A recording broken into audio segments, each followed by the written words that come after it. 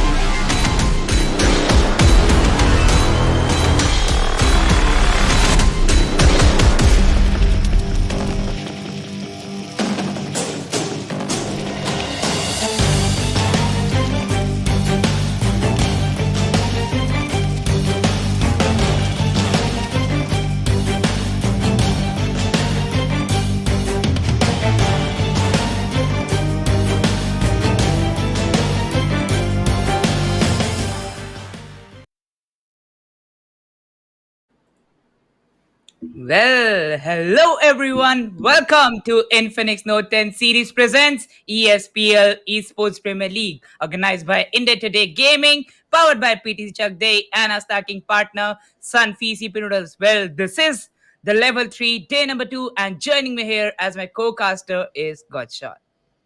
Well, exactly, and this is gonna be an exciting day, and I know why Mridul is smiling.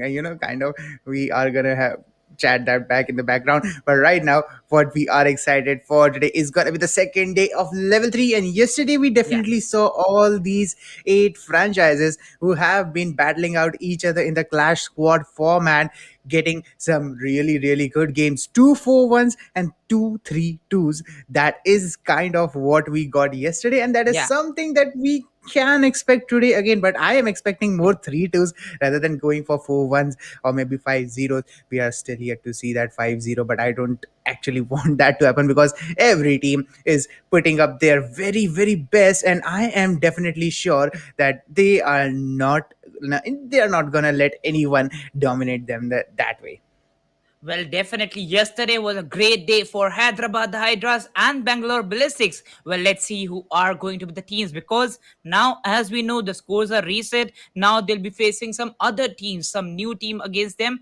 Definitely, the competition is going to build day by day. Well, let's take a look over to the 25 lakh massive prize pool of this tournament, that is ESPL Esports Premier League. Right now, talking about the prize pool, it is 25 lakh INR. Talking about the share, talking about the distribution, the first placing, the winner of this tournament gets 12 lakh rupees, while the second placing team, the runner up of this tournament, will get 6 lakh INR. Talking about the third place, the second runner up position will be getting 3 lakh INR. Fourth place, 1 lakh 25,000. Fifth place, 1 lakh. Sixth place will be getting 50,000 INR. Seventh place, 35,000. Eighth place, 30,000.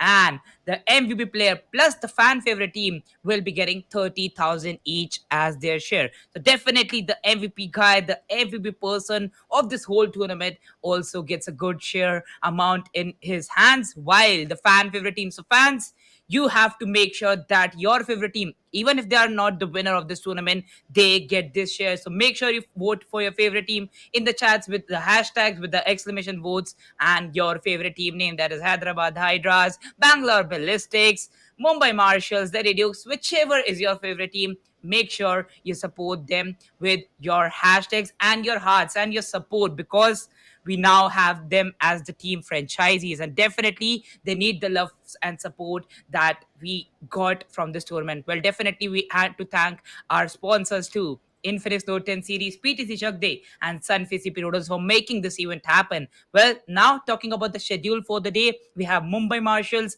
going against Hyderabad Hydras in the match number one. So the action begins from the very 4 p.m. mark. Talking about Kolkata Kaijus and Rajasthan Reapers, it will be match number two, starting around 5:20, 5:30 p.m. Punjab Paladins and Dukes around 7:10, or I must say 7:15 p.m. And after that, the last but not the least, Bangalore Ballistics Celestials. It will start around 8:30 to 8:40 p.m.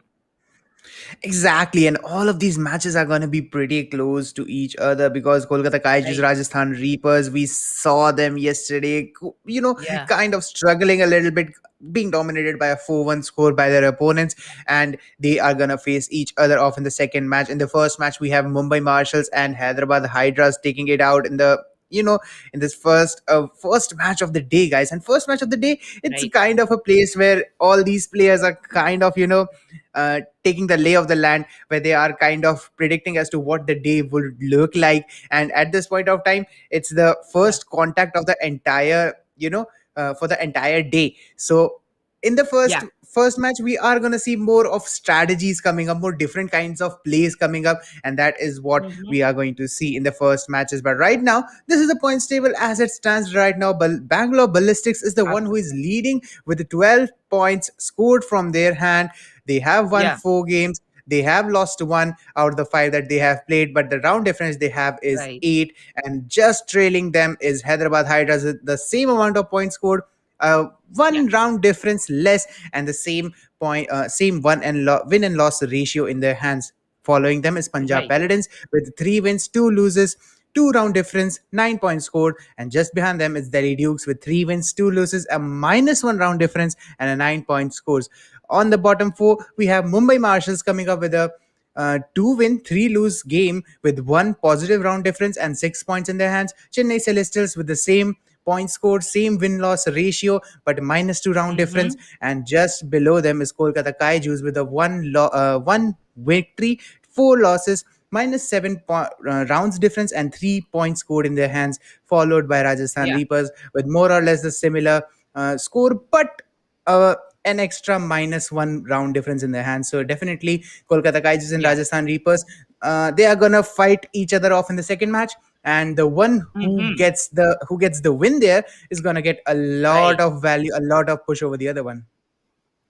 Oh, definitely. They are definitely going to get that very much value because they are the ones right now at the bottom of the table, and they know of how much important this match is going to be for them. As we know, they'll play all the five matches that we have got But now let's take a look over the first match that we were talking about. It is going to be played between Mumbai Marshals and Hyderabad Hydras. Looking over the team lineups, we have Mr. J, Indro, Old Monk, and Amidron playing from the side of Mumbai Marshals. While looking forward to the right hand side of Hyderabad Hydras, we have Delete, Mafia Bala, and Fauziya J playing from the team of Hyderabad Hydras. So yes, these are the two teams who will be firing on the maps of Bermuda and Kalahari. And also one more thing, Gotcha, the drops will be changing round per round. So yes, the strategies they have to change, but definitely as we know, Bermuda, we kind of have got some good open areas where the drop comes to, the round starts. But in Kalahari, you've got some cheeky angles, some good position placements. One drop is favoring one team while the other drop is favoring one team. So definitely it matters a lot on the side. And we have looked at yesterday to that Santa Catrina. It's been one drop which is kind of favoring one side because they are holding till the zone end.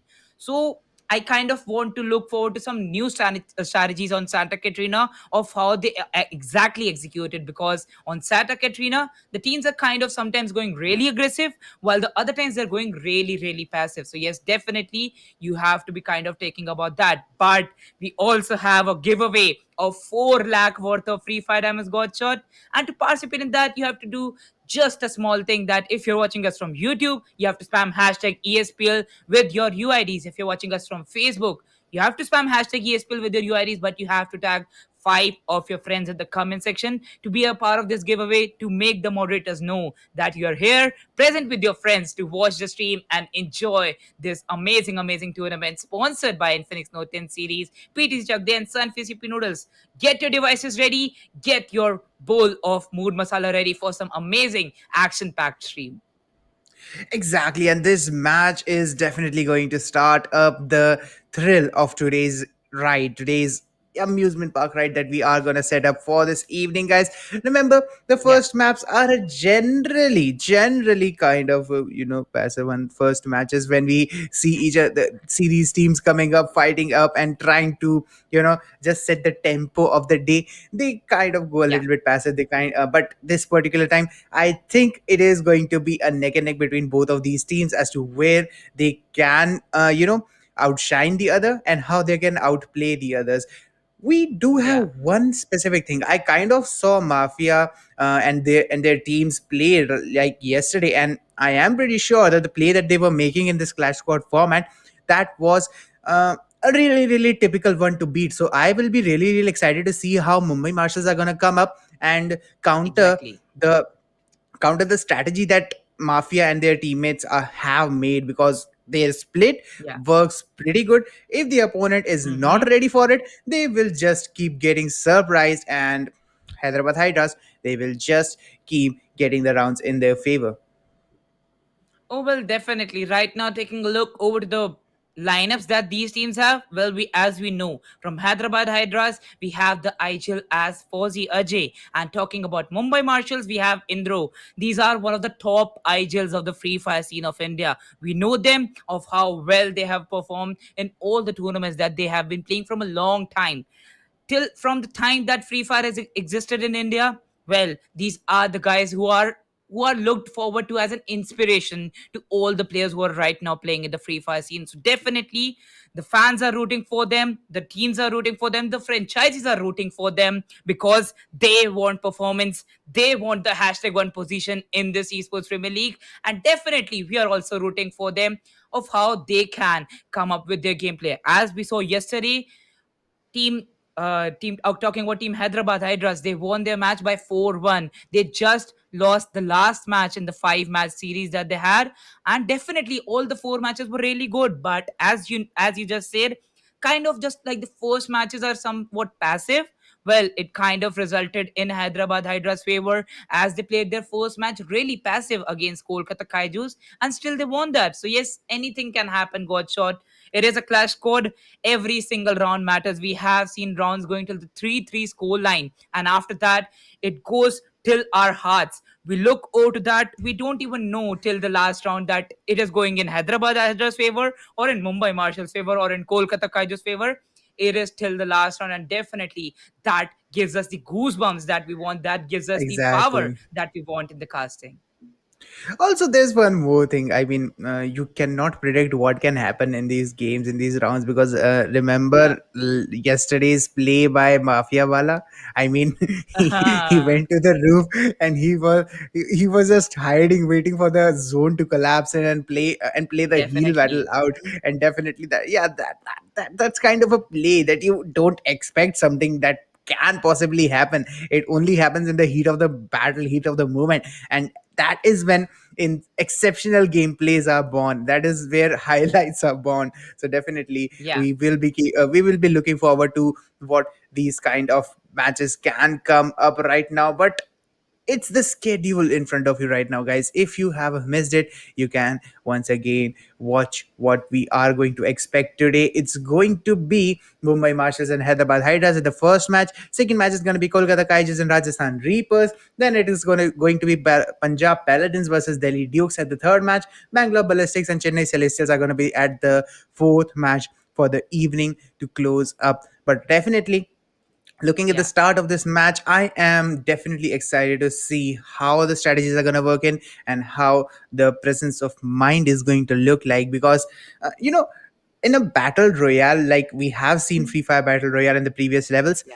players at that point of time have to make judgments by gathering information and trying to see where they can rotate next, where how they can move in the map and where to expect the enemies. In Clash Squad, you have one drop, you know where the enemy can be. They are definitely going to be somewhere in front of you, but the information game is close to the same. You have to find Yeah. out which place of the map they are hiding on, which part of the zone they are trying to hide on, and what kind of play they are playing. Are they going to wait for the zone to collapse, or will they go for the aggressive first picks?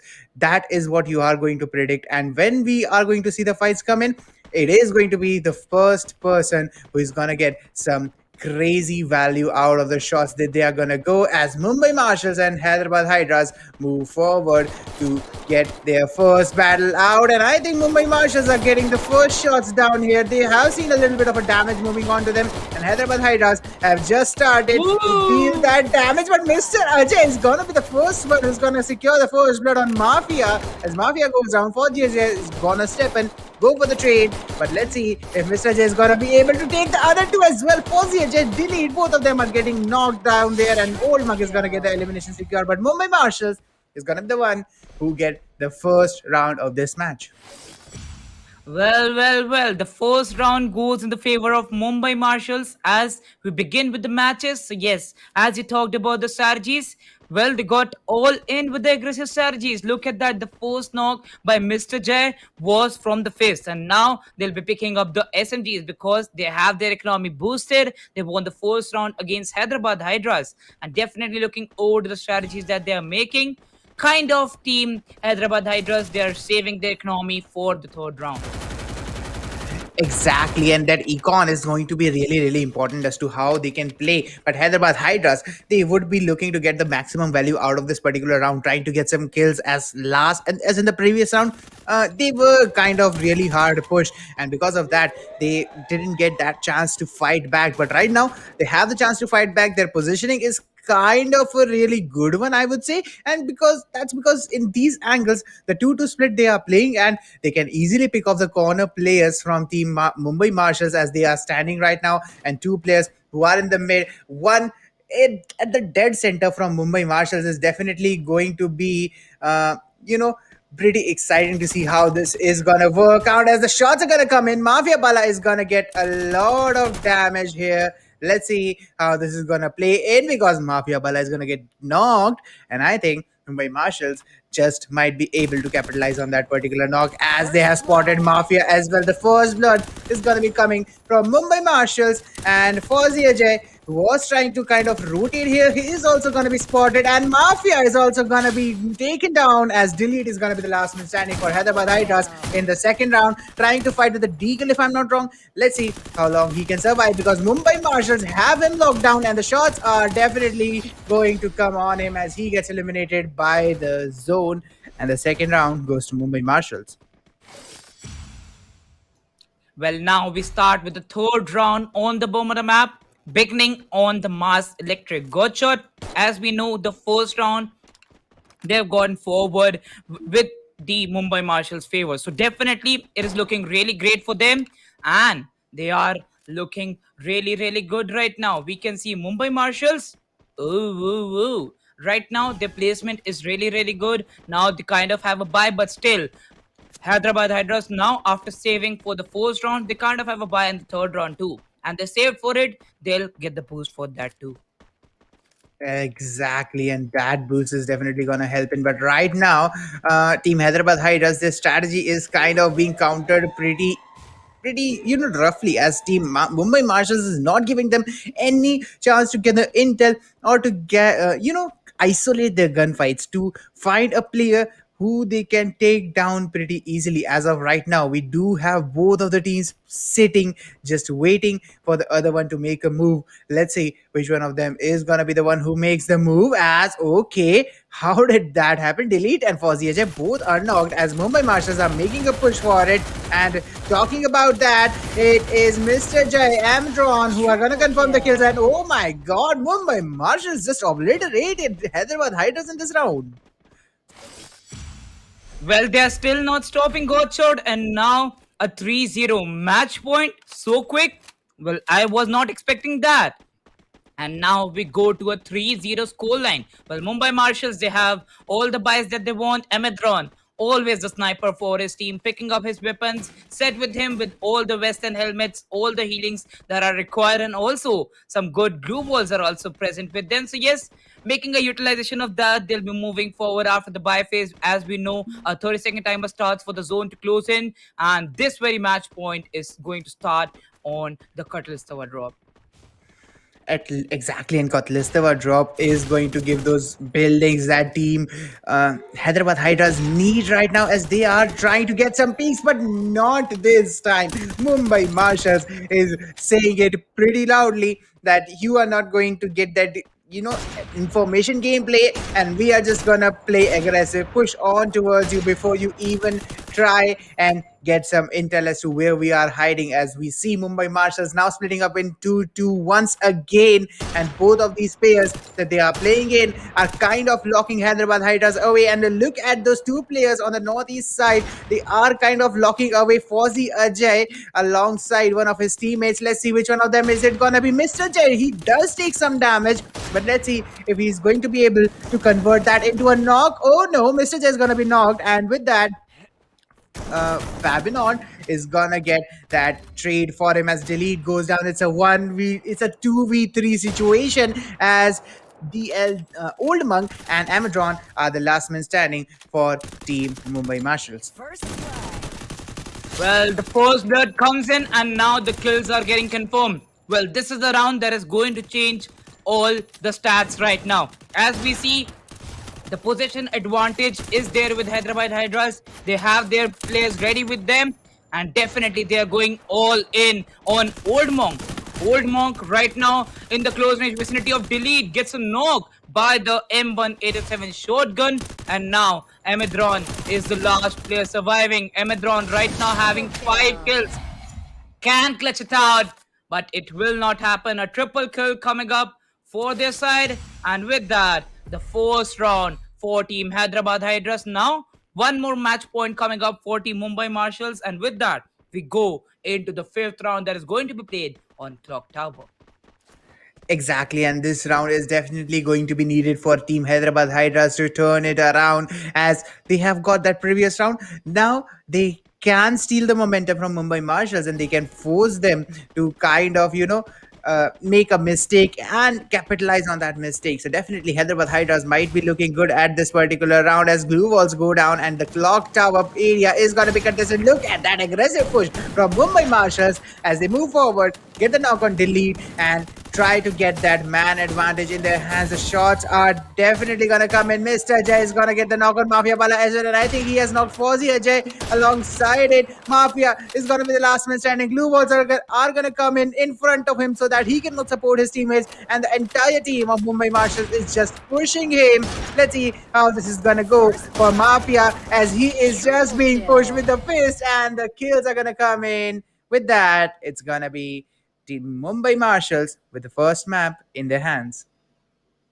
Well, Mumbai Marshals ripping it apart with the first round, the first game of this best of five with a 4-1 score. Well, kind of, they could have had a clean sweep with 4-0, but yes, definitely one round did go in the favor of Hyderabad Hydras. They looked really good in that round. What an amazing, amazing triple kill by one of the players, but still, the last guy, the last man standing from Team Hyderabad Hydras, did it all for them in the very fourth round. But the fifth round, as soon as it came to the clock tower, well, the cheeky angles supported the team Mumbai Marshals and acquiring on them, just holding their positions, they capitalized on that situation and won the round for them. And with that, they have a victory in the first game on Bermuda. But as we know, we are ready and we are set for the Kalahari to begin. But before that, we have to take a look over to the map by scorecard too, because the map by scorecard will also matter a lot. Well, talking about the series score, there is a difference of only 1 point for Hyderabad Hydras against Team Bangalore Ballistics. And definitely, if they lose by this margin, the round difference is going to be more and more, God sure.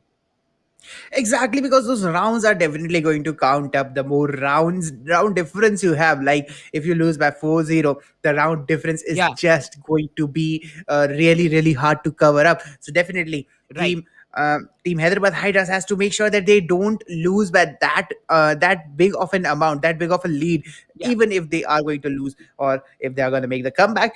They have to make sure that they get as many rounds in their hands as they possibly can. On the other hand, that is the same story for Mumbai Marshals as well, because they also have to make that round difference come up in their hands, because definitely right now the more rounds you can win over the other, the more it is going to favor you out. But as we go into the map by scoreboard, we have Hyderabad Hydras losing this one with a 4-1 ratio, and Mumbai Marshals, why they got that 3 round lead in their hands, because Mr. Jay, he got a 3021 damage in his hands. That's like, okay, that's way more than the entire team of Hyderabad Hydras added up. And that is definitely something that Mr. Jay has caused so that they can get the victory out of this one, as he gets 7 kills, 1 death in his hands. Amadron just behind him with 5 kills, 1 death, 1616 damage in his hands. Old Monk with a 4 and 1, 1054 damage in his hands, and Indro with a 0 kills, 1 death, and 1755 damage in his hands. That is the assist value that you need from your team. Yes, Indro didn't get that many amount of kills, but the damage that he has done, that is definitely something to capitalize on. On the other hand, it's Hyderabad Hydras with TG Delete as the MVP and a total of 2 kills coming up from him with a total of 587 damage. Mafia with a 905 damage and 1 kill in his hands. Fuzzy Ajay with 1 and 403 damage. Mafia Bala with the same amount of damage but couldn't secure a kill. So right there, this is the first map wise scoreboard. We are gonna go forward towards the second map, which is gonna be Kalahari again. And I think, Mridul, in the map of Kalahari, it's going to be a little bit different, because Kalahari's zones for Clash Squad, they kind of favor sometimes when you can make the position play, when you can capitalize on what kind of position you are on, and if you can get that height advantage going on, you can definitely surprise the other team. But look at that, Hyderabad Hydras are just excited to go towards that height advantage in this particular drop,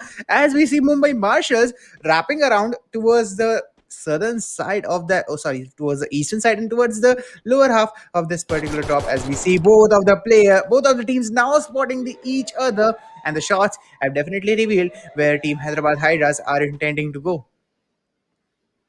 Well, definitely, and by giving those shots, definitely it is looking really, really great right now. Right now, taking a look over the score line, it's 0-0. We begin with the second game at this very moment.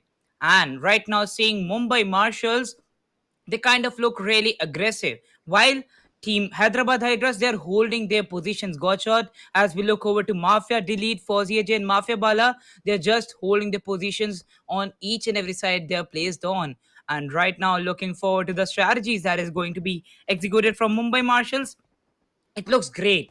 And definitely, on a drop like Mace, you have to have a height advantage, because if you don't get that height advantage, you'll be caught up in a kind of like a situation behind the walls only, and you have to focus on the zone too. And right now, only 35 seconds for the zone to close in, and it is closing in edge by edge. So, yes, the players will have to leave their covers edge by edge as the zone closes in and becomes shorter and shorter.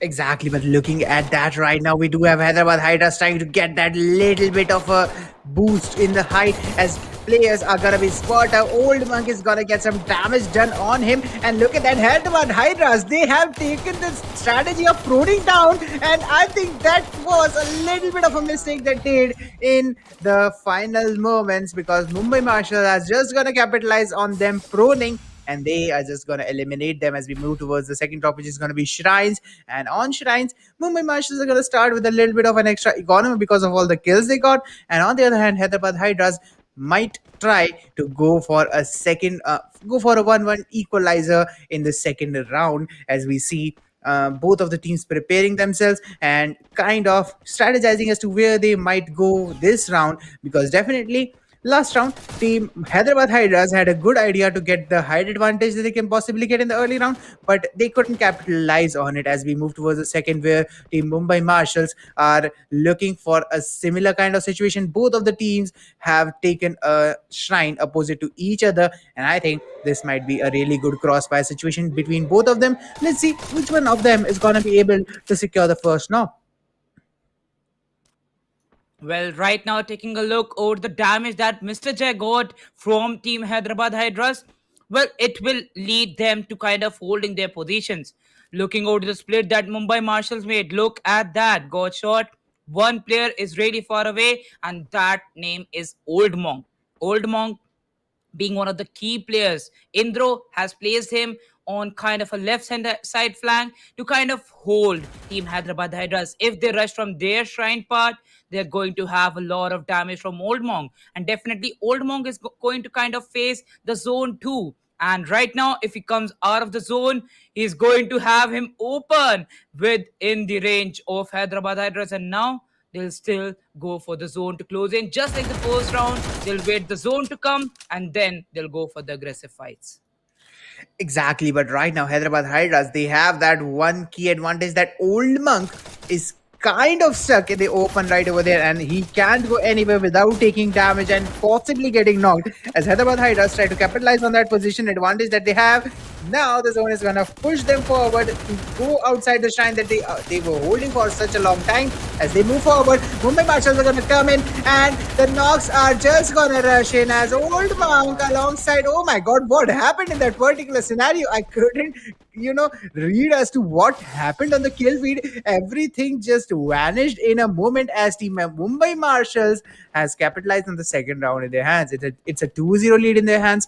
Now Hyderabad Hydras has to make a really, really intense fight in this particular one if they don't want to give Mumbai Marshals another 3-0 lead, and if they want to save their rounds and kind of avoid getting a big round difference out of this particular game. As this is the command post drop, we have both the teams spawning at the corners and now moving towards different parts of the particular area. Let's see where they're gonna go and how they're gonna play. As Team Mumbai Marshals have picked up a army truck, and they are trying to kind of gather information as to where Team Hyderabad Hydras is playing. And but man, Mridul, I am kind of noticing something weird here. Hyderabad Hydras right now, the way they are playing, it is kind of similar to what Kolkata Kaijus were doing last night, and I think they are kind of speculating as to what we can do to make sure that we don't let this game out of our hands. And right now, I think the call is to make sure that every single player they have is covered by someone else. So let's see how this particular fight is going to turn around, because right now I think they are playing in the buddy system where they are making sure that none of them is, kind of staying alone. And if he does get knocked, he is able to be traded off straight away rather than dying in vain right over there. So let's see if this is going to be the third round for Mumbai Marshals or the first round for Team Hyderabad Hydras. Well, right now, beginning with the 40-second mark left inside the zone, definitely Team Mumbai Marshals want to go for a straight away quick clean sweep that they missed in the game number one.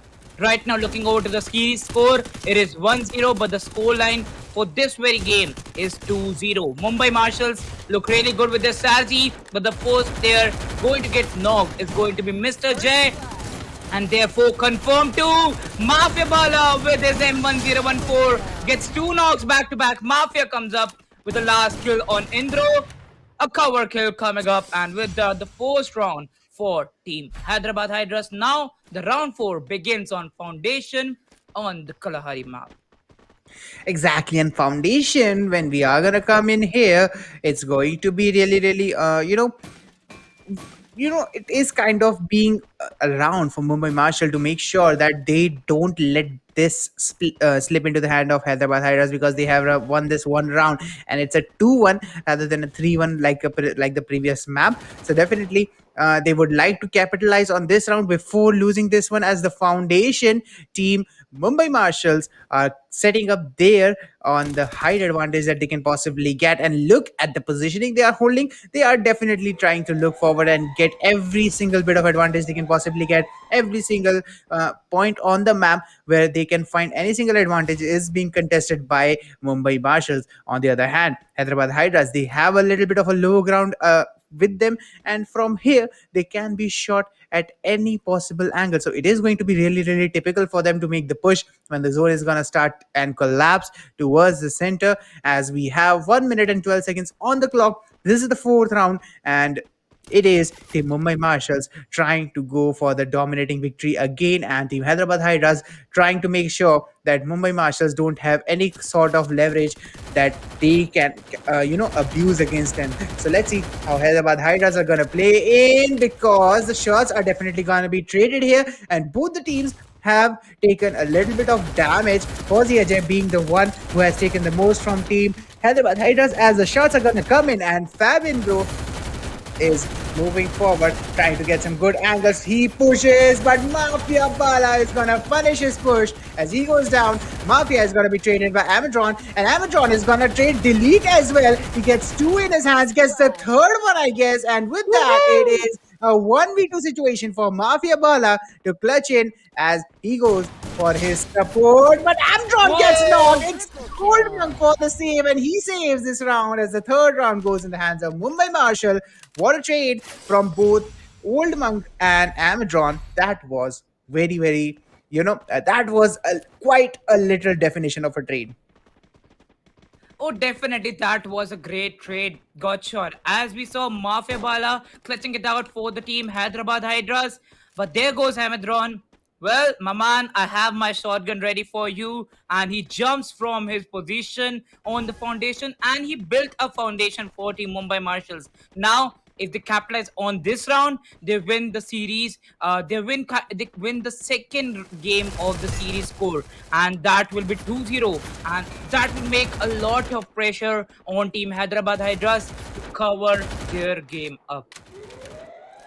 Exactly, and this is going to be really important to see how they are going to play right now, because the Mumbai Marshals, look at the way they are playing. They are just pushing forward, trying to get any sort of angle they can possibly get. Mafia Bala is gonna be surprised by that push from Old Monk, if I'm not wrong. And Old Monk almost, takes him down. Both of the players survive by some method that they applied right now. But look at that, the push is gonna come in, and Fabindro is gonna be punished as Mafia takes the first blood of this round, but he gets straight by Mr. J. It's a 3v3 situation for both the teams, but Mafia Bala is gonna be revived, and now it's once again a man advantage for Team Hyderabad Hydras. Mr. J is on a risky position. Old Monk fell to his death and got knocked. That was something you are not supposed to do in Clash Squad, as Mafia, who was knocked, is gonna be revived pretty easily. I think this round will go to Hyderabad Hydras, because Team Mumbai Marshals has just been,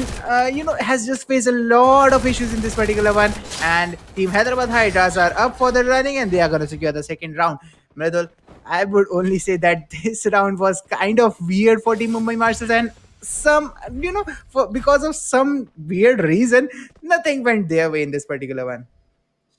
Well, kind of after the first knock of Mr. J, it was going in the favor of Team Hyderabad Hydras. But after that,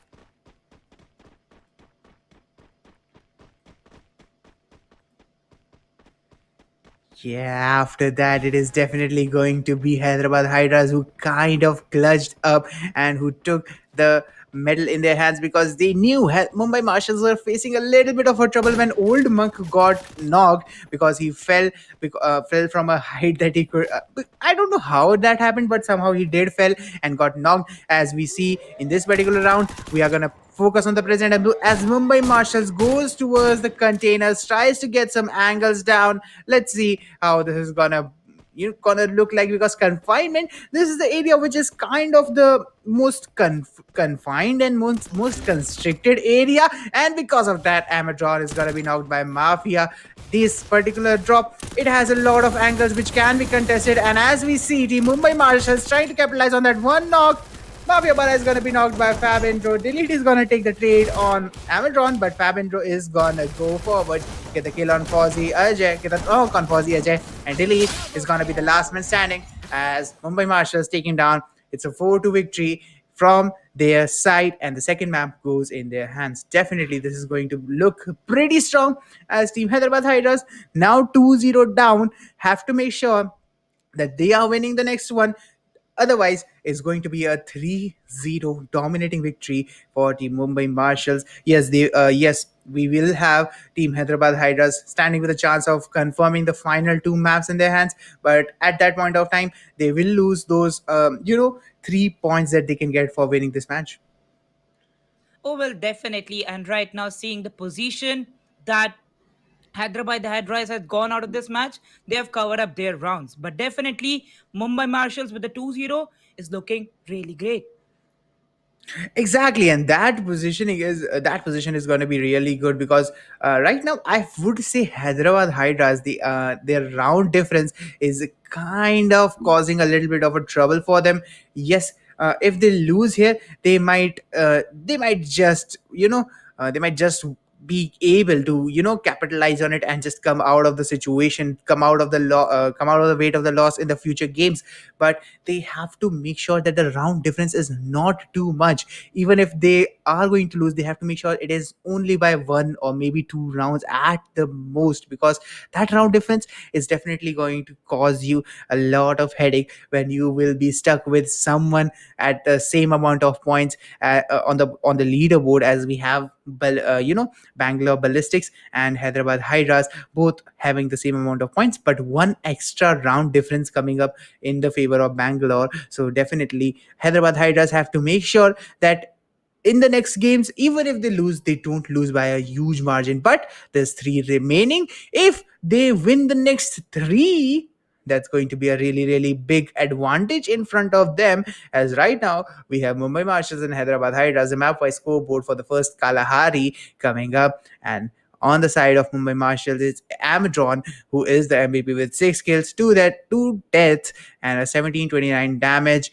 Old Monk coming up with a 5-2 and 1542 damage. Indro coming up with a 3-2 and 1220 damage. On the other hand, Mr. Jay comes up with a 2-2 and a 1384 in his hands. On the other side, we have Hyderabad Hydras, where Mafia Bala comes up as the MVP with the 3-4 and 1780. Delhi comes up with a 2-4, 1431. Mafia comes up with a 2-4, 930. And Fauzi Ajay comes up with a 1-4, 576. Somewhere, Mumbai Marshals is capable of doing something that they are countering Hyderabad Hydras, and they are not giving them any sort of chance to deal Definitely. any damage on Team Mumbai Marshals, because the amount of damage Team Hyderabad Hydras has right now, it is a little bit lower than Mumbai Marshals, because they are not able to capitalize on the positioning, and Mumbai Marshals is just able to avoid any sort of damage that is coming their way. Although I will say that this map, they definitely pulled through, and they have a little bit of damage coming up in their hands before they can before they kind of lose something. Well, definitely right now, taking a look over the strategies put up by the team of Mumbai Marshals, they're having a 2-0 clean sweep till now. As we begin with the third game, starting off on Sentosa on the Bumrah map.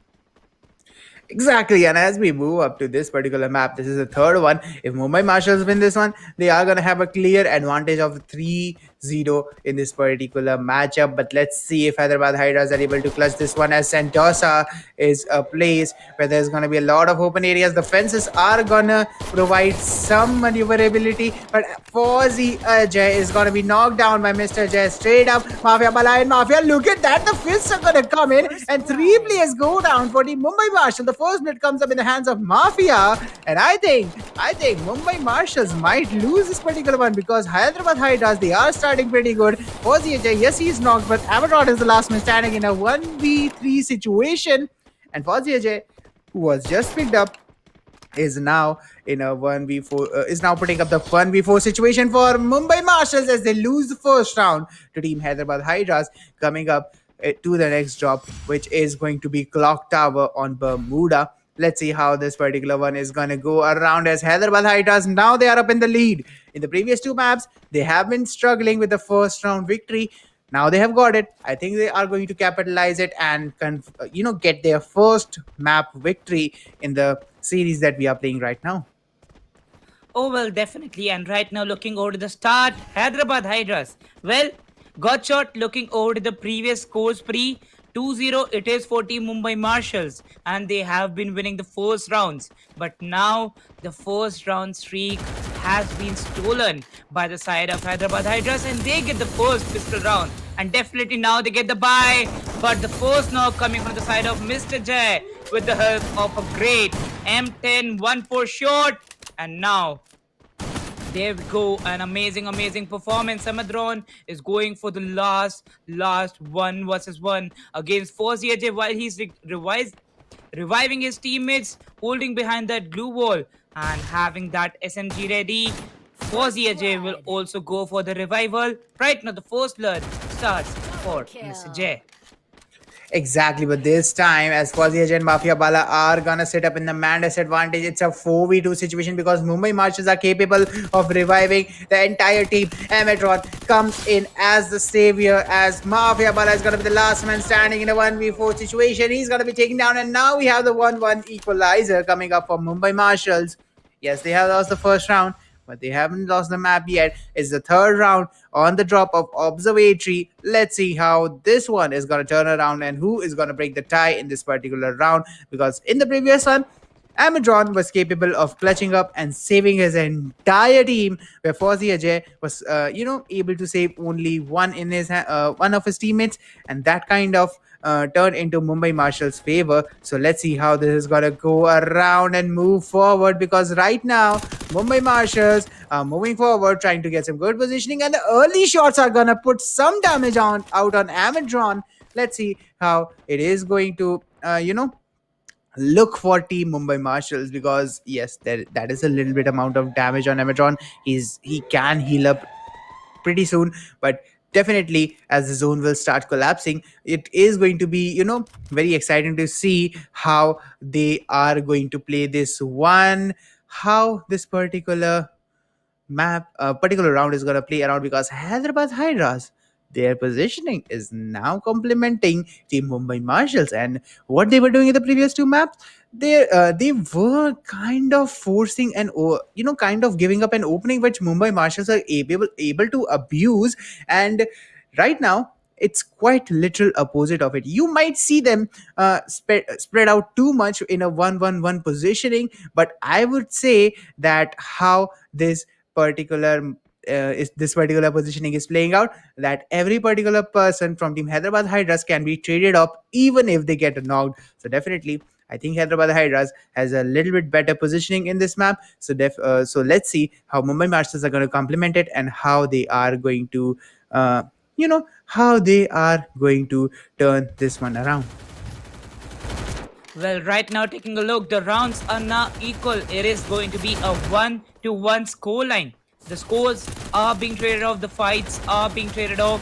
Well, we'll look over to the sprays coming up. Mafia Bala gets knocked down from the play zone, while Mr. J gets the knock by that shotgun. TJ Delete gets a knock on Fab Indro, and now there he goes from the up to the bottom. And with that, a triple kill coming up. Mumbai Marshals with a 2-1 kind of lead coming up. Now, as we move forward, it is going to be the fourth round, and we begin with it in the mill drop.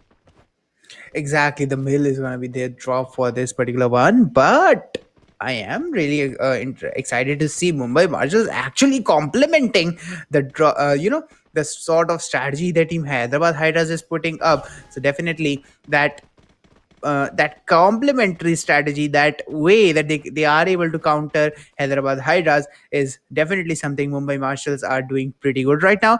Let's see how this is going to work around. As team Hyderabad Hydras, they have to make sure that they don't lose this one with a big round percentage, because that's going to hamper their overall progress. And overall progress is something that you have to worry about right now, because this is just the second day, and just the first match of the day, and a lot of variables are still under still under the light, and under the shadows as well, because we don't know what is going to happen in the upcoming 3 months, and what is going to happen in the upcoming days. Because as this tournament is known right now, everyone of the viewers who has been watching since level 1, this tournament ESPL 2021 is known for being that kind of tournament where the starts might be a little bit passive, but as the game goes on, as the tournament goes on, it just starts getting interesting. As this round is becoming interesting, as the clock timer hits 50 seconds, the zone is pushing the teams forward,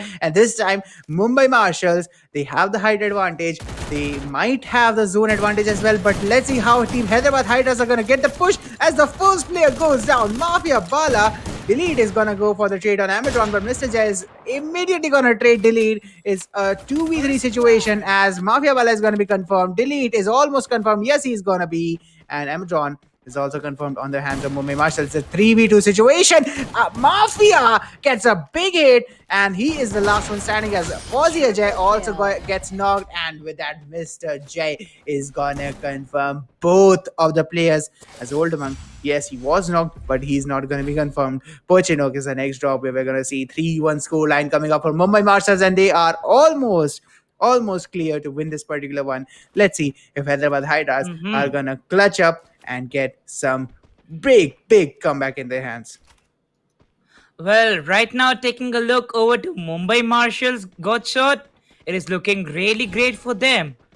A clean sweep in the first two rounds, in the first two games, and moving forward to the third game, they are having a score of 3-1 already on the match point. They look really confident with their placement. Look at that. Amedron coming in the open with a sniper rifle, and also coming in the open, he is having that confidence to just hit that shot straight forward to the head of the players of team Hyderabad Hydras. But still, Hyderabad Hydras, the name is big, and we know them for the comebacks. We know the team for the comebacks they always make. Exactly, and definitely that is something that the Mumbai Marshals have to take care about. Yes, they are 3-1 up. Yes, they are leading with 2 points. Yes, this is their match point, but they cannot underestimate Hyderabad Hydras or any team in this particular franchise, in this particular level, because everyone is capable of clutching up, even if they are down to one man in their survival. So let's see how this is going to look like for team Hyderabad Hydras. They are trying to play for those peaks, for those third person perspective advantages. The info is gonna come in. Old Monk is gonna be spotted as the zone is pushing forward.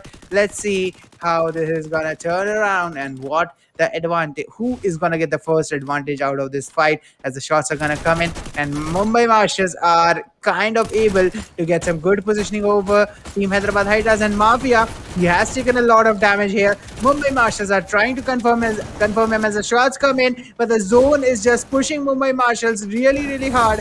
And within the next 10 seconds, let's see how this is going to turn around. As Delete goes down, Mafia goes down, and Fauzi again is going to go down straight up. There Whoa! was no counter knock coming up from team Hyderabad Hydras, and Mumbai Marshals just oh man, they just, you know, stomped Team Hyderabad Hydras this round.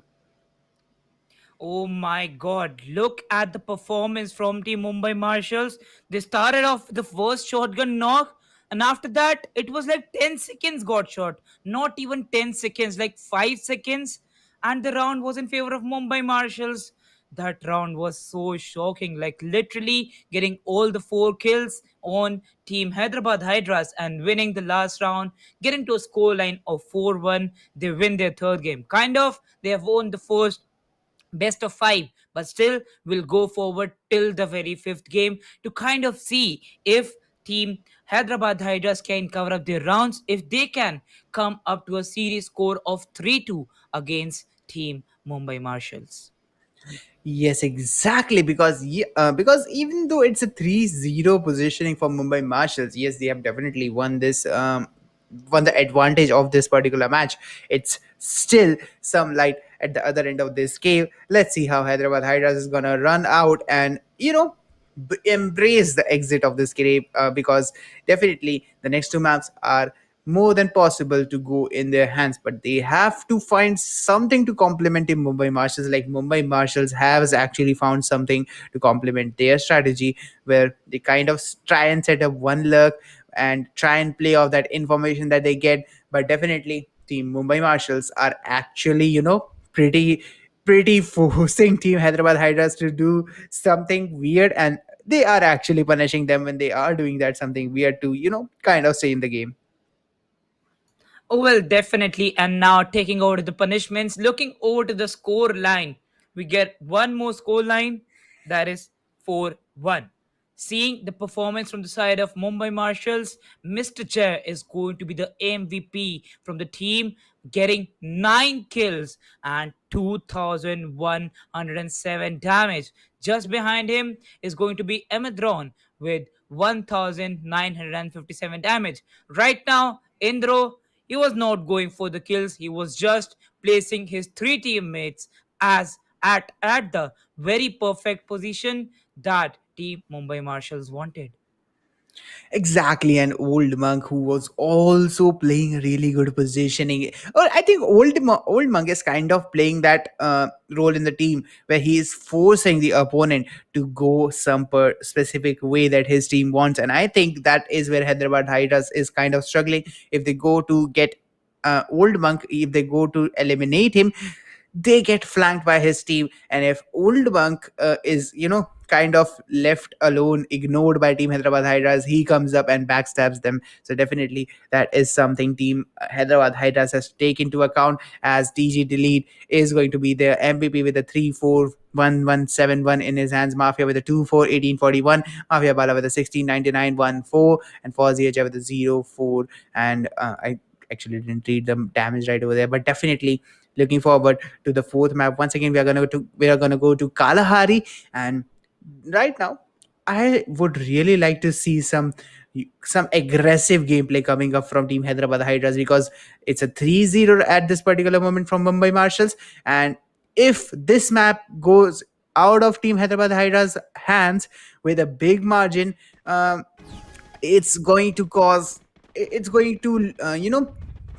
really big havoc for Team Hyderabad Hydras. All the advantage they got from last night match, it's just gonna be wiped out of this one, because the loss is just gonna be really hard. As Amatron, we see him taking some really hard shots. Mafia Bala is gonna be knocked once again.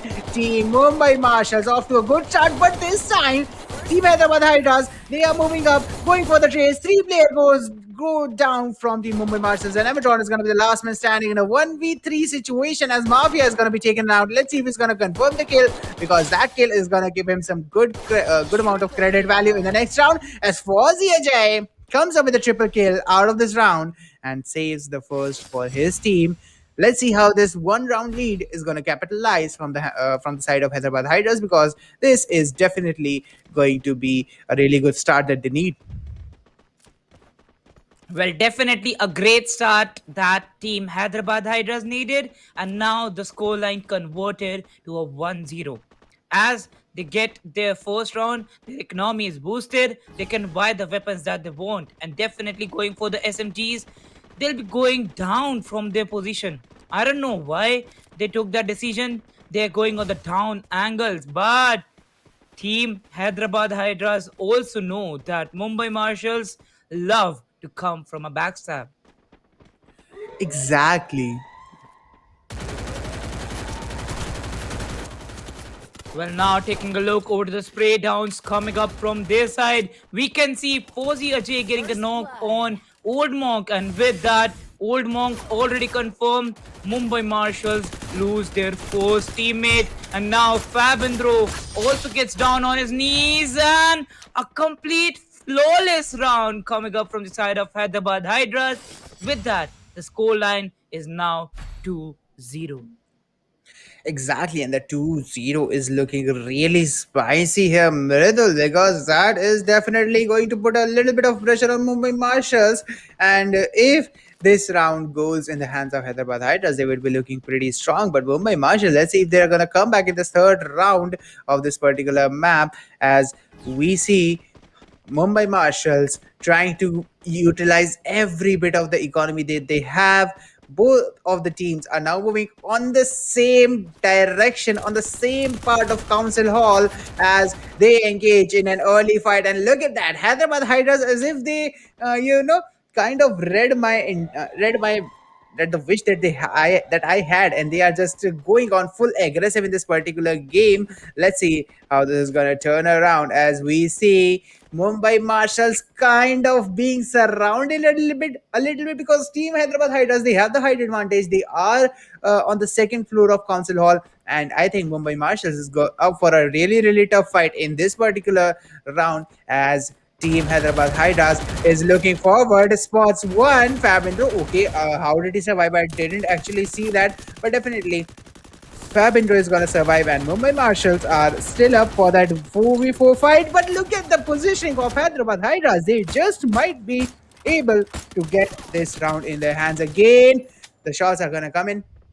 Mafia Bala is going to take some damage, but definitely Mumbai Marshals, who are kind of stuck here, have to find a way to get out of the situation, because the zone is going to collapse in favor of Team Hyderabad Hydras, and that is going to cause a lot of complexity for Team Mumbai Marshals forward going on into this match. Let's see if this is going to be an equalizer, but no, it's not, because Amadron might not be tradable here, as Team Mumbai Marshals trying to get some good positioning out. Amadron, Fabindro, both of them are down. Oldmunk is down, and look at that, another flawless coming up from Team Hyderabad Hydras. Yes, Fauziaja got knocked down, but he wasn't eliminated. Yeah. So definitely quite a good one from Hyderabad Hydras, and I think this might just be the first round out of this series of 5 maps for Team Yeah. Hyderabad Hydras.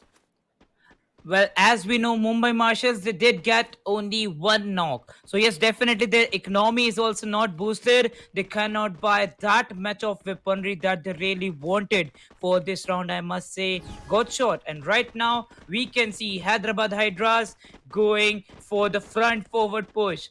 For that 3-0 clean sweep, Hyderabad Hydras is now showing the domination that they are known for.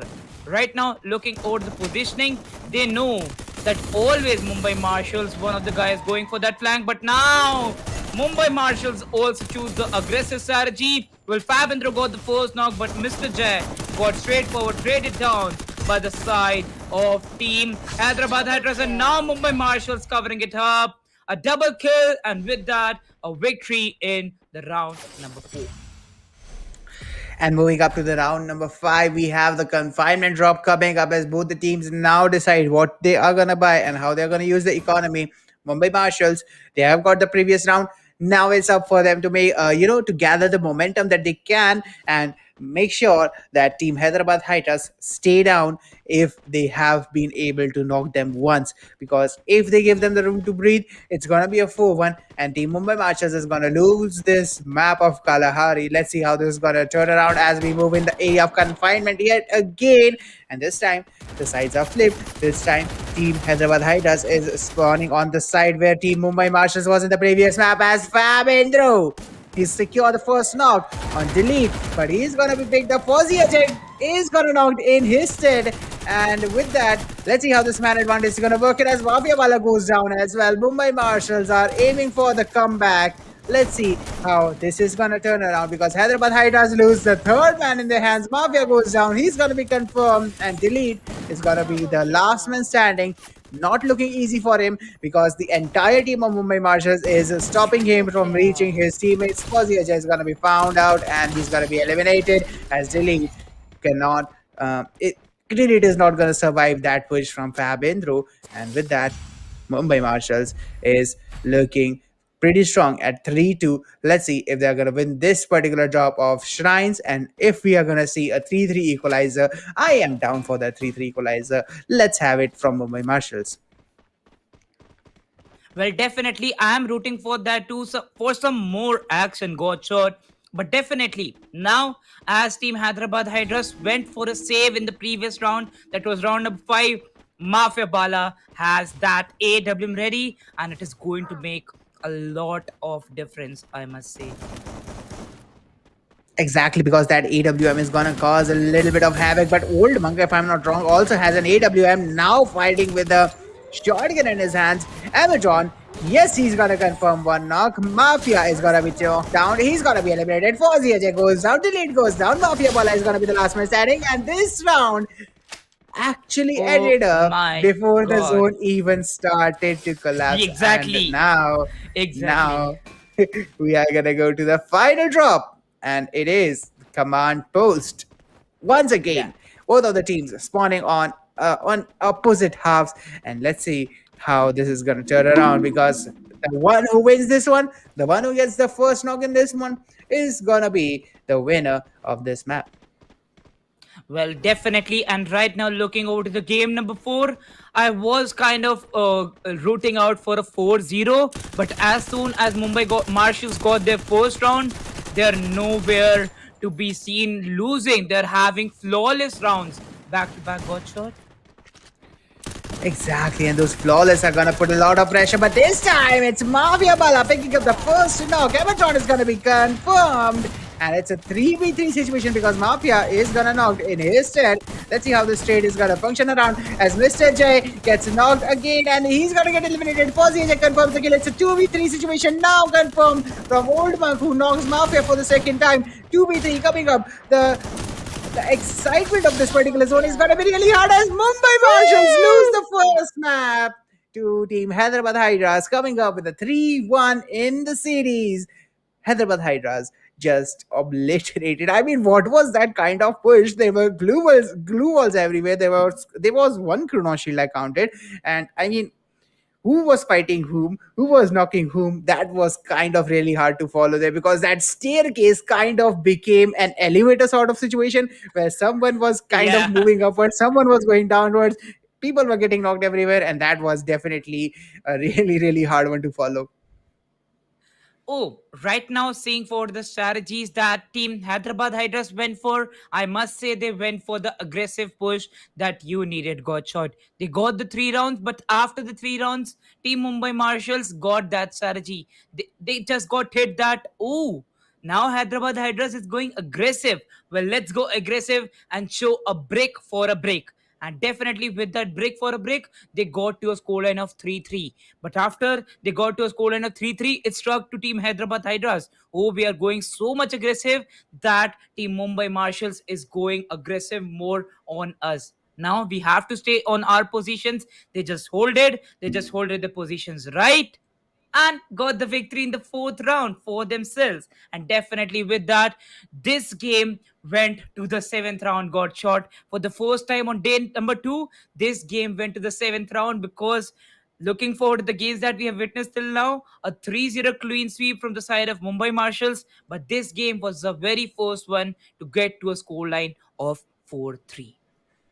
Exactly, and 4-3 is something that always excites us because the way these Yeah. teams have played this particular one, it was very exciting to watch these guys because remember, at one point of time, Mumbai Marshal was looking very, very strong, and it was as if Hyderabad Hydras might not get the comeback that they need. But right now, Hyderabad Hydras, they got the comeback, and what a stylish comeback it is with a 4-3 score line, showing off that Mumbai Marshals, even though you are leading, even though you have the advantage, we are not going to give up. And Hyderabad Hydras looking up pretty good with a 4-3 win in their hands, and for the first time, it's gonna be Fauzi Ajay with the lead 6-3 coming up from this guy, 1470 damage. Mafia Bala coming up with a 5-3 and a 2305. Yeah, 2305 damage from his hands. Delete with a 3-3, 2213 from this guy. Mafia comes up with a 2-4 and 1190 damage from him. On the other hand, we have Indro coming up with a 5-4 in his hands, 1382 damage. Mr. Jai comes up with a 4-4, 1923 damage. 3-4 coming up from Old Monk, 1129 damage. And Amadron with a 1-4, 1569 damage in his hands. So, yeah, Amadron and Mr. Jai were kind of leading the previous games. And this time, Team Hyderabad Hydras was able to shut them down. Oh, well, definitely they were able to shut them down, and with the first match for their side now, a 4-3 victory, it is kind of really a celebrating part for Team Hyderabad Hydras. But one more map is left. It is going to be the fifth map for this very five score series, and definitely they have won it. The Mumbai Marshals, they have won this by a 3-1, but still, let's see if it is going to be a 3-2 or a 4-1. Exactly. I think this might be a 3-2 because Hyderabad Hydras, they are now, Hmm. trying and focusing on the comeback, and I think they might just be able to do it. But right now, I think the Mumbai Marshals might want to end this one up with a bang and a 4-1 in their hands. We are down to Bermuda once again. Got list-wise drop that we are starting off, and for the pistol round, Mumbai Marshals are coming up in a little bit of a group, and look at that. Hyderabad Hydras are continuing their strategy of aggressive play, trying to push Mumbai Marshals before they get any chance of setting up any flanks. As Fabin, though, he is kind of leading his opponents to the trap where his teammates can support him. As Mafia takes the first amount of damage, the fits are gonna come in, and this might be a really typical one. Look at everyone running away. I think they are trying to lead their opponents, but who is shooting whom? That's really hard to see. Mridul, can you follow every single one of these guys? Because look at the way they are running, just running in circles around that one house, trying to figure out can we get someone. But Mr. Jai is gonna be the first one who's gonna be knocked with the fist, and Fabindro is gonna go and take the trade from him. Mr. Jai is gonna be confirmed. Amadron goes down, and Fabindro confirms the third knock. As Mafia is gonna be the last man standing, and he's gonna get eliminated. Mumbai Marshals is gonna take the first round in their hands. Well, as Mumbai Marshals is coming with their first round got shot, we know what is going to happen. Exactly, Mumbai Marshals with that first round, they can definitely create a really big amount of pressure on Hyderabad Hydras, and they can just capitalize on this first round. They can continuously force Team Hyderabad Hydras to, kind of make a mistake, and then they will just punish them for doing it. But right now, the first shots are gonna come in, and Old Mug is actually gonna take damage. Mr. Jay goes down to half HP because Team Hyderabad Hydras actually has different plans. They are going full out, full send, and doing a lot of damage there. As Amadron goes down, that was a fast push. Mafia goes down as well. Old Monk and Amadron both are gonna be confirmed here. Okay, Amadron is still alive, but he's knocked pretty hard, and he might just be confirmed here. As Fonzie goes down as well. It's a 2v2 equalized situation for both of the players, but Mafia Bala goes down, and they lead. It's gonna be a man disadvantage. Fabindro gets knocked, but Mr. Jai clutches this round. Oh my god, Mridul, that was a 1-for-1 trade round for both of the teams. Yes,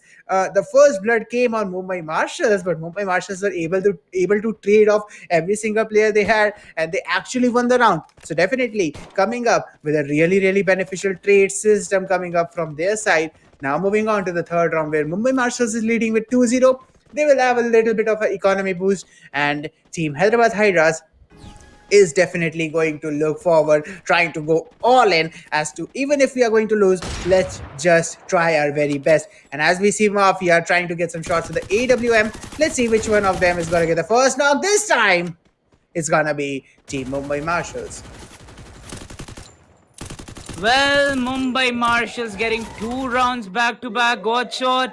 It is going in their favor, but the first knock also comes up for them in one of the important rounds. And with that, once again, TGDD just got picked up, but I don't think that he'll be allowed to get revived and himself healed.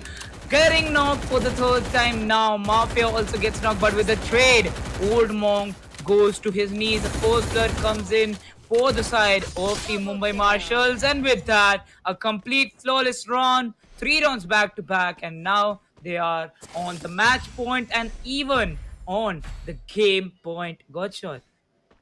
Exactly, as this is gonna be the fourth round, and Mumbai Marshals now looking for the match point for the game. Let's see how long they are gonna stretch this one out, because if they win this one, they are gonna win the match. But Hyderabad Hydras, let's see a comeback from these guys.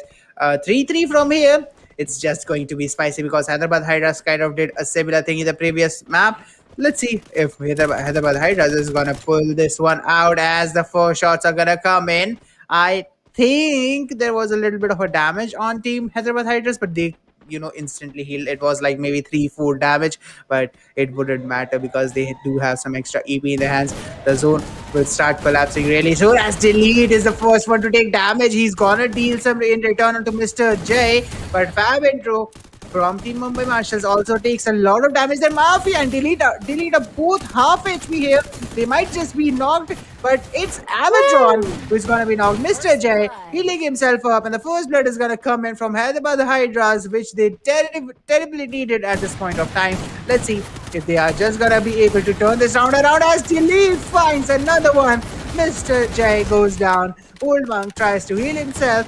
Fauziya J, yes, he's gonna be traded, but let's see how this is gonna look around, because look at Old Monk, he's just trapped there. A drop comes in from Fab Intro. His opponent is trying to find him, but he gets the knock. Oh my god, that was a big brain move. Old Monk is gonna be the last man standing in a 1v2 situation. Let's see how this is gonna turn around as the revives are gonna come in. It's a 1v3 now for Old Monk. Ooh. Can he get this trade off? Yeah. As still it's a 1v3. Old Monk is gonna get eliminated. The first round comes in for Team Hyderabad Hydras.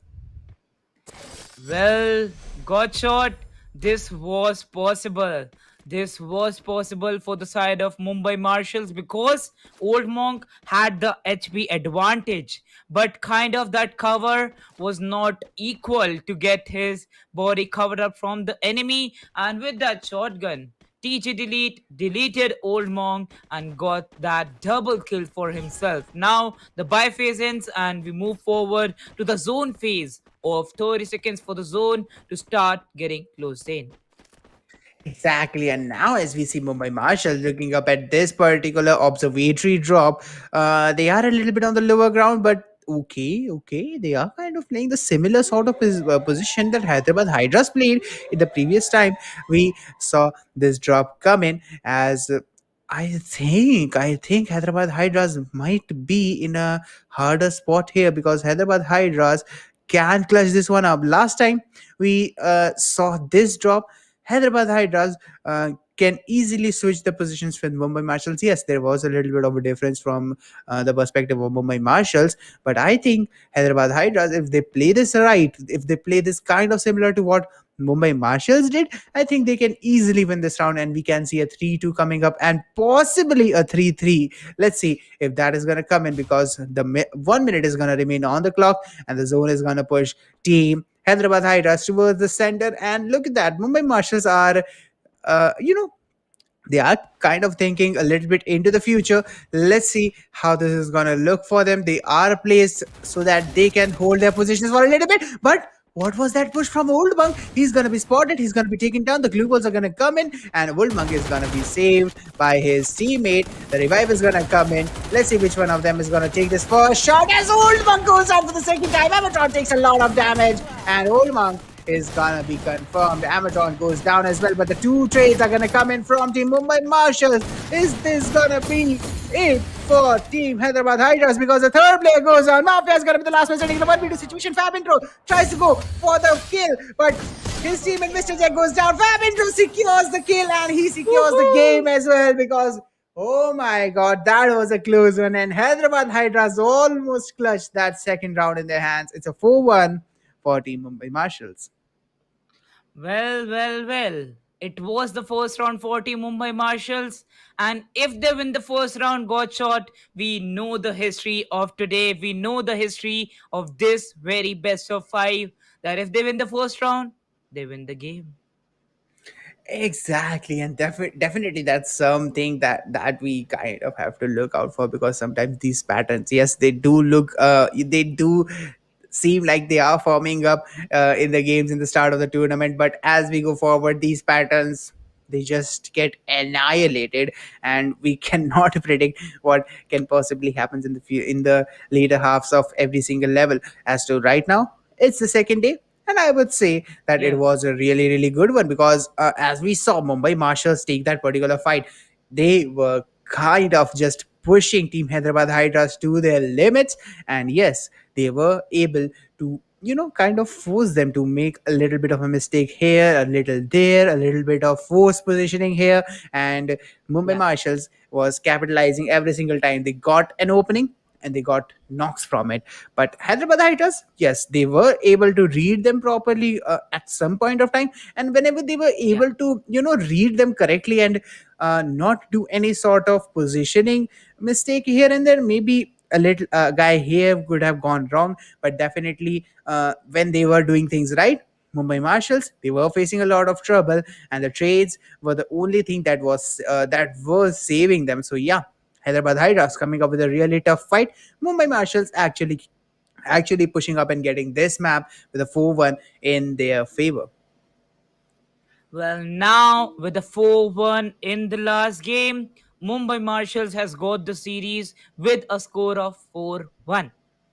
Mumbai Marshals getting four out of the five matches in this very best of five, and Hyderabad Hydras with only one map. Right now, taking a look over the map by scoreboard, we see Mr. Chair with 8 kills, 2 deaths, and 1992 damage. Just behind him is Indro with a damage more than Mr. Jay, but 3 kills behind him. Exactly, and that is definitely going to be a really, really good thing to watch out for, because remember, Mumbai Marshals has had a lot of profit from this round. The way they have won this particular one, okay, yeah, the first one is WON and the second one is ONE. We have Mumbai Marshals coming up with a lot of profit from this particular match, and I think the round difference and their points are going to look really, really strong when we are going to end up this particular day, this particular evening. But let's see how Bangalore Ballistics are going to play it out. Definitely it's going to be a lot of predictions, a lot of gameplay to see as to what we can go. Well, now as we know, Gotchard, the first match for the day is over. We have our winners, and that is Team Mumbai Marshals with a 4-1 victory. This was the first game, this was the match number 5 of level number 3. But as we move forward, we are also waiting for Kolkata Kaijus going against Team Rajasthan Reapers. But before that, we have to take a look over the Skiri score. Four, okay, sorry for that. Three matches back to back, 4-1, 4-2, 4-1. A complete clean sweep from the side of Mumbai Marshals. But after that, Hyderabad Hydras win one of the matches on Kalahari with a 4-3. Well, the last round was on our tips, but definitely Hyderabad Hydras got that and they got the victory. And after that, the last game on Bermuda went straight forward into the hands of Bermuda, went straight forward into the hands of Mumbai Marshals with a clean sweep 4-1 victory. Exactly, and that round difference they have secured in this particular one is definitely going to help them a lot here, because I am seeing a total of, I guess, 10 rounds in the favor of Team Mumbai Marshals, and that is going to be a really big score, really, really big score. So definitely, how this is going to affect the leaderboard is something to watch for, because Yeah, let's see how they are going to work forward and how they're going to move forward. Because next map, it's going to be next match. It's going to be Kolkata Knights versus Rajasthan Reapers, and that is also yeah, one match which can affect the leaderboard a lot, guys. But that is something that we have to leave for the players to decide. For the viewers, a giveaway of 4 lakh worth of Free Fire diamonds is running right now. All you have to do is spam hashtag ESPL 2021, hashtag Games of Fame, with your UID in the YouTube chat. And if you are on Facebook, you have to spam the same tags alongside tagging five of your friends, and make sure that you are following all of our social medias that keep coming just below Mridul's name, so that you are updated as to who is winning the giveaway and who are the lucky winners out of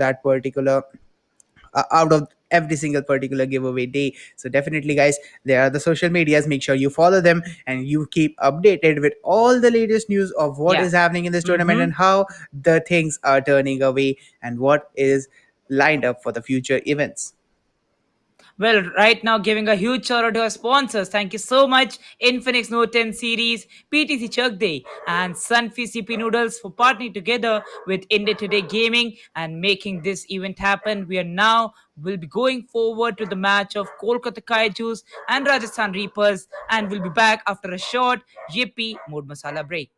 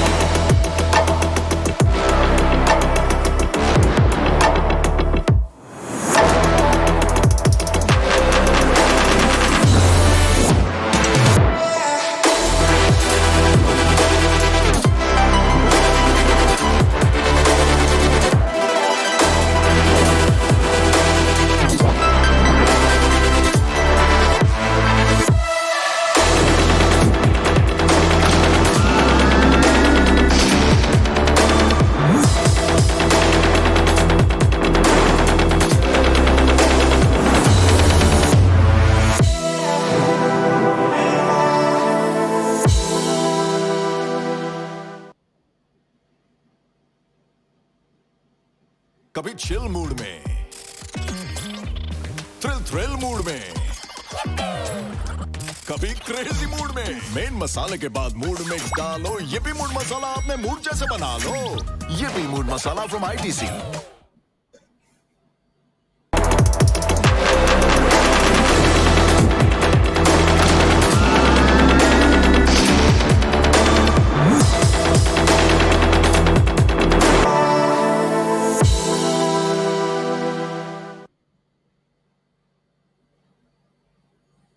Dhoni always cool.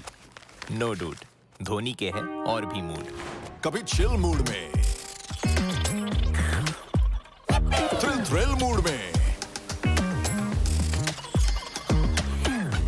Wow, groove, move, कभी crazy mood में। Main मसाले के बाद mood mix डालो, ये भी mood मसाला अपने mood जैसे बना लो।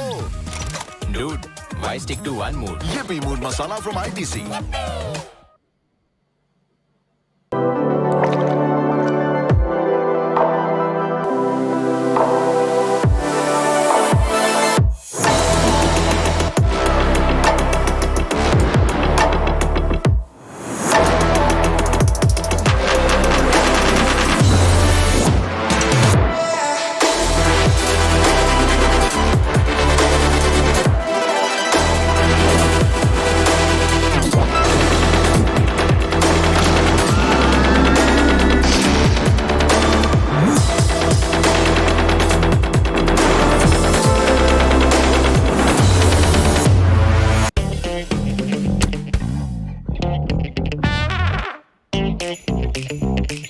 जैसा मूड वैसा स्टिकर।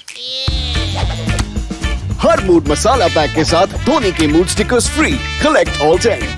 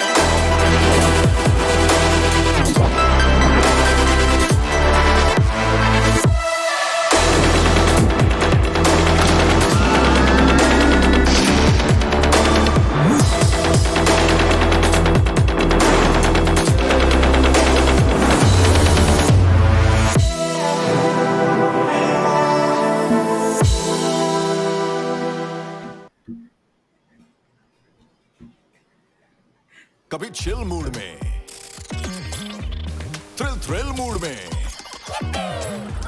कभी क्रेजी मूड में। मेन मसाले के बाद मूड मिक्स डालो, ये भी मूड मसाला अपने मूड जैसे बना लो। ये भी मूड मसाला फ्रॉम ITC।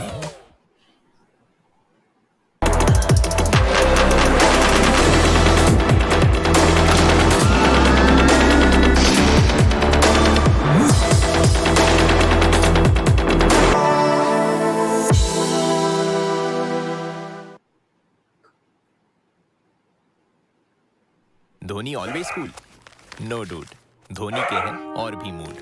कभी चिल मूड में, थ्रिल मूड में, वाओ, ग्रूव, मूव, कभी क्रेजी मूड में। मेन मसाले के बाद मूड मिक्स डालो, ये भी मूड मसाला अपने मूड जैसे बना लो। Dude, why stick to one mood? ये भी mood masala from ITC।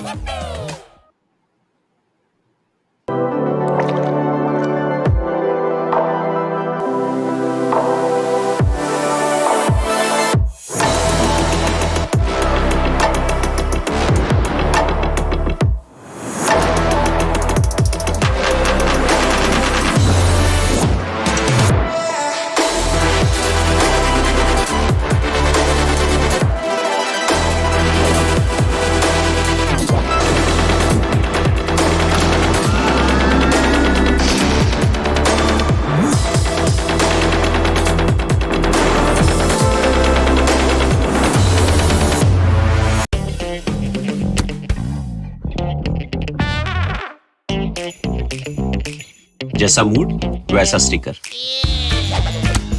Her mood masala pack के साथ धोनी के mood stickers free. Collect all 10।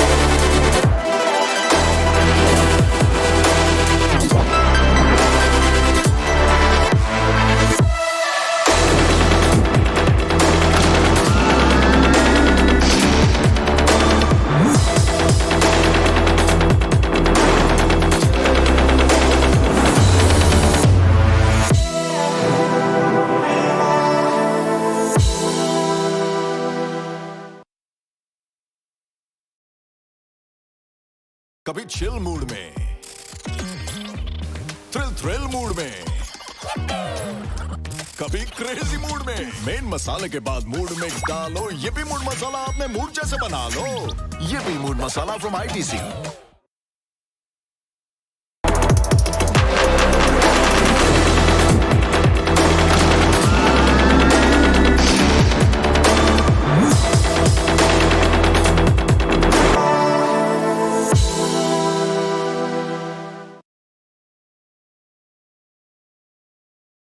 Dhoni always cool, no dude.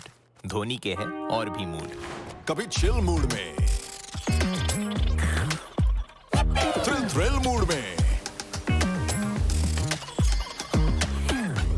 Wow, groove, move, कभी क्रेजी मूड में। मेन मसाले के बाद मूड मिक्स डालो, ये भी मूड मसाला अपने मूड जैसे बना लो।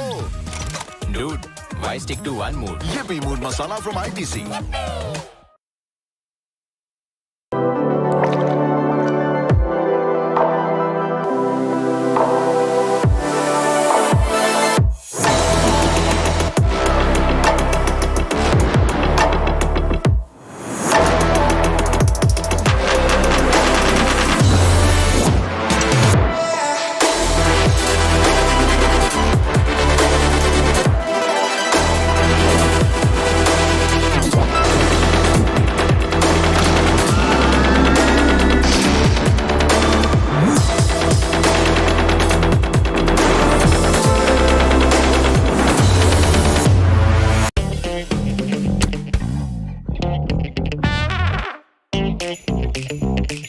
जैसा मूड वैसा sticker.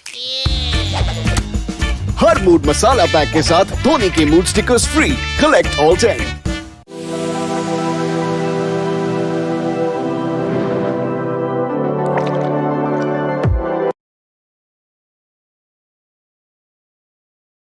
Well, hello everyone. Welcome to Infinix Note 10 series presents ESPL Esports Premier League, organized by India Today Gaming, powered by PTC Chak Day and a stacking partner Sunfeast Yippee Noodles. This is the level 3, day number 2. I must say Level sorry for 3. that, guys. Level 3, yeah, that happens. That sometime happens. Well, we are moving forward into the second game of the day. As we know, we are done with the first match that was between Mumbai Marshals and Hyderabad Hydras, and with the 4-1 clean sweep, Mumbai Marshals won against them. Now it's a match between Kolkata Kaijus and Rajasthan Reapers. And looking over the player lineups, looking over the team lineups from Rajasthan Reapers, we have Anand, Radha Thakur, Vizardo, and Swastik. While taking a look on Kolkata Kaijus, we have FreeQ, Prahast, Age.exe, and Kingsman. Well, exactly, but I'm going to argue a little bit with you, Mridal. I call him freak because he kind of plays like a freak that someone has to be aware of, and sometimes Yeah. I'm kind of uh, s- I'm kind of surprised and shocked as how good he plays at moments. So yeah, freak is definitely one player to watch out for. On the other side, Radhe KR, Thakur, Anand Thakur. Wizard, Radhe Thakur, and Yeah, Wizardo alongside Swastik are going to be pretty yeah, interesting to watch out for because, well, one thing is very clear about this particular match is yeah. that both Rajasthan Reapers and Kolkata Kaijus are down a lot. They have only won one game and lost four against their opponents yesterday. So, whichever one is going to win this one, they Yeah, are huh? definitely going to ease out their position on the leaderboard. Well, Gochor, according to me, Radhit Thakur has been a great, exceptional player for this team. As soon as he was introduced into their team, they have performed literally well, and now they are getting some more performances from their side. While if we talk about team Delhi Dukes, one of their players, Abe, has exited from the lineup and now will be playing from some other team. So yes, definitely the roster changes always matter a lot, Godshot. Radha Thakur, this guy is known for his grenades, and we know how much of experience this guy has. Exactly, and definitely grenades are going to be really, really key. Well, I haven't seen that much use of grenades in this particular format right now, but Yeah, it let's see cannot be. how this is going. Mhm. Oh yeah, As the yeah, I grenades are forgot not it allowed. cannot be. Yeah, yeah, grenades are not allowed. I kind of forgot it. Yeah, I slipped out. Yeah. But grenades are not allowed. Thank you for pointing it out. As we move forward towards the first map, which is gonna be Rajasthan Reapers versus Kolkata Kaijus. Rajasthan Reapers coming up on the orange color and the blue color goes to Kolkata Kaijus. Both of the teams, let's see how they're going to start this particular one up and what their overall strategies are going to be. We are going to start on Shipyard on the map of Bermuda as our first drop zone for the first round of this particular game.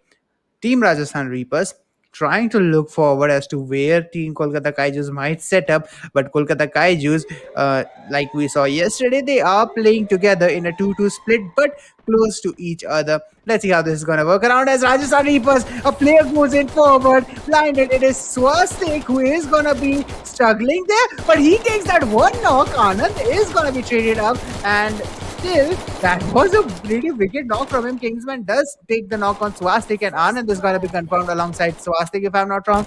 So let's see if the rest of the team, Vizardo and Radhe Thakur, both of them are capable of clutching this around as Radhe goes down. Vizardo is going to be the last man standing for Team Rajasthan Reapers. While Kolkata Kaijus are going to be the first ones to get the first round out of this match. Let's see if on the second drop of Cape Town, Rajasthan Reapers, will they be able to cause some havoc? Because I mean, last round it was actually a good execute from Rajasthan Reapers, but they weren't able to hold the hold Kolkata Kaijus and go with them, just like we saw in the previous game. Team Mumbai Marshals were going trade for trade. If they got one player knocked on their side, they were trading him instantly.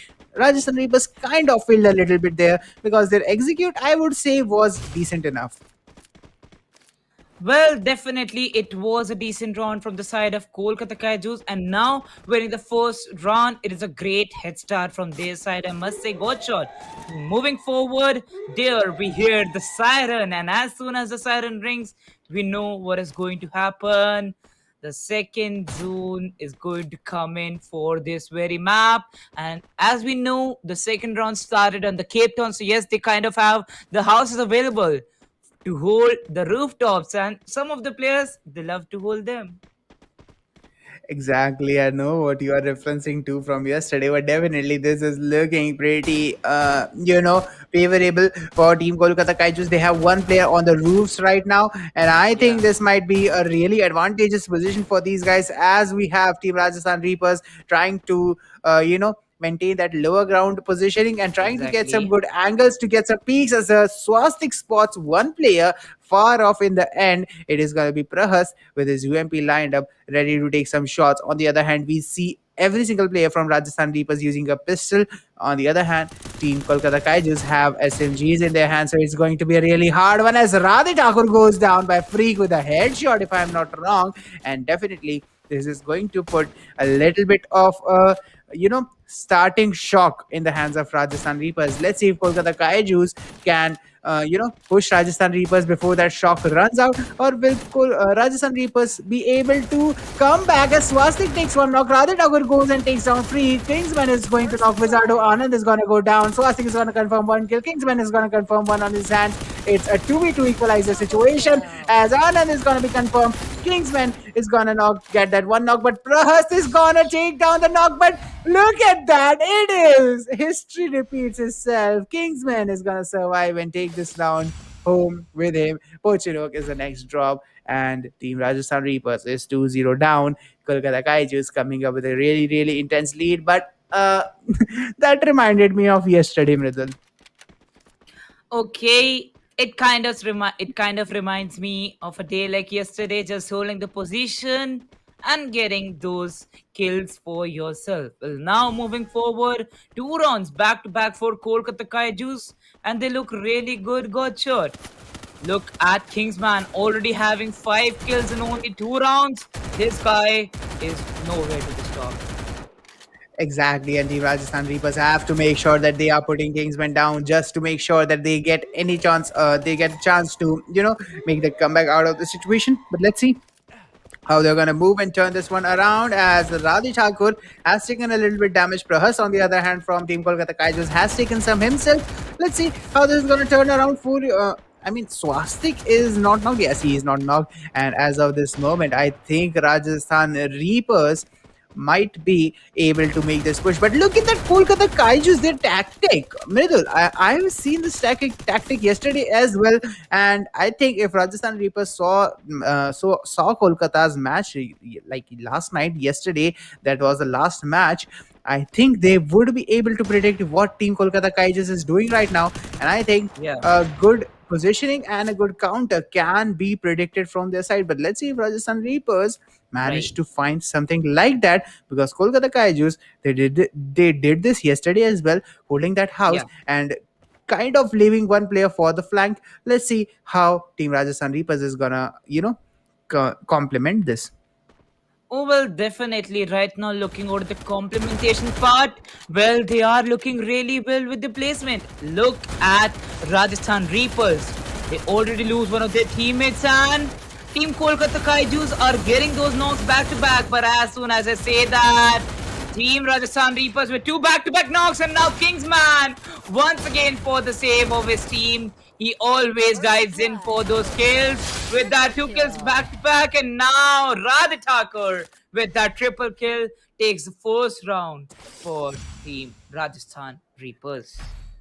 Exactly. Rajasthan Reapers turned the previous one around, and Anand is gonna come up with that EWM again in the what was it, fourth round, as we see Rajasthan Reapers now down only one round in the 2-1 score line. Let's see if Rajasthan Reapers are going to be able to capitalize and equalize this situation to a Yeah. 2-2 standstill, so that they have the possibility of taking a lead. Kolkata Kaijus, This is the drop of Sentosa. So let's see how they are going to position themselves out of the situation. But the team Rajasthan Reapers, they are playing for Yeah. the positioning, and now they are the ones who are going and taking the height advantage on the roofs using that glue ball jump and Yeah. boost. That's two players right now, not one. There's two players Mhm. on the roof right now, and I would say Mridul, Yeah. one is I think enough, and one is better than two sitting up the roof, because if two are there, you might Mhm. just be spotted easily, and since you are there, the players will know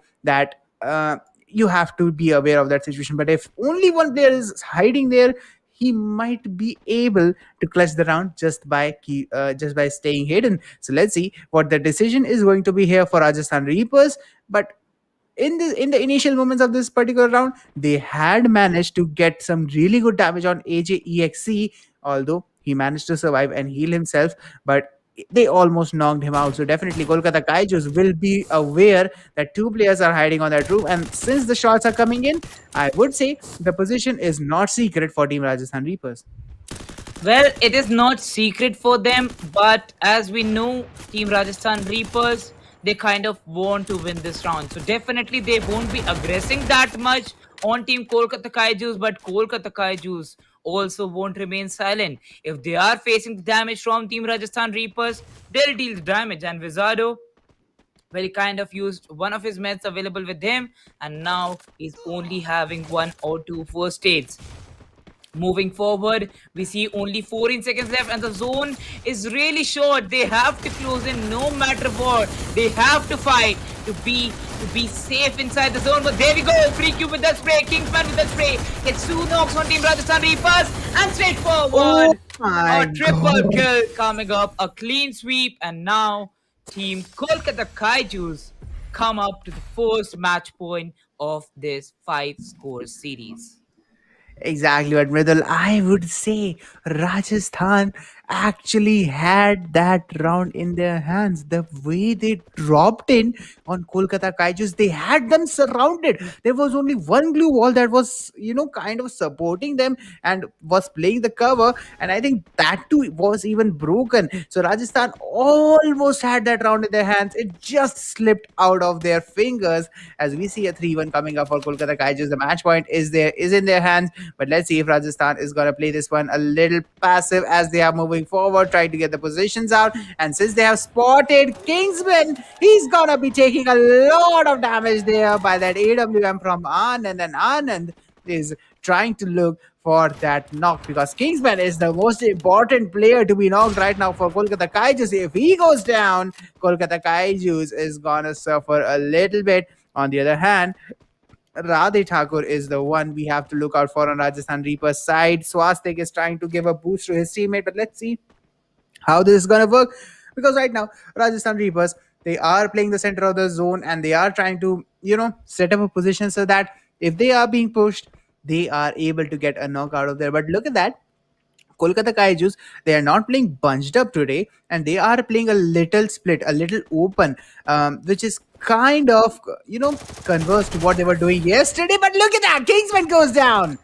That's the first now coming up from Rajasthan Reapers. This might be a good start for them, but the revive can come in pretty soon, and Kingsman is going to be back on his feet. Just like that, Swastik is going to take a lot of damage, and now it's up for Team Rajasthan Reapers to take this round if they can, because Team Kolkata Kaijus, their positioning will force them to run into Rajasthan Reapers. So let's see how this is going to work. Radhe Thakur is ready, and Pronox is going to go down. Radhe Thakur is going to take the knock on AJEXE. Kingsman and Freak are the last man standing. Freak goes down, and Kingsman is going to be eliminated as well. Rajasthan Reapers coming up with a flawless round in a 3-2 scoreline. Let's see Yeah. if they will make the equalizer in Mars Electric in the next draw. Oh, well, definitely. Right now, taking a look over to that Thompson. That freaking Thompson stole our hard god shot. Two back-to-back knocks, two back-to-back kill confirmations in the very last 10 seconds. Well, that is not kind of possible from the side, but that happened, and that can happen at each and every moment. Now taking a look, the zone phase starts for the 30 seconds. It is the round number 6.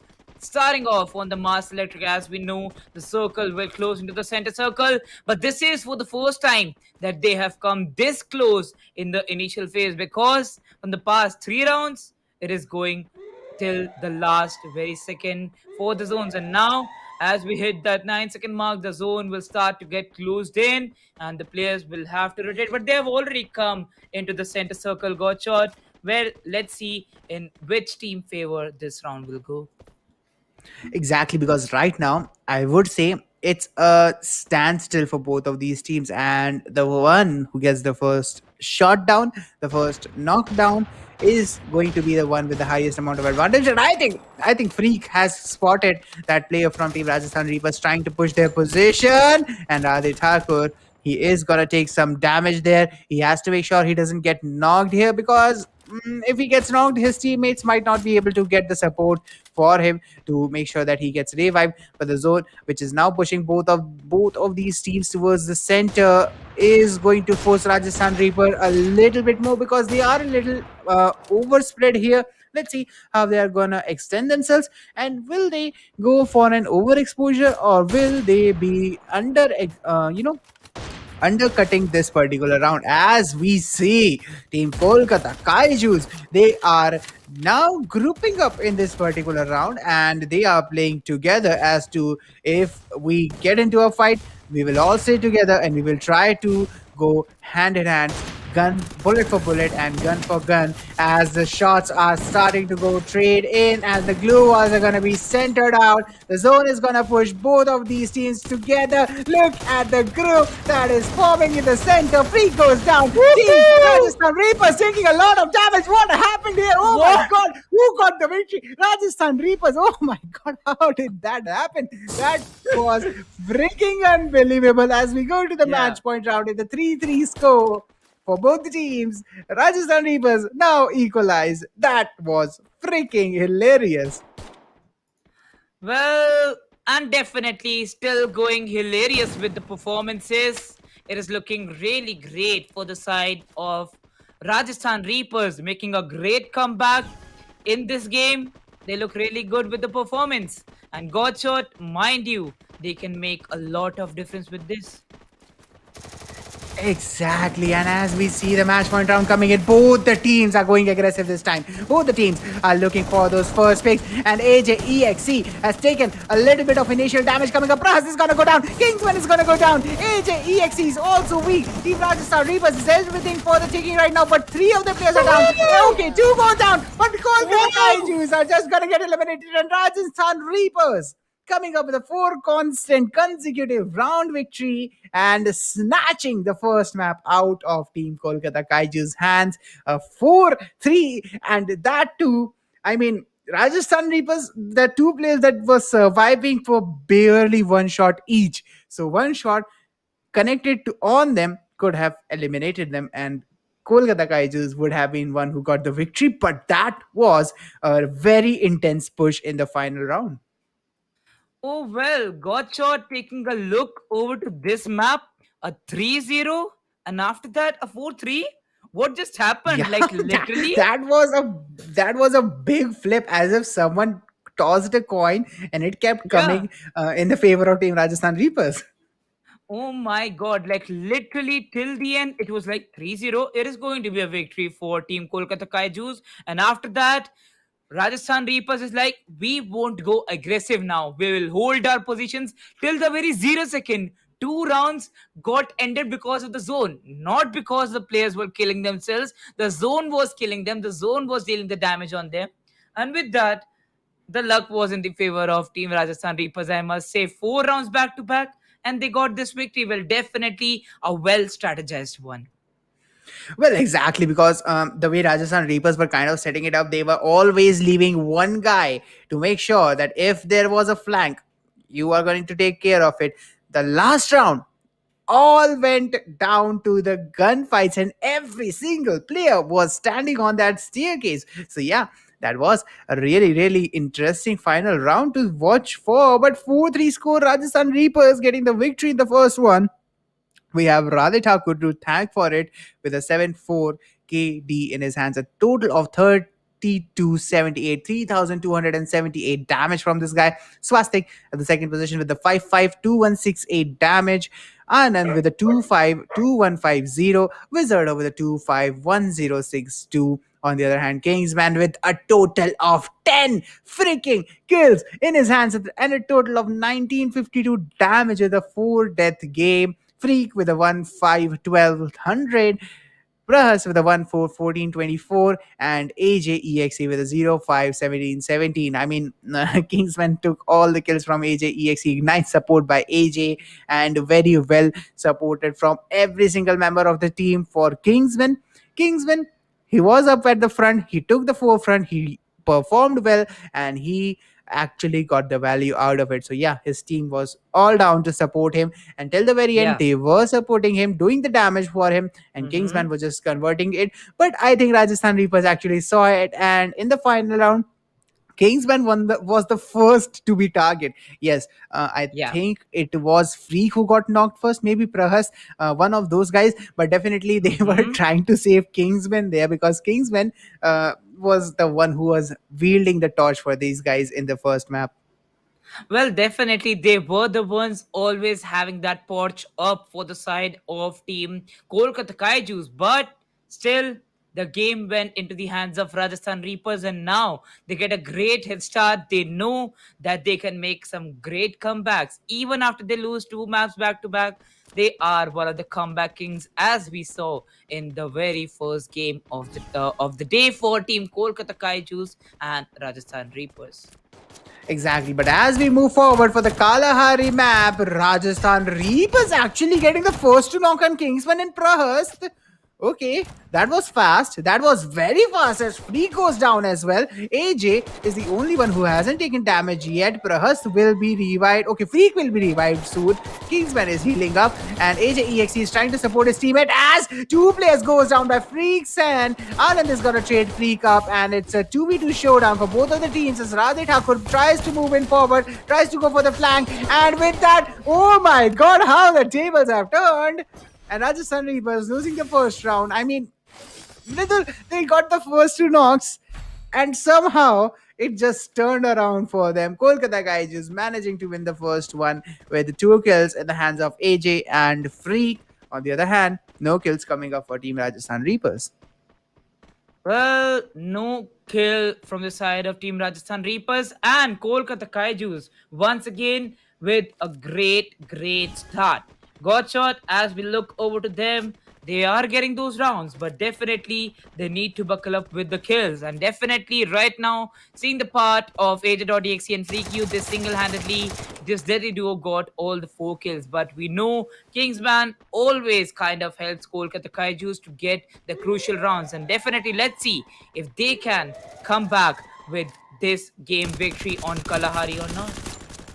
Exactly. If Kolkata Kaijus are capable of turning Kalahari in their hands, Rajasthan Reapers are up for a rough ride. This might be a good off-roading trip for both of the teams, as we do have Rajasthan Reapers all playing with the Deagles, if I'm not wrong. And let's see how they're going to use this particular one, because the containers are kind of helping Team Kolkata Kaijus as of this moment. And the first knock that comes on Wizardo is going to put a lot of pressure, because Swastik goes down as well immediately by Kingsman, who is looking to confirm the kill. Let's see how this is going to turn around as he finds Radhe Thakur as well. Will this be a 1v4 for Kingsman as he goes to look for the final player, Anand? Let's see how Anand is going to look around as he spots one player, tries to get the shots down on AJ EXE. But, okay, who got the kill? I think AJ EXE got the kill in the final moment.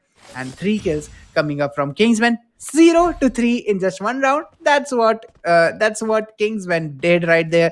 And he's just saying, no man, it wasn't just a fluke in the first round. I am actually not going to leave Rajasthan Reapers just for it. AJ EXE and Freak just behind him with all the support coming up from Prahas. It's a 2-0 for Kolkata Kaijus. Kind of a similar story from the first map, but Rajasthan Reapers, let's see if they're gonna pull this through in the third round, or is this going to be Kolkata Kaijus map to take home? Well, right now seeing a 2-0 constant two rounds back to back. Well, as soon as the third round begins on Mammoth, they are holding their positions. They are not going for the aggressive push, but as soon as the zone will start to close in, they'll have to change their positions. But definitely they have come up to the center circle, so yes, they won't have to care for that zone for about more 30 seconds. But as we see one of the flank coming in from one of the players of team Rajasthan Reapers, that can work well, but let's see of how much importance it is to team Kolkata Kaijus, because if it is executed, it is going to have a lot of damage, and it was one of the responsibility of Radha Thakur to cover the player up flanking around. But yes, right now the damage is coming up from the side of team Kolkata Kaijus is a lot, and yes, they'll still want to hold those positions. But now, if the right hand side flank failed, that single player is going for that left hand side flank, and now Swastik will get that opportunity to get the first knock on team Kolkata Kaijus. Exactly, and that first knock is going to be really valuable as AJ yes, he does get revived, but Freak is gonna be knocked in his head. Kingsman and AJ both go Yeah. down, and Prahas is gonna be the last man standing in a 1v4 situation. Rajasthan Reapers looking pretty strong in this particular round, and look at that, Swastik going for that height advantage. Prahas, let's see if he can hide from Anand, who is trying to move forward. Anand goes down, Radhe Thakur goes down, Prahas goes and tries to confirm one kill. Wizard, who gets knocked by the fall damage. Rajasthan Reapers, yes, they secure this particular round, but at the end of the day, that was a wicked play coming up from Prahas, securing 2 kills as we move forward into the 2-1 scoreline for the fourth round. Well, it was the zone getting the kill of Rahas, not for UN Swastik. Rajasthan Reapers definitely got this round, but one of the important factors was the zone. If the zone would not have closed in, it would have been a 1 versus 3 clutch got shot. Yeah, exactly. That would have been actually possible, but it is what it is, and the zone is actually a player here. You have to take care of, because if you guys are not going to eliminate each, that's what zone is going to tell these guys. If you are not going to figure out which one is going to get eliminated here, which team is going to get eliminated here, I will come forward and I will eliminate both of you. All right. So zone is a sixth player. Zone is a third team, which these guys have to take care of. Let's see how this is gonna play around as a minute and 28 seconds come up on the clock for the zone that starts shrinking on the confinement area. The first knock comes in on Kings, but he's gotta be confirmed straight up. Team Rajasthan Reapers is not taking any chances as they lose one player in the form of Anand. Let's see if he's going to be confirmed, or will he be left for a possible revive. Anand almost goes down, gets confirmed by Prahas. It's a 3v3 situation for both the teams, and Prahas is going to be the first fatality from Kolkata Kaijus in this 3v3. He's also going to be thirsted straight up as a 2v2 situation finds up. Wizardo goes down. Will he be thirsted? Will he be confirmed? That's going to be the question. Swastik takes down AJ. Freak is going to be the last man standing in a 1v2 situation where Swastik and Radha Thakur both are pretty weak, taken a lot of damage, trying to heal up. Let's see which one of them will take the shots on Freak and take the risk of going for the first contact, as Freak is gonna be spotted. Swastik is the one taking the shots. Radha Thakur comes in up closely to try and bottleneck Freak is gonna be totally surrounded, and 2-2 equalizer coming up for Rajasthan Reapers. I'm going to say, Mridul, the instant thirst that came from Rajasthan Reapers, that was really, really valuable. But yes, Kolkata Kaijus were replying with the same confirmations instantly. So yeah, moving up to a tiebreaker in the fifth round. This time it is a 2-2. Last time it was a 3-3. So let's see which one of them is going to take the lead, as Rajasthan Reapers has a little bit of momentum in their hands. Well, definitely gaining that momentum. It is working really well for them. Now, the scoreline is equalized as we move forward to the fifth round. 20-second timer for the zone to close in. This is the zone phase, and it is the city of Bayfront. So yes, you have those houses available. Well, it is on the players of how they utilize their covers. And as we look over to the southern part, it is already empty. The part that divides these two teams is already empty, and now they're on the side of team Kolkata Kaijus. Team Rajasthan Reapers, they went along with that kind of wind, and now they're really close to team Kolkata Kaijus, wanting to hold the center circle till the last very moment, as is the strategy by both of these teams. Exactly, but look at that. This time, the center of the zone is kind of in the hands of Team Rajasthan Reapers. But last time I saw this position being played by Kolkata Kaijus, they were the ones who were holding that position that Rajasthan Reapers has two players on.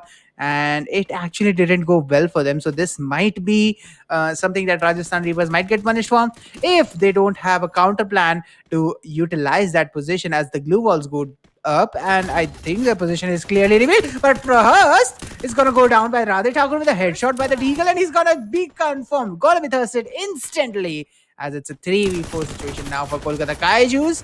Still doable, clutchable. Let's see if Rajasthan Reapers give the chance for Team Kolkata Kaijus to clutch this one, or will it be a third round for Team Rajasthan Reapers? AJ he is spotted. He's just being flanked with a Kurora shield for support for Team Rajasthan Reapers. Let's see how the shots are going to come in. AJ falls back to his team for the support, but a double flank is going to come in. Anand and Radhe Thakur both go down by the hands of Kingsmen, and this might be a clutch as AJ confirms the third knock. Swastik gets eliminated. Oh my god, a third round comes up for Kolkata Kaijus, and as I said, even though they lost one player, it's still clutchable, and they did clutch this out as we move back to Shrines for Kolkata Kaijus with a one-round lead in their hands with the score of 3-2. Rajasthan Reapers once again up for the tie situation. Let's see if they will be able to get an equalizer. Oh, well. Kingsman, oh, Kingsman. Always there at the right situation. Always there at the right placement for his team. Getting those double kill gets the round for Team Kolkata Kaijus, and now they have a lead against them. Well, definitely it is the match point, and it will matter a lot because they lost the previous one by a great comeback from the side of Rajasthan Reapers. And now, if Kolkata Kaijus make that, it will be a great answer to the side of Rajasthan Reapers that we are your competitors. You will not win this much easily. Exactly, and moving up, and that the zone starts collapsing. Team Kolkata Kaijus, they have a little bit towards a little bit of a edge position here, but Team Rajasthan Reapers, even though they are at the center post position, Swastik goes down, and this is going to be an instant thirst, an instant kill confirmation coming up from Team Rajasthan Reapers as a 3-2 is winding up for Kolkata Kaijus. This might be the match point round for them, but Anand almost goes knocked, but Kingsman is gonna be the one who gets confirmed. It's a 3v3 situation as Radhe Thakur moves forward. Wizardo goes down by the hands of Prahast. Let's see if this is gonna be a confirmation, or will there be a trade coming up? Prahast is gonna get the knock and confirmation on Wizardo, and now it's a 2v3 situation for Anand and Radhe Thakur to clutch up for their squad. 3-2 Kolkata Kaijus. This is the match point for them as AJ goes down. Anand gets taken down. It's a 1v1 situation for Radhe Thakur and Prahas. Let's see which one of them is gonna be able to clutch this up as Anand gets a revive. That's a great value revive coming up. Anand goes down yet again, and Prahas is now in a 1v1 with Radhe Thakur, who clutches this one up. Oh my god, Mridul, what is going on? Another 3-3 equalizer for both the teams. Which one is going to take this one? Because this is Santa Catarina we are looking at for the final drop, and this is going to be a really competitive one. Godshot, the battle of the bulls won't close in this much easy. As we know, both the bulls won't leave even a single chance to get their horns into the opponent team. And right now, it is a 3-3 equalizer. The team winning this round will kind of get a 2-0 or a 1-1 scoreline in the overall scorecard. Exactly, and that is what I'm interested to see right now. That 3-3 is all that's needed to hype up the map as we see both the teams actually coming up on the same spot. Just a little bit of a height difference where Kolkata Kaijus are present on the topmost level of that wrecked ship, and Team Rajasthan Reapers take the first bottom deck. So let's see how this is going to turn around and which team is going to find the first knock here. But look at that, Rajasthan Reapers actually sitting right beneath Team Kolkata Kaijus. Did Kingsman actually spot that player from Rajasthan Reapers? Did he spot it? It is going to be a real big value if Kingsman actually saw the player there. But let's see. how this is gonna turn around and who is gonna work, as the footsteps are going to be enough cue as to team Kolkata Kaijus for understanding the situation that Rajasthan Reapers might just be below them, and if they have to go forward to play the zone fight, they have to stay aware of where these guys are. It's a 3-3 equalizer situation. The zone is collapsing, and 36 seconds are remaining on the clock as both the teams now make their position towards the center of the shape. Which one of them is gonna be the one who gets the knock? The glue walls are gonna support a little bit for Team Rajasthan Reapers. Who is gonna get the first damage done here? Which player will be finding the opponent, as Team Kolkata Kaijus have a clear introspection as to where the opponents are. Swastik goes for the first knock. Prahas goes down. AJEXE comes up with a trade on Wizardo. It's a 3v3 situation as Swastik takes down AJEXE. Now Kingsman and Freak are down to only one player surviving, as Kingsman is the last man surviving. Wizardo gets taken down. Swastik is the last man standing. Kingsman goes for the heal battle. What is going on? Who actually won, Ridul? Who won? Who won? I didn't see it. Rajasthan Reapers. Oh my god! How did they do that? That was fabulous. I mean, two games ending up in a similar fashion. I would say that is kind of a repetition, but that was freaking awesome here. Yeah. Like literally a 4-3 scoreline back to back, but still, two games for Team Rajasthan Reapers. They're looking really good. Even if it is going till the very last point, it is looking good because now they have a lead against Team Kolkata Kaijus. But the last round, like literally, Kingsman was on a heel battle. But how did Team Rajasthan Reapers win? I don't know, because any of those players was not going for a heel battle, but they still won this. I don't know how. I don't know how, Well, but they still. I kind of have a theory. I kind of have a theory because I saw Swastik actually running up the stairs because he knew that the final player Mm-hmm. might be upstairs. They had confirmed three players. They had knocked the three players at the Yeah. bottom level of that particular ship.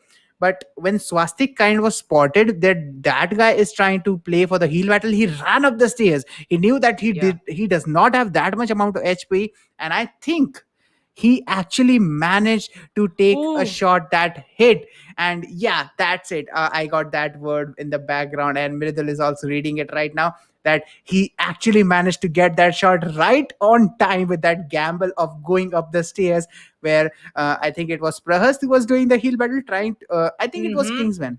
Kingsman. Yeah, Yeah. Prahas, yeah, Kingsman trying to do that heel battle and trying to survive, but Swastik managed to just pull it off in the very last second and get that shot on Kingsman to eliminate him.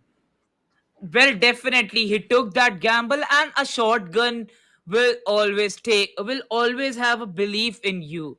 If you have that shotgun, you know one shot will make a lot of difference. And with that one shot, they made the difference of a score of a score line 2-0. Now they have that lead in a 5 match spree. But yes, with this match win, Radha Thakur becomes the MVP with 7 kills, 5 deaths, and 3,687 damage.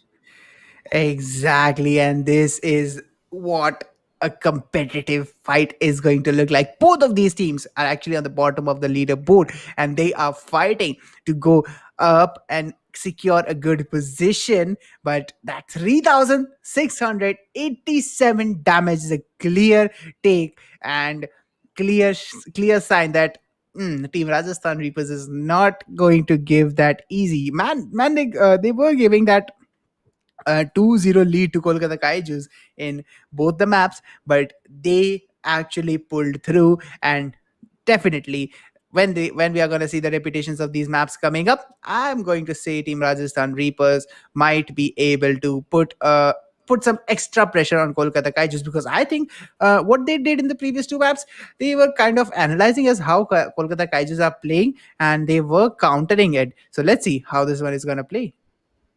Well, definitely this one landed really great in the side of Team Rajasthan Reapers. And now, 2 games back to back, we are really excited for the third game, as it is going till the very 3-3 scoreline got shot. and the games are going to our tips. Well, let's start off with the third game of this very best of 5 as we go into the Cape Town City for the round number 1. Exactly, and when we are gonna start this particular round, Rajasthan Reapers are gonna go straight up towards the through the center of the map and trying to get some good positioning as the first shots are gonna come in. Radhe Thakur gets some damage on him. AJEXE also gets hit by one bullet if I'm not wrong. And right now, I think it's Radhe Thakur trying to do as much damage as possible, but a flank is coming up from Kolkata Kaijus. Let's see if Rajasthan Reapers will be aware of it and will be ready for it. But as of this moment, I think Kolkata Kaijus might be trying a similar strategy as to what they did last time on Cape Town. Let's see how this is gonna work around as the shots are gonna come in. Team Kolkata Kaijus actually splits apart, and Anand and Wizardo are just gonna use that split. Rahas is gonna be the last man standing who was trying to go for the flank, and this round might come in hands of Rajasthan Reapers with a flawless victory in the hands. I think I know where this round went wrong, Mridul. That it was when Team Rajasthan Reapers actually went for that divide and conquer approach, and they actually managed to separate Kolkata Kaijus amongst themselves. They were able to break their team's group and pick them off one by one. At the end, it was Prahas as the only player remaining who was trying to go for the flank, as Rajasthan Reapers are now 1-0 up in the third map of the game, Bermuda. Rajasthan Reapers moving once again on the Sentosa drop towards the center of the map. Let's see how Team Kolkata is gonna answer to this as shots are gonna come in. The first player, Anand, is gonna take some hits and Radhe Thakur goes down. A trade comes in on Kingsman. It's a 3v3 situation. Anand tries to get some heal. Radhe Thakur gets picked up, and Kingsman might be thirsted here because there is no one close to him who can revive him. So yeah, Kolkata Kaijus have a man down situation here as Anand also takes some damage. Freak goes down. Will this be a second flawless for Rajasthan Reapers? Mridul, because AJ also just went down. Prahas is gonna be the last man standing, and he is also gonna be spotted by Swastik, and his team is just gonna push it. Look at that second round coming up from Rajasthan Reapers. Now they are just moving forward, and I think their analysis is done, and now they have a clear idea as to how they can counter Kolkata Kaijus. Well, definitely. Right now, the strategies that Team Rajasthan Reapers is acquiring with, they know what strategies worked out pretty well for them in those close range fights, in those close tip fights till the last very moment. Now, as we start off with the third round on Observatory, kind of the advantage is there with the Team Kolkata Kaijus, but still, Team Rajasthan Reapers, they look really good with their placement. Exactly, and right now this is going to be really exciting to see Rajasthan Reapers looking pretty good at this particular moment. Kind of trying to cover up all the angles that they can possibly be shot from. But this time, Kolkata Kaijus have actually managed to rush towards the center and actually hold a good positioning in the circle. But let's see how Team Rajasthan Reapers is going to approach it, as Radhe Thakur takes a lot of damage, goes pretty weak here. He will get the position and the chance to get a heal down, and he is going to restore all of his HP. On the other hand, the opponents are gonna be spotted. AJEXE, okay, what were those shots? I think they didn't connect there, but Anand had a really good surprise element there, although he couldn't connect those shots, so that's going to be a little bit of a bummer. Let's see how Team Rajasthan Reapers is going to approach it, because I think Kolkata Kaijus has a better positioning here, and this is going to be a really tough fight for Rajasthan Reapers. And right now, looking forward to the zone. Once again, Gotchor, it is going till the last very 0 second.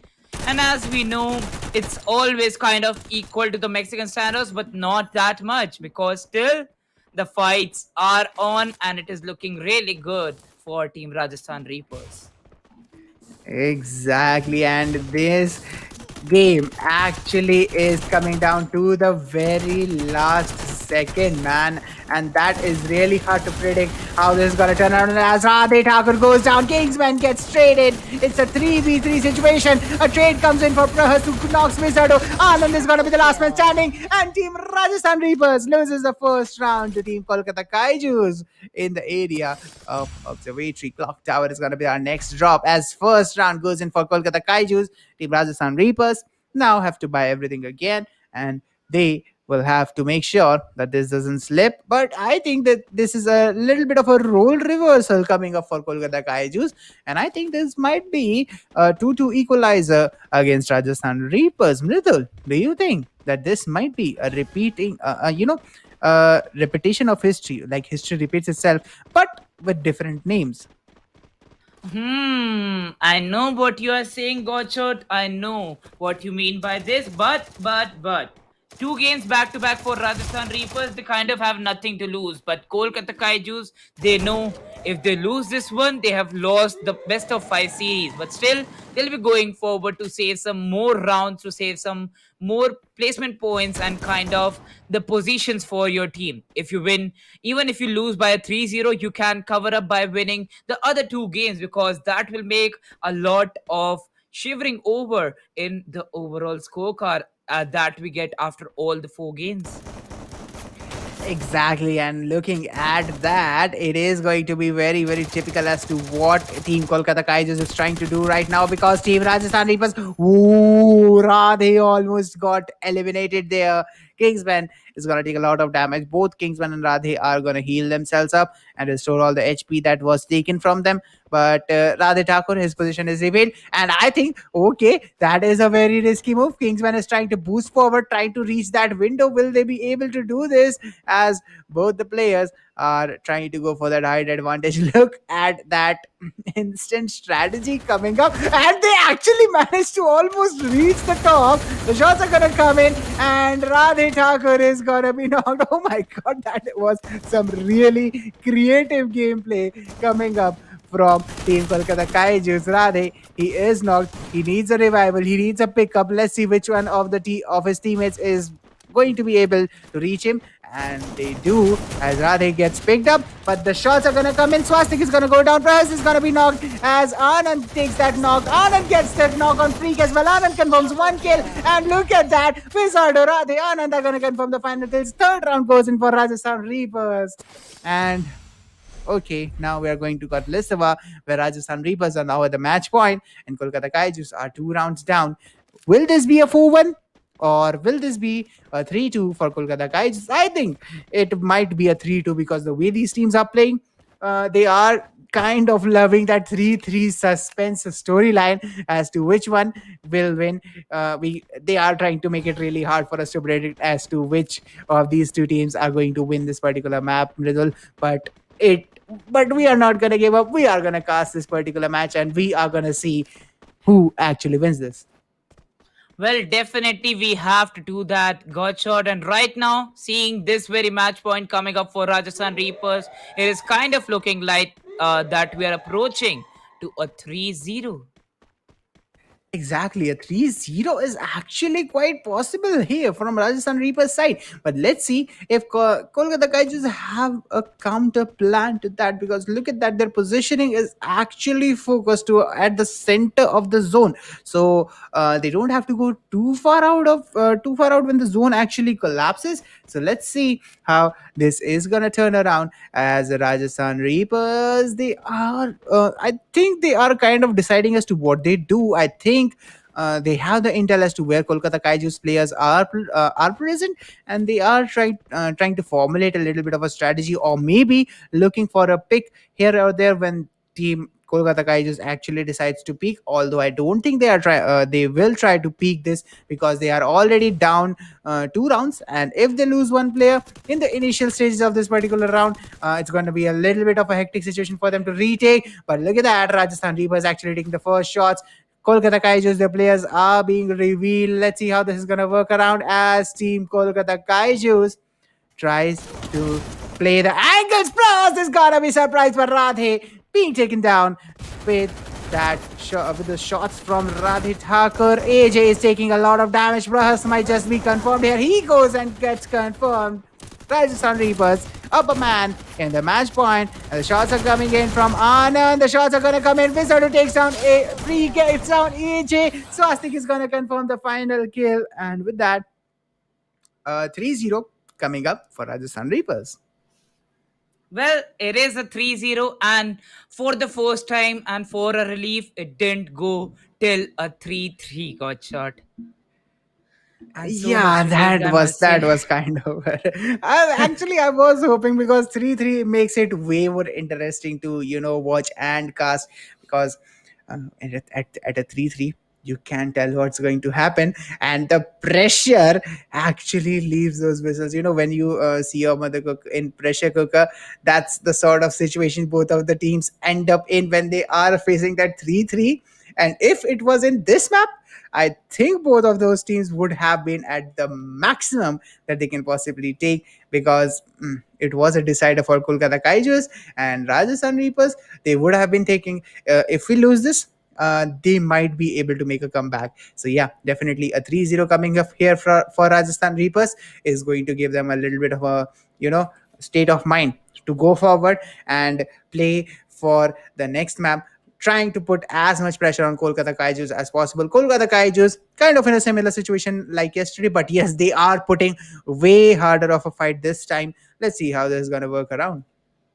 Well, it is working around good for the side of Team Rajasthan Reapers, but we still need to focus on one thing, Gotshot, that now Kolkata Kaijus, as they've already lost the best of five, but they can cover up the rounds. They can cover up once again with all those rounds because we know they have that caliber to go till the 3-3 and get some more rounds for them. And definitely, these are the two teams who are in the bottom, and any of the teams winning will make a lot of difference in the overall scorecard of the score series. Well, let's take a look over to the map by scorecard where we have Vizardo as the MVP with 5 kills, 1 death, and 1798 damage.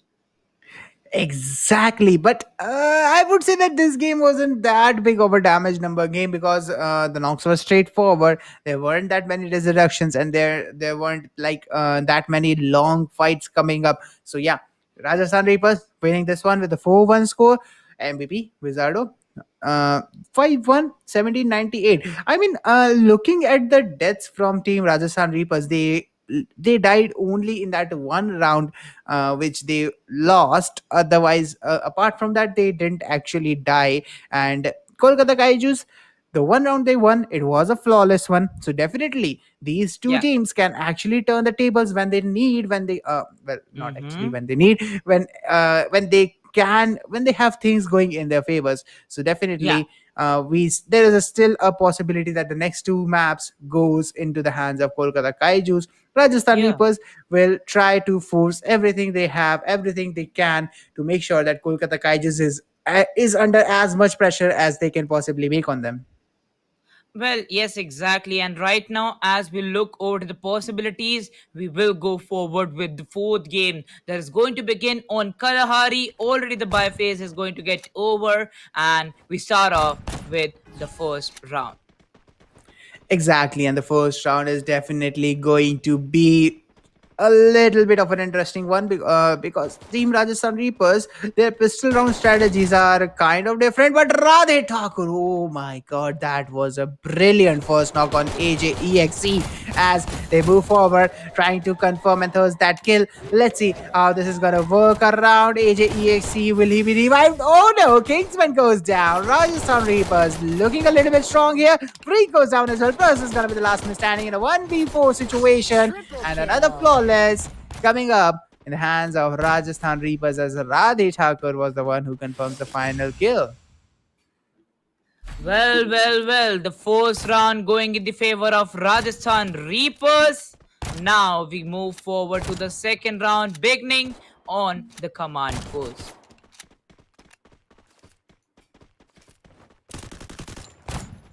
Now taking a look over to the performance, looking over to the kind of position that Team Rajasthan Reapers have. They get the first round in this very game. And moving forward on the command post, there we go. We have Kolkata Kaijus going straight forward in front of Rajasthan Reapers. Really close to each other. Well. They're ready to fight it along with themselves in the center circle. Seeing the angle of Team Rajasthan Reapers, they've got the first round, but now the circle also starts to close in. Looking forward to the right hand side flank, one player did kind of go really close to Team Kolkata Kaijus, but he knows any single mistake will make a lot of damage, will make the things change. Got shot. Exactly, but looking at the positioning from Rajasthan Reapers right now, it's quite interesting to watch them because that one play on the flank is doing a really good job. And I would say that Kolkata Kaijus, the two players sitting at the very edge of the zone at this particular moment, are kind of lined up for that flanker guy, Swastik, and he's gonna put a little bit of a damage on Prahas as he tries to go towards the center of the zone. Yes, now Swastik has to rotate inwards where there might not be enough cover for him to go forward safely, but it's a risk that was worth the reward. He might have got a knock and a kill confirmation where he was a moment ago, but now both the teams are sitting a little bit outside towards the edge of the zone, and now both of them have to force forward towards the center where they will know that this fight is about to begin and the shots are gonna come in really hard. Rajasthan Reapers, they have set up that first glue wall to have the initial cover that they need as the shots are gonna come in. Kingsman almost down, and there comes a knock. Anand is gonna get the knock right on him. Swastik is gonna get down Prahas.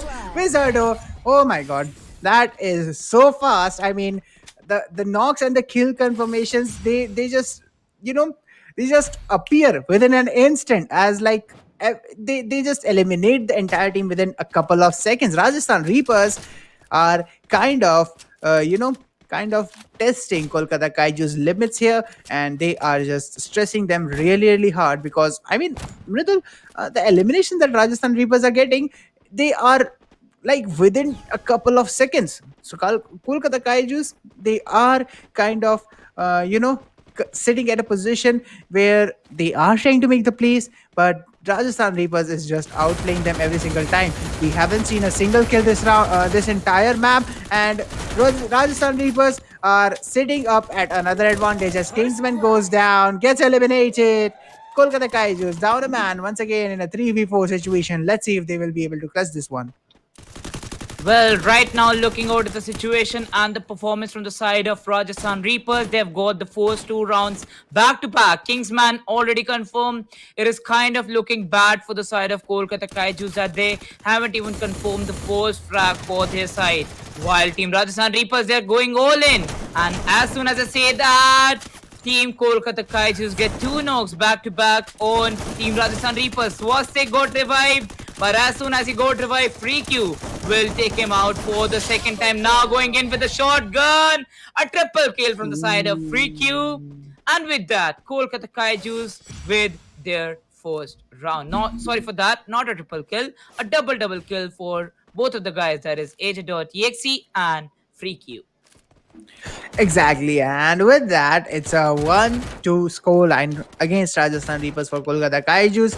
Let's see if Kolkata Kaijus is able to turn this map in their favor because overall, I would say the mathematics of all the rounds that have happened before this one is kind of favoring Rajasthan Reapers, but still there is a possibility for Kolkata Kaijus to get some value out of this as Swastik has taken a lot of initial damage in this particular round. And we have Radha Tagore getting the first knock on Prahas, but Kingsman takes down the knock on Anand. It's a 3v3 situation for both of the teams as the push comes in. Kingsman confirms the kill on Anand, takes the man advantage to the next level. Prahas is still knocked down, and still it's a 3v3 situation, but Radhe is pretty weak. He can get eliminated at any moment, but he is gonna get that breathing room. Although while he was healing himself, Prahas got a revive, and he himself is healing his hit points that he lost. So let's see how this is gonna work around because Team Rajasthan Reapers are a man down right now, and Kolkata Kaijus is looking pretty solid to make that comeback and try to get some equalizing rounds here. Swastik spots one player and tries to go for the flank. Let's see which one of them is going to be able to confirm the kills. The healings are going to come in, and still at this particular moment, Swastik is trying to use every single bit of every single bit of cover that he can possibly find as the zone is pushing everyone and Swastik gets one knock. Radhe Thakur gets traded off by Kingsman and Swastik goes forward, tries to take a second knock as well, but he gets knocked again and Wizardo is now in a 1v3 situation as the shots are gonna come in. Swastik gets confirmed. Wizardo, last man standing, tries to get the cover in blue wall, takes down one. And Kolkata Kaijus is just gonna confirm him by where the kill comes from AJ.exe. And with that, Shrines is where we are gonna head next with the 2-2 equalizer for both the teams. Well, now a 2-2 equalizer comes in. Well, still, Rajasthan Reapers, they kind of have their economy boosted because they're getting those knocks and confirmations pretty well. Looking forward to the hard buy from the side of Rajasthan Reapers. Well, Kolkata Kaijus, they can still save 4,300 credits for them. And Prahast is now ready with his AWM.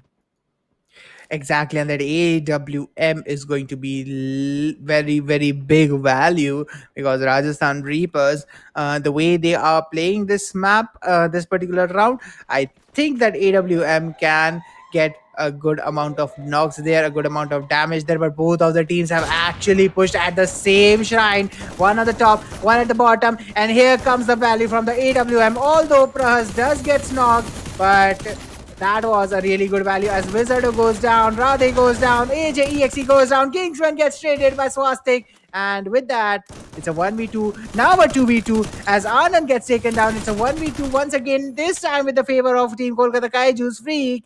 Confirms that knock. Swastik is trying to heal himself, confirms one kill. And now it's a 1v2 for him. Let's see if he's gonna clutch it up as Kingsman. He gets a revive!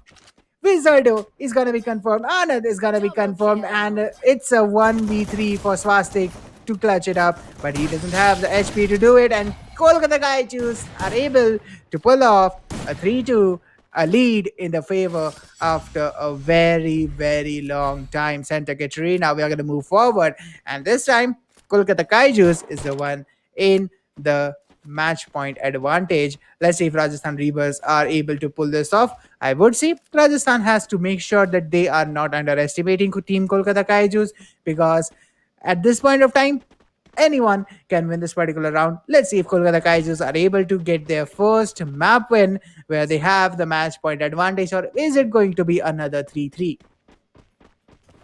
Well, right now, looking for the favor that Kolkata Kaijus have. They've got that AWM within their hands. Oh, now the AWM is in the hands of AJ.exe. Okay. These things will also work out pretty well. But now Kingsman switches on to that M187 for a reason. Well, yes, now he switched to his SMG. He knows if it's a close range fight, my M187 won't make a failure to me. Am I right? Exactly, that M1887 is quite a beast in that close range encounter, but he does need some range to fight over there.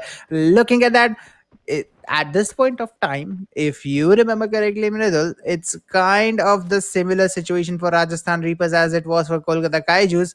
They are actually on the same place. They are holding the top deck right now. Let's see where they're gonna go from here on out as 55 seconds come up on the clock, and Team Kolkata Kaijus are kind of replacing Rajasthan Reapers as we saw in the previous map. The team's positions are same, but the sides are switched. Where Kolkata Kaijus is right now, Team Rajasthan Reapers was playing in the previous Kalahari map, but this time is Kolkata Kaijus at their spot, and let's see if they are going to be able to clutch this one as Swastik goes to the lower deck and tries to find some players, but okay, Team Kolkata Kaijus, they are trying to be sneaky here. They are hiding for the very last moment, and they are actually at the bottommost deck of the ship. So let's see how this is going to work around as Team Rajasthan Reapers has actually taken the control of stairs.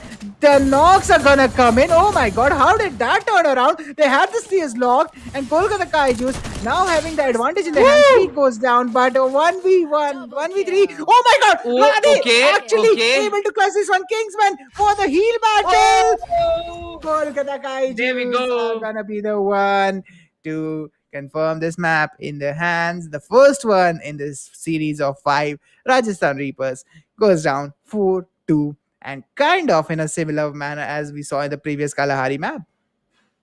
Well. Now it is going to be Team Kolkata Kaijus getting their first map victory got shot. Well, it is in the fourth map on Kalahari, but still, it's a great one to be honest. Right now, looking forward to a 4-2 scoreline. Kolkata Kaijus got it in their hand. And the last round with the heel battle, Kingsman is the winner for this heel battle. Well, yes, he also had an opponent against him.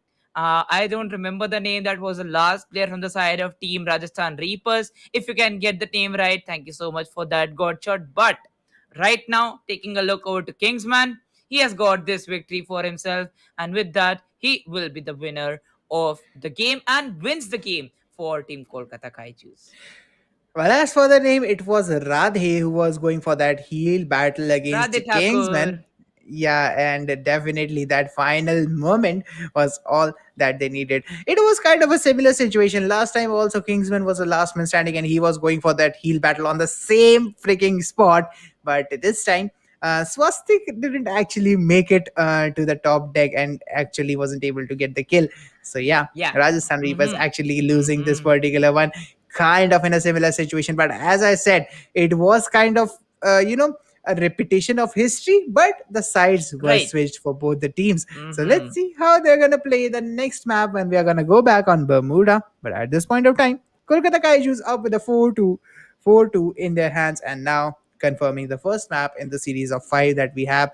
Will this be a 3-2, or will Rajasthan Reapers prevail in the final map, as Radha Thakur Mm-hmm. and Freak are the MVPs for this one?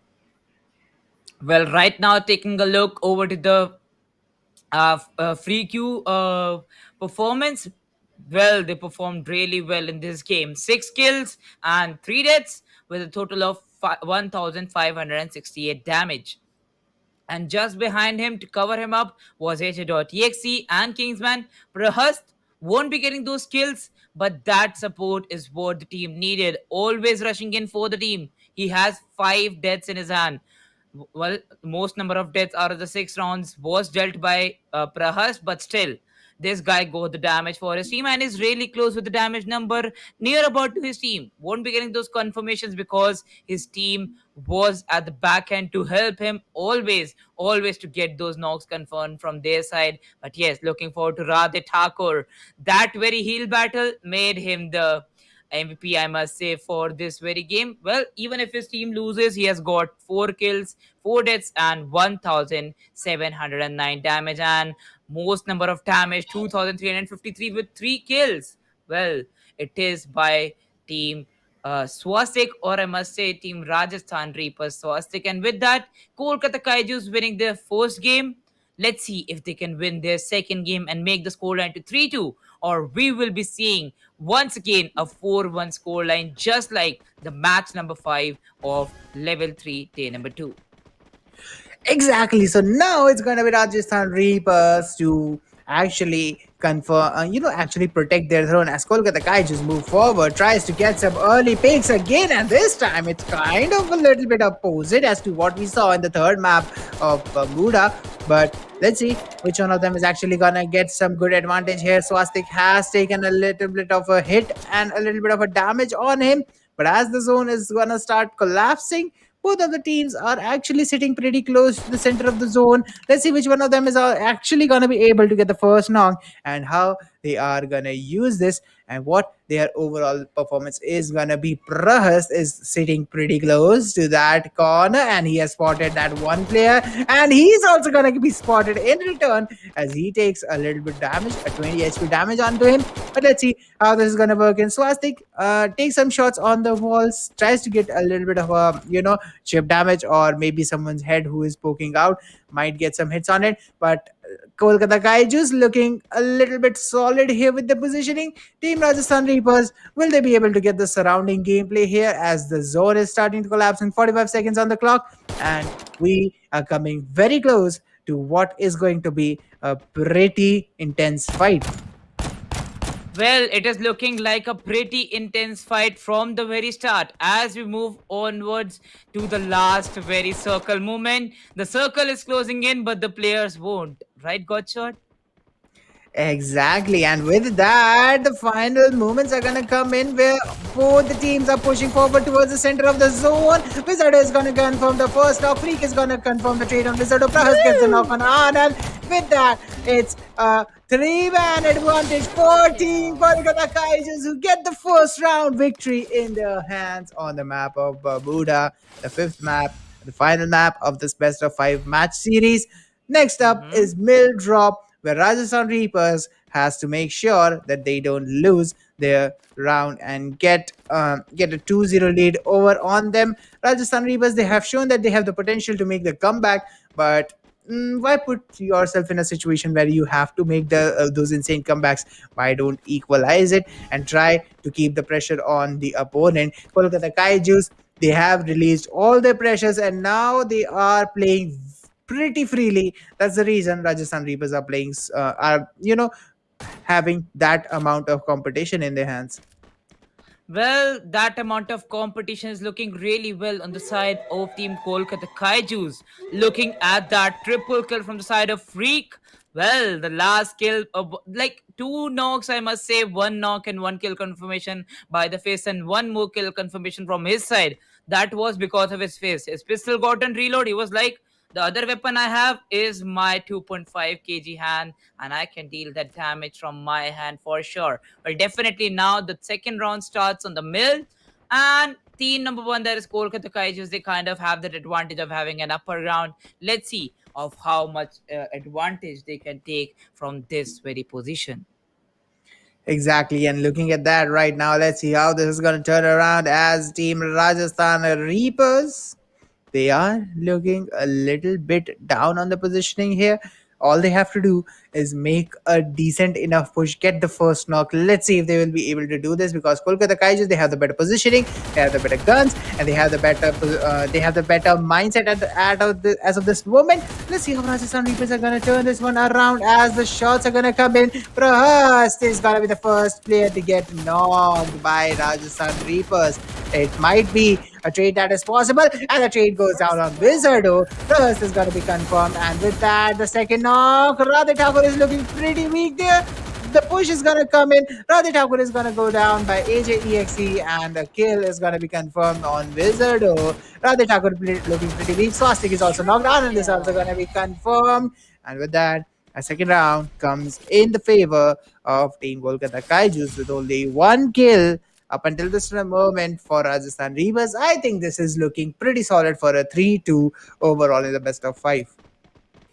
Well, definitely. Right now, a 3-2 can happen for Team Kolkata Kaijus. They can get two games back to back. But still, Rajasthan Reapers is known for a comeback, and they won those three games back to back because of their comebacks. Right, Godshot? Exactly, and that's actually how they won those three games. So definitely looking at this third round, team Rajasthan Reapers are trying to make trying to make the push towards the center of the factory. Anand actually has the AWM, so he has to make some long range plays here. Let's see if he's able to do that, because AJEXE is taking some damage here by Swastik, if I'm not wrong. So let's see if Swastik is able to confirm that kill, because AJ is healing and the shots are still coming up and trying to deal that damage as the glue ball comes in. Kolkata guys just put that up to make sure that the damage is stopped, but Swastik confirms the knock on AJ. And now the man advantage is looking a little bit solid for Team Rajasthan Reapers. Let's see how they're going to use this one.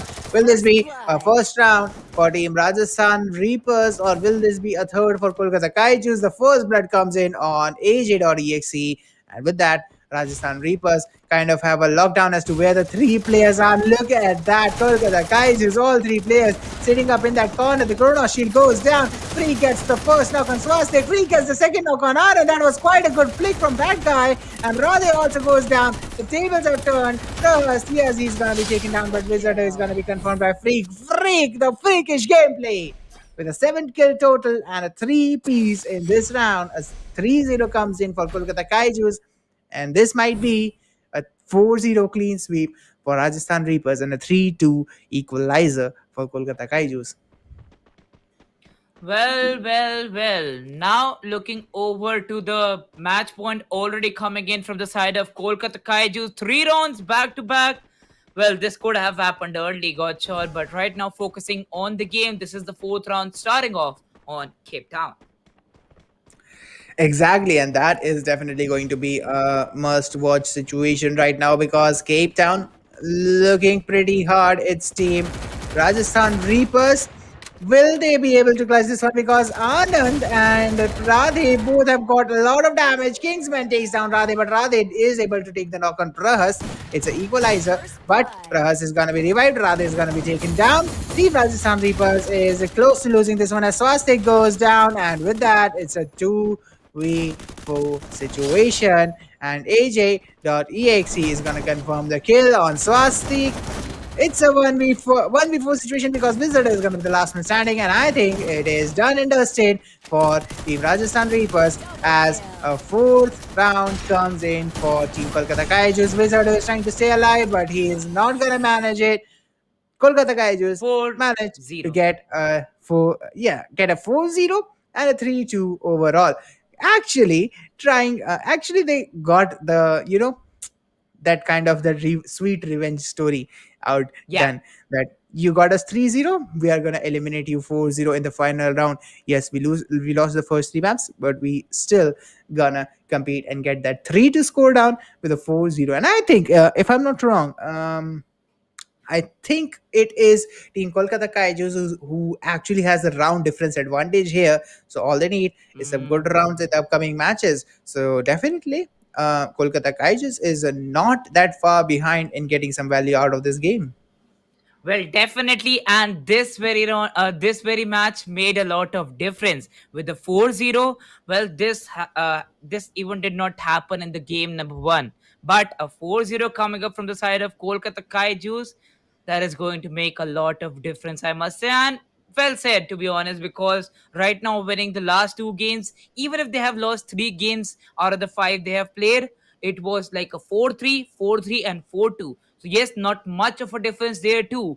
They can compete with their round scores. And like just talking about the previous day, Team Kolkata Kaijus and Rajasthan Reapers are really close to each other. So yes, this round difference will say some more things to us, and as we go forward with the matches, we'll get our questions answered of how which exact placement which team will get. Well, right now, looking forward to this match. It is a scoreline of 3-2 coming in front of us, and let's take a look over to the map wise scorecard. Well, we definitely know who are the MVPs. Like literally, they didn't even allow Rajasthan Reapers to get some kills. It was always Kolkata Kaijus round number one, Kolkata Kaijus round number two, Kolkata Kaijus round number three and four, continuously just rigging apart Team Rajasthan Reapers. Exactly, and it is going to be the freakish player Freak with a total of 8 kills in his hands, a 0 death game, and a 1660 damage. AJEXE following him up with a 4-1, 1077. Kingsman with a 3-0, 828, and Prahas with a 1-1, 1183. On the other hand, Radhe comes up with the 1 kill, 4 deaths, 1199. Swastik with a 14880 and Anand with a 04400. On the other hand, Wizardo with a 04793. One thing that's pretty clear, Freak turned this tide around against Rajasthan Reapers, and I would say that 8-0 is looking pretty dominating. Well, 8-0, like literally no deaths. Well, we also have Kingsman covering him up with 3 kills, but 8-0. Well, he didn't even steal a kill from his teammates. He has a damage equal to those 8 kills. A 1600 damage is what you require to get those 200 damage, and definitely. But yes, kind of he got those knocks. The kills were confirmed by his teammates, I must say, and that is what you need from a good team. Well, talking about Radhe Thakur, even if he has 1 kill, he has a damage of 5 kills. Well, definitely a damage of 1199, that is 1199. So yes, with that, we have our winners, Rajasthan Reapers, with a score line of 3-2. They will be getting the victory, but they lose out in the last 2 games. Well, we also need to look on the series score. but definitely it is a great performance by Vizardo and Swastik. I must say they have been kind of consistent for their team. Even if they're not getting those kills, they're getting those damages that was really required from the side of team Rajasthan Reapers. Well, now we'll be taking a look on the series score, how exactly these teams had a great run of this best of five, and playing all the five matches, we'll kind of see all the score lines or in front of us. Talking about Bermuda, a 4-3 score for Rajasthan Reapers, a 4-3 on Kalahari coming up, and just a 1 point single difference. So, yes, as you talked about that, but the Bermuda, the third Bermuda, mattered a lot for Team Rajasthan Reapers. They won by a large difference of 3 points. That was kind of covered up by Team Kolkata Kaijus with kind of just a 2 point difference from Team Rajasthan Reapers and winning it in Kalahari. After that, one more Bermuda coming up with a straight clean sweep victory from Kolkata Kaijus 4-0. No single round going in the favor of Team Rajasthan Reapers. Exactly, and the round difference is actually in the favor of Team Kolkata Kaijus.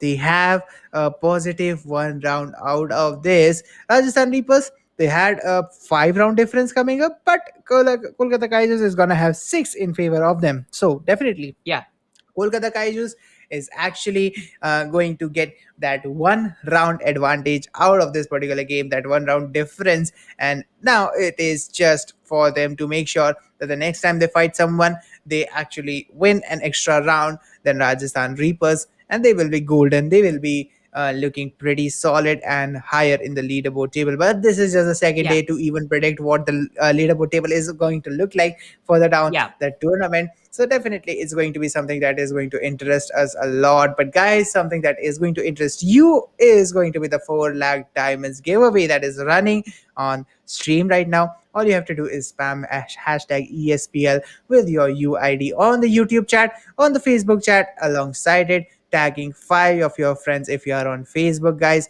make sure that you are staying in tune on our social medias, because that's where the giveaway winners are announced, and that's where you're gonna know if you have won the lottery or not. But definitely you have to make sure that you are following them in any case, because all the latest updates are going to come Yeah. onto it. And with that, we are going to thank our sponsors, Infinix Note 10 series, PTC Chak Day, and Yippee Mood Masala, for giving us all the power to organize this tournament alongside India Today Gaming for this beautiful ESPL 2021, where these guys are just able to show off all the skills they have and putting up such a great show. With that, man, I think it is time for us to get some energy back into our systems, Mithil. Well, we'll be going for a short Yippee Mood Masala break and we'll be right back with the match number 3.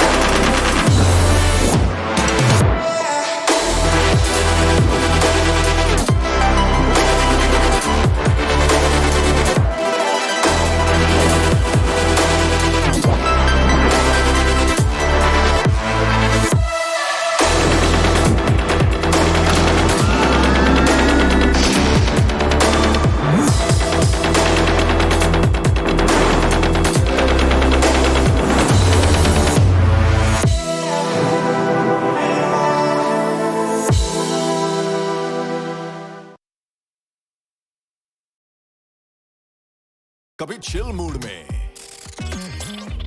Thrill mood में, कभी crazy mood में। Main मसाले के बाद mood mix डालो, ये भी mood मसाला अपने मूड जैसे बना लो। ये भी mood masala from ITC.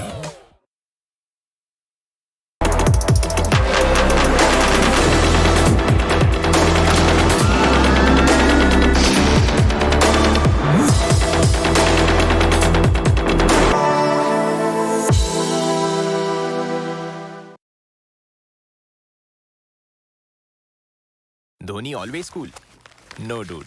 Dhoni के है और भी मूड। कभी चिल मूड में, थ्रिल मूड में,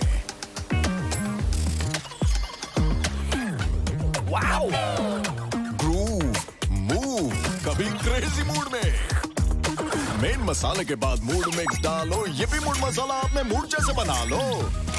dude, why stick to one mood? ये भी मूड मसाला फ्रॉम आईटीसी।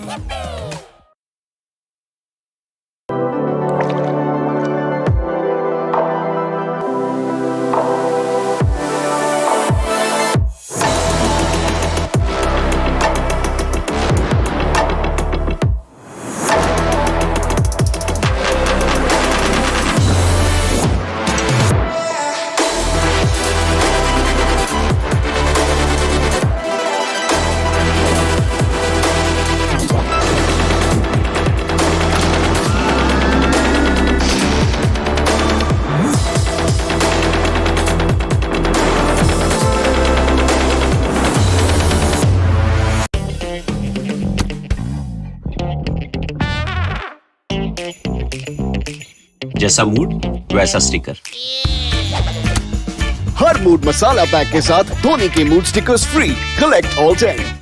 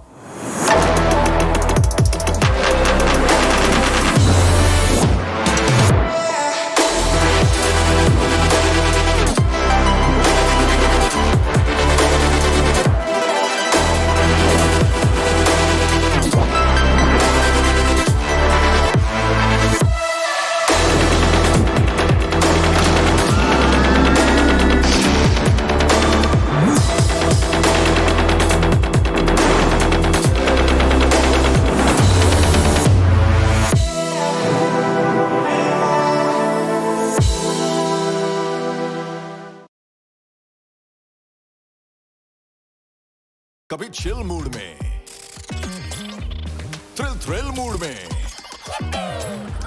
कभी क्रेजी मूड में। मेन मसाले के बाद मूड मिक्स डालो, ये भी मूड मसाला अपने मूड जैसे बना लो। ये भी मूड मसाला फ्रॉम आईटीसी।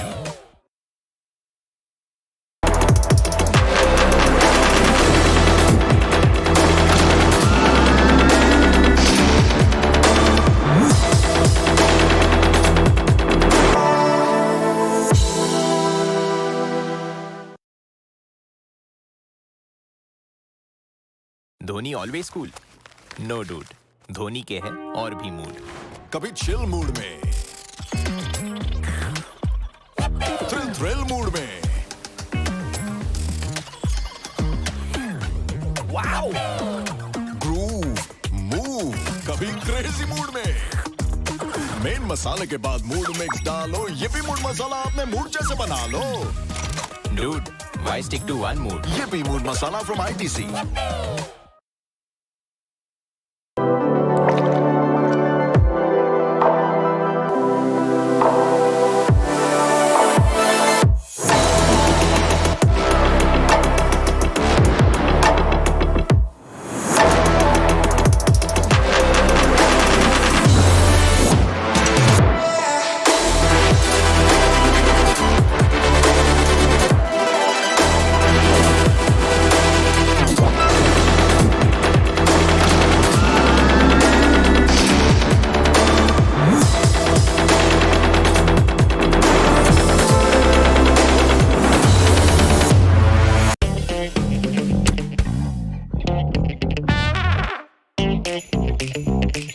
जैसा मूड वैसा स्टिकर। हर मूड मसाला पैक के साथ धोनी के mood stickers free. Collect all 10।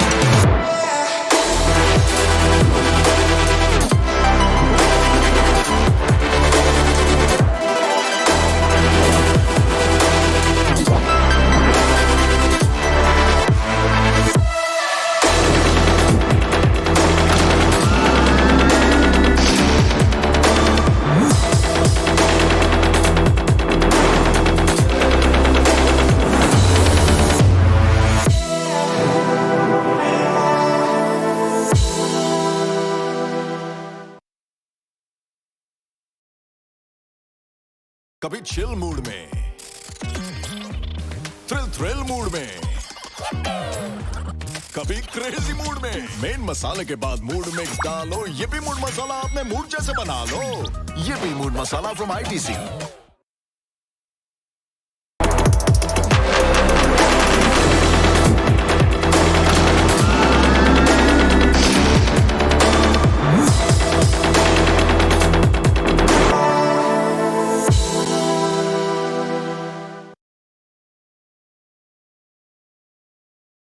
Dhoni always cool, no dude. Dhoni के है और भी मूड। कभी चिल मूड में, थ्रिल मूड में, वाओ, ग्रूव, मूव, कभी क्रेजी मूड में। मेन मसाले के बाद मूड मिक्स डालो, ये भी मूड मसाला अपने मूड जैसे बना लो। Dude, why stick to one mood? ये भी mood masala from ITC.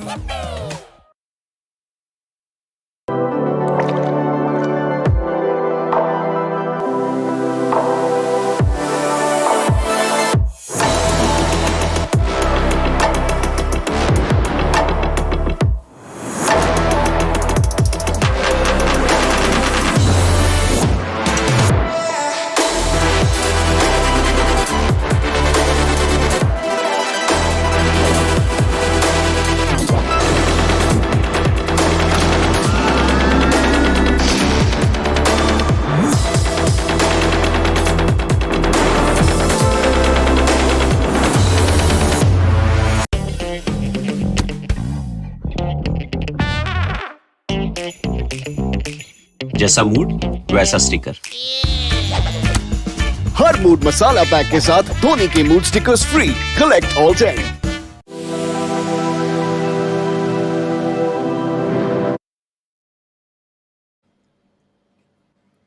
Hello, ladies and gentlemen. Welcome to Infinix Note 10 series presents ESPL Esports Premier League, organized by India Today Gaming, powered by PTC Chak Day and our snacking partner Sun Feast CP Noodles. This is the level 3, day number 2, and we are already done with the first two matches got shot.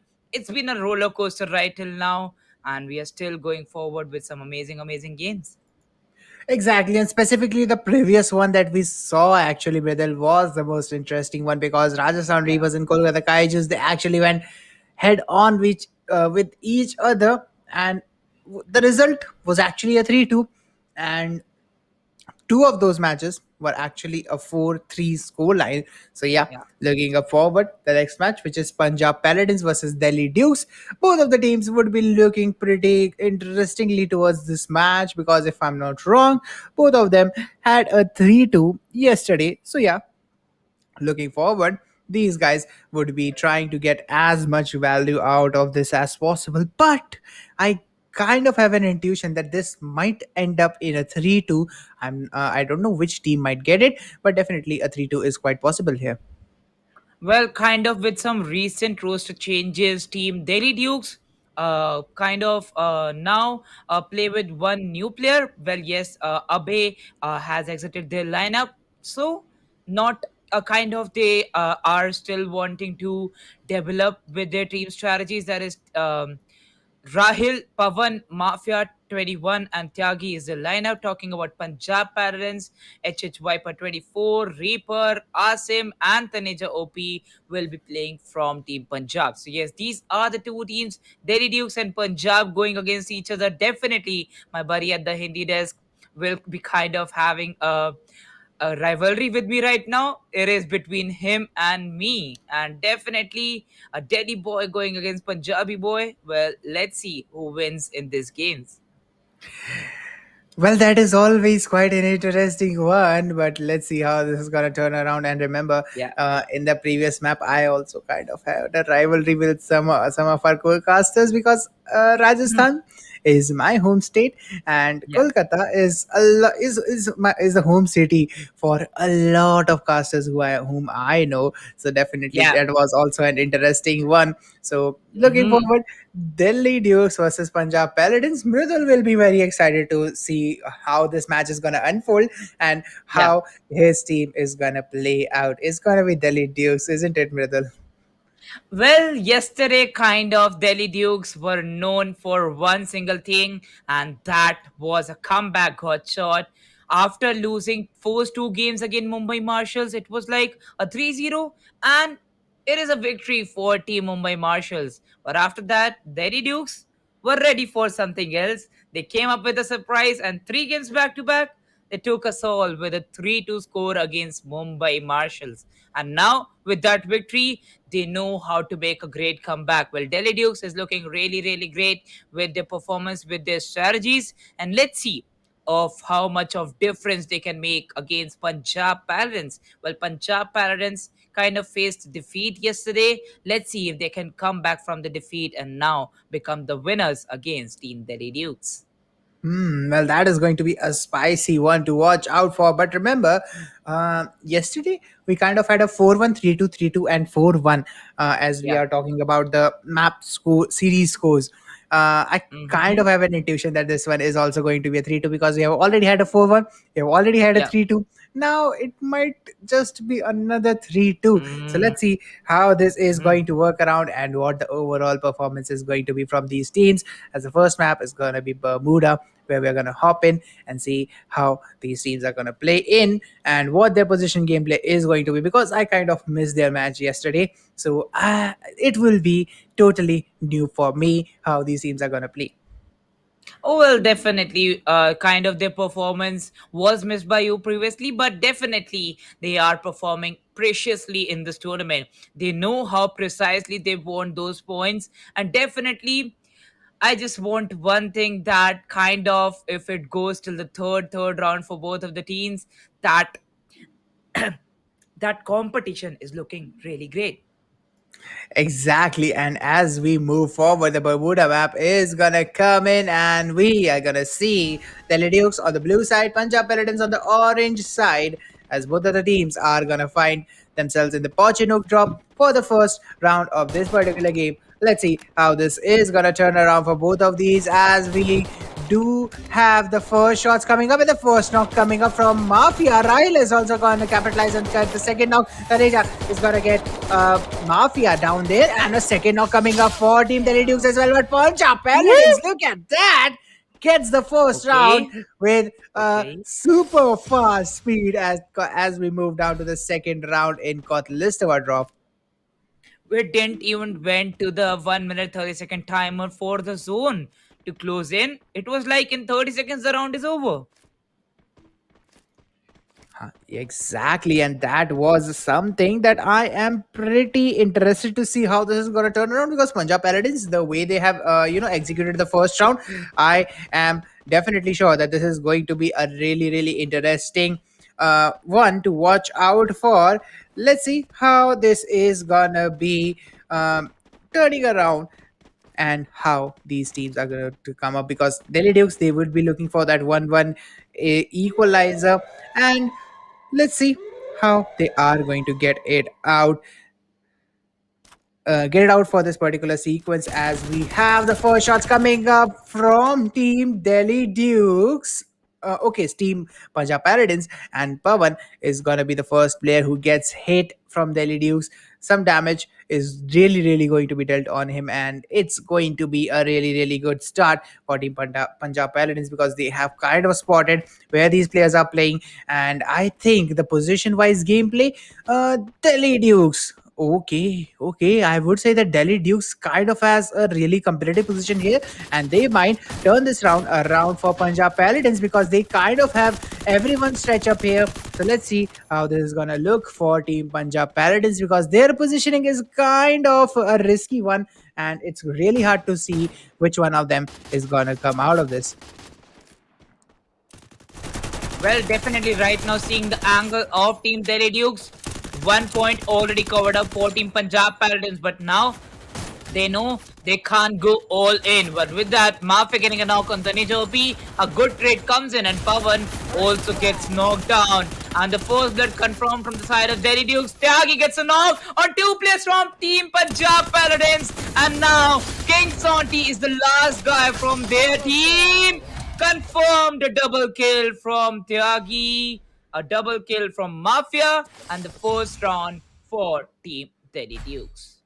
Exactly, and I kind of saw that unfold, Mridul, because Yeah. the positioning that I was looking from these guys, I kind of saw that Team Delhi Dukes had a really good positioning, and Punjab Paladins, they were kind of split up too hard, that Delhi Dukes, if they get one knock, they will just turn it into a profitable round, and they actually did it. A 1-1 equalizer for both of the teams as we move on to the third round, and we see which one of them is gonna break the tie here. And I think, Mridul,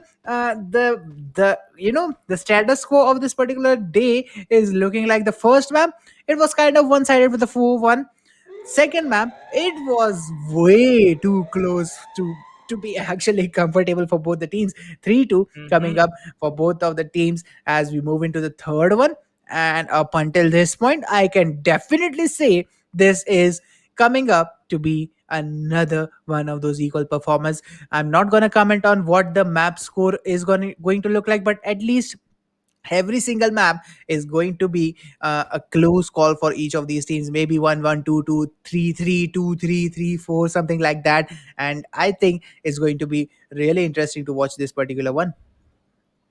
Well, definitely it is going to be really interesting to watch this particular one, as now the scores have been equalized, and to move forward in the round number 3, well, Team Punjab Paladins, they kind of have a positional advantage against team number 1, that is Delhi Dukes. But definitely we know, even if they are on the position advantage, they can wait for the zone to close in. Now caught up behind the container, 3 players are present there. Reaper knows that he won't be allowing a single player to exit from his position. Exactly, and right now it's going to be a little bit of a intense squish squash for Team Delhi Dukes. Their positioning is not good. Punjab Paladins might be able to get the use out of it, but Taneja goes down from Punjab Paladins. The height advantage that Punjab had is now turning to be a really good advantage for Team Delhi Dukes, as one of their players goes down per one. The others are trying to confirm those kills. The thirsts are gonna come in. Asim is gonna go down. Reaper is gonna be the last man standing, and the zone is gonna collapse. And with that, it's gonna be Delhi Dukes for the second round in their hands. A 2 consecutive round victory. Let's see how Team Punjab Paladins are gonna come up in response with this. The fourth round is gonna be down in the Mars Electric. Was it what? Are we in Mars Electric? Yes, I think we are in Mars Electric. So let's see how this is gonna work around with them. Well, this is going to be Mars Electric, as Delhi Dukes get a victory in the mill drop. Well, it was not kind of possible for them, but to make the impossible possible, Delhi Dukes is present. Now, team number 2, that is Punjab Paladins, is straightforward dashing in into the territory of Delhi Dukes. Now they come up to that central ground where all the players wait for the zone to close in, as we are looking for the timer. We'll hit the 9-second timer. We hit the 9-second timer. There goes the siren. Rotate for the next circle. Well, this is the last circle. Got shot. So yes, definitely they are ready for that. Right now, looking forward to Team Punjab Paladins. They kind of have some less skills, even if they have got one round. Team Delhi Dukes, Tyagi and Mafia, they look really with their placement. Exactly, and that placement is going to be really key here as Team Delhi Dukes. They are trying to break that glue wall because they know if that angle is hidden, they might not see the push coming up. And Punjab Paladins, let's see how they're gonna play this particular angle. They are sitting right outside the building, and they definitely have the intel on these two guys sitting up at this particular corner. But I don't think they have the intel on the other two. Kind of watching the entrances and trying to build a crossfire here. So let's see how Punjab Paladins are gonna enter the zone and enter the small compound, because if I'm not wrong, the zone is gonna close in somewhere at the center of that building. And with that, Delhi Dukes have started their rotations. They are gonna put up the glue walls and they are gonna gatekeep the entrance to the building as Asif and Rahil trade some damage. Tyagi goes down as the first knock. A trade comes up on Pawan as well as Reaper and Asim both go down from Team Punjab Paladins. Shots are coming in. Mafia goes down. Rahil is the last man standing. First blood comes up on Tyagi. And with that, it's a 1v1 for Rahil and Tareja. Tareja finds Rahil. And with that, it's a 2-2 equalizer. And I'm sure we are going to see this through up until 3-3. Well, kind of. I'm expecting that too. But as we start off in this very game of Delhi Dukes and Punjab Paladins got shot, this is the first one, and first one being so damaging to both of the teams. They are equalizing the scores back to back. Well, now moving forward, we can see the round also closing in. It is a 30-second timer. The zone will close in after this timer. And as we know, the players are ready for that. Mafia and Tyagi. Oh, okay. It is Rahil and Tyagi holding the similar position. Pavan going for a flank. If spotted by King Sonti, he'll face a lot of damage, and if not spotted, he can make a lot of damage to his enemy. Okay, gathered some okay, gathered some information, but now Pavan with that move kind of gets spotted by King Sonti. One single bad move, King Sonti already knows the position where Pavan is, and one single bad move can have a lot of damage to the team. Right now, having that shotgun combo, he won't be spraying by his UMP, but he knows where one of the players is with that flank. Exactly, but look at that sneaky play from both of these teams. The positioning they are setting up. Yes, the initial shots are gonna come in, but how are these players gonna rotate? King Sonti moves forward, gets spotted, puts the glue wall in instantly. Pawan is right on his flank, and this might be a really risky move. Taneja goes down actually, and with that, Team Delhi Dukes has the position advantage and has the pressure on to Team Punjab Paladins as all three players go down. Asim is gonna be the last man standing in a 1v4 situation, and Delhi Dukes are just gonna obliterate him. 3-2 coming up for Team Delhi Dukes. Well, a 3-2 now, and this will be the game point, the match point for the game number one. Well, definitely, if they win the first game, they'll have that head start with them. Right now, looking forward to Delhi Dukes, Mafia, UMP, Tyagi, UMP, Pavan UMP with a AWM combo, and Rahil also having one UMP. So yes, definitely Team AFF kind of look forward with that position. Looking forward to Team Punjab Paladins. Okay, they have their helmet vests available, but kind of they won't be forcing on the economy. If they win this round, it is kind of a death note, a death wish that Team Punjab Pirates want. That if it goes to 3-3, we really want to win. But definitely right now, with a good side with a good boost they have got from the previous round, Delhi Dukes, they look really great on the Cape Town city. Now the zone starts closing. And with that flank, ooh, misses it by a short time. And King Sonti will punish Oh him my for god. that miss. Man, actually, Pawan had a very good shot. That was very. I mean, that whiff. I cannot believe Taneja survived that. Taneja, I think he kind of gave up that, okay, I'm not surviving this shot. But he actually survived it. He actually got the trade on Pawan. And as we see, Team Punjab Paladins is now up a man as the shots are gonna come in. Asim moves forward, gets a knock on Rahil, gets some damage in return, but Reaper is gonna be the one who is gonna be traded away. Taneja moves forward, goes in the style of Bruce Lee, but Taneja is gonna go down again, and this time it's Punjab Paladins with a 3-3 equalizer. And we are down the match point yet again. This time on the drop of Clock Tower.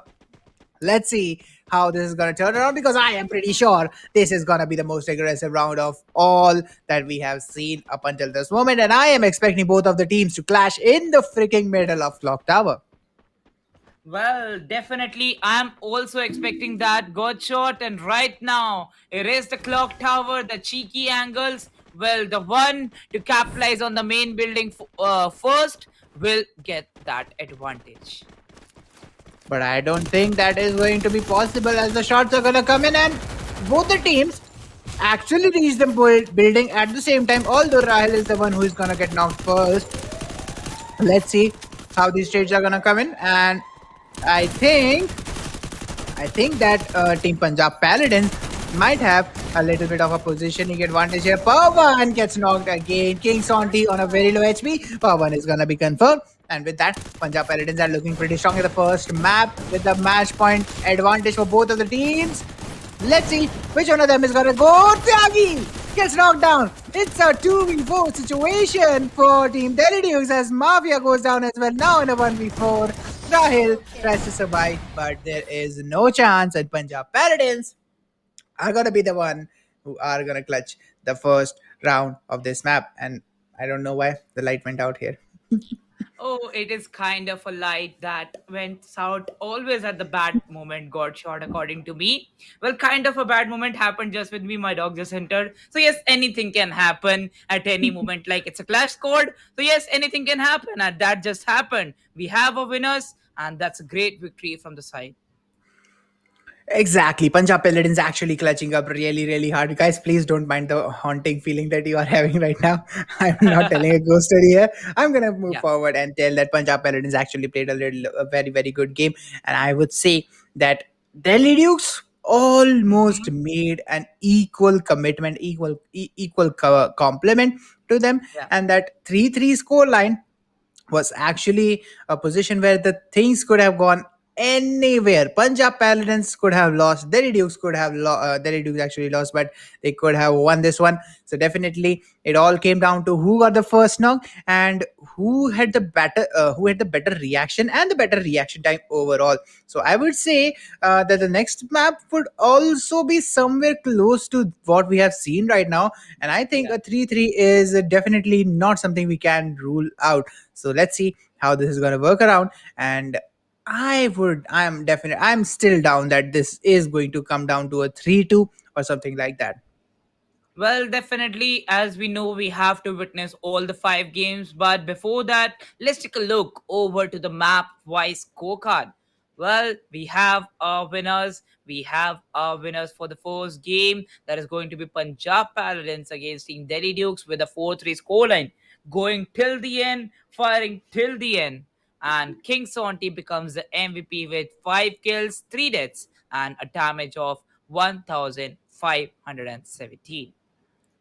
Exactly, and that's going to be really key here, because that 1517 damage, those 5 kills, actually translate to the victory that Punjab Paladins got. But it's not him who is going to be the MVP. It's going to be Reaper and Asim, actually, who got the higher damages, although they didn't get those kills. Their teammates confirmed them, and that's the teamwork. Someone gets the damage, someone gets the kill. It's all worthy for both of the teams until you get the value. Mafia, on the other hand, was also able to get some good kill points for himself. Well, why am I saying kill points? Actually, kills and death ratio alongside some really decent damage.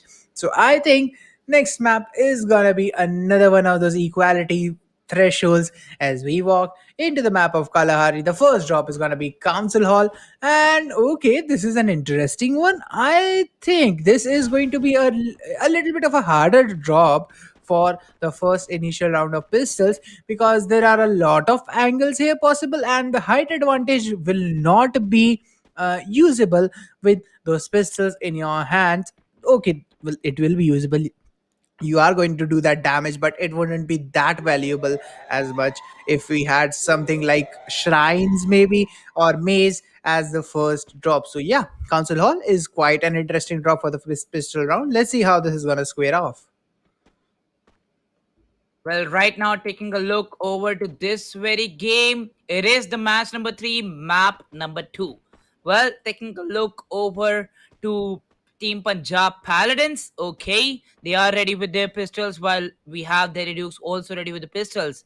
But one of the players, Taneja OP, is going with his fist, while Mafia is also going with his fist for the zone start, and they are holding. While Punjab Paladins is rushing, Team Delhi Dukes is going for a hold strategy. Exactly. And with that, I think this is going to be a little bit of a stretching here. I think Punjab Paladins might be able to get that snip onto Delhi Dukes. But if a player gets spotted here from Punjab Paladins or gets damage here, I think they are going to lose this particular round. It all comes down to who gets the first damage here. That's going to be the most valuable question. Let's see which one of them is going to be it, as Reaper spots the first player, takes some shot and move forward. Let's see how this is going to turn around. The zone is going to collapse and force everyone to go into the center, and this is how the pistol round is going to play on the council hall. It's a 2v3 situation where Delhi Dukes have lost two of their players. Tyagi goes down. What happened? Okay, Mridul, did you catch it? I mean, how did that thing end in like 3 seconds? Well, kind of. It was the end of the zone. So yes, all the players getting confirmed from the zone. Only 2 kills in the hand of Tyagi, while 1 kill confirmed from the side of Punjab Paladins, but still having 2 kills Two from confirmed. Punjab Paladins. Yeah, 2 from Punjab Paladins. Okay. Well, definitely the last 2 players from both the teams got out of the zone, and the players of Punjab Paladins got out first. And with that, the round goes towards Delhi Dukes. Now, taking a look, Tyagi and Mafia will be facing a lot of damage, while Asim becomes the first player to get knocked out. And with that, he is really wanting to hold his position well. Exactly, and as we move forward, Mafia is going to be traded right over there, and I think he has a teammate, so he definitely can get a revive down. But King Santi also gets now knocked down there for a trade, as Taneja takes a lot of damage. Reaper goes down, Taneja goes down. Asim is going to be the last man standing in a 1v3 situation.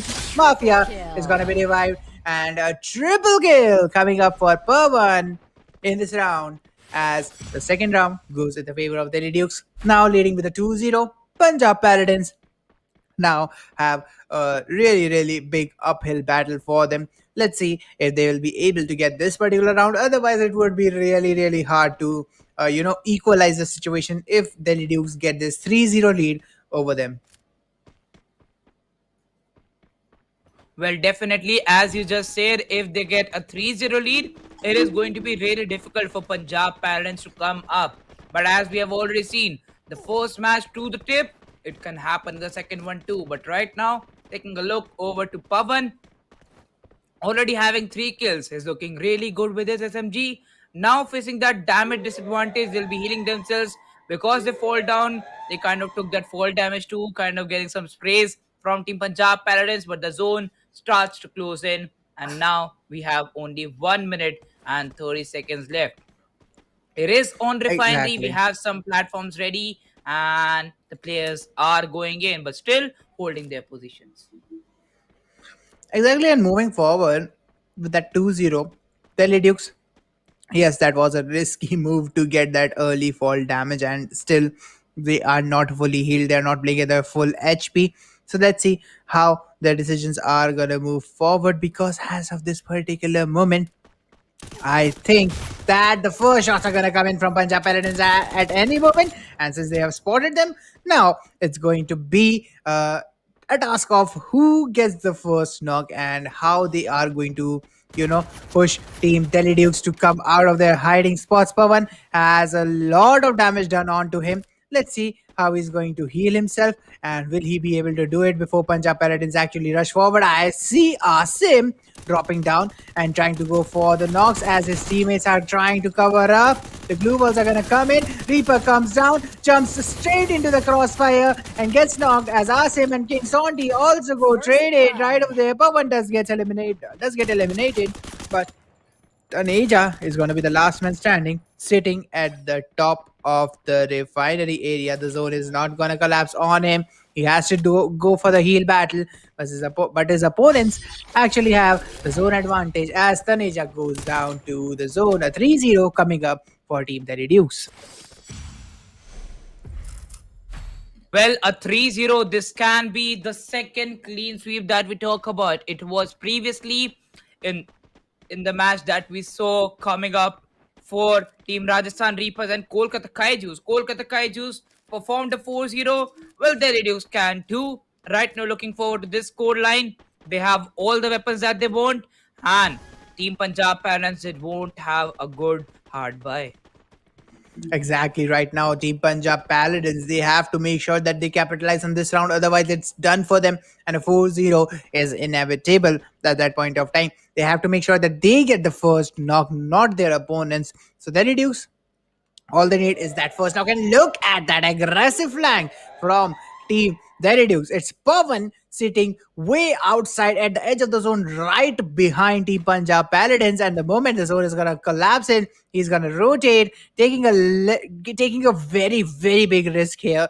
But Pavan might get some really good value if he's able to execute this properly. The zone is gonna collapse in, and look at that, Delhi Dukes. They know one knock, and we have this in our bag. So definitely they are trying to push it as hard as they possibly can. Mridul, look at the positioning there. Pawan comes up, joins with his teammates, and now they are gonna watch out for that center zone, center positioning. But Taneja still looking at that particular flank, still staying out of the fight in a solo positioning right now. Let's see how this is going to work around for him. The zone is going to push him towards the center now, and with that rotation, he's going to get spotted real easily. Rahil has his eyes on him, and the first shots are gonna come in from Taneja with a pistol in his hands. The glue balls are gonna come in for the cover in the final zone as the pushes are gonna come in from Delhi Dukes. I think this might be a bit of an easy fight for Team Delhi Dukes as Taneja goes down, King Sondi goes down, Asim goes down, and within a second,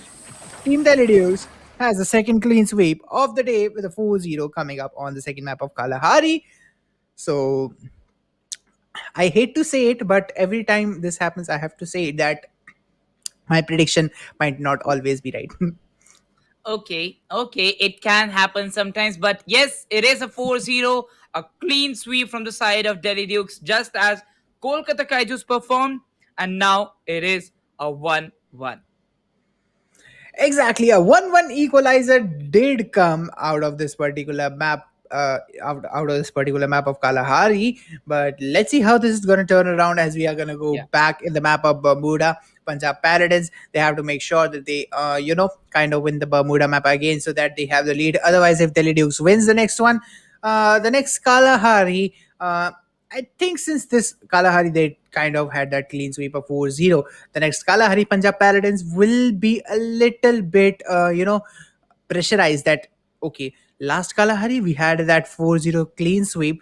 Let's not make a mistake, and they will be playing on that slight defensive mindset, and Delhi Dukes can actually capitalize on it and actually push them because the offense is the best defense. So let's see how it is going to turn around. Next Bermuda is going to be really crucial for Team Paladins because if they win the next Bermuda and even if they lose the next Kalahari, when we are going to come back to the final map of Bermuda, Delhi Dukes will have that kind of mindset that we haven't won, we have lost both the Bermudas against Team Paladins. So we have to make sure that we are not doing anything wrong in the final map. So it's all about who wins the next Bermuda and who gets the pressure onto the other team as we see the map by scorecard. The 4-0 clean sweep coming up from Delhi Dukes, and how they got it, it's their MVP Pawan with a 6 to 1189 score coming up from him.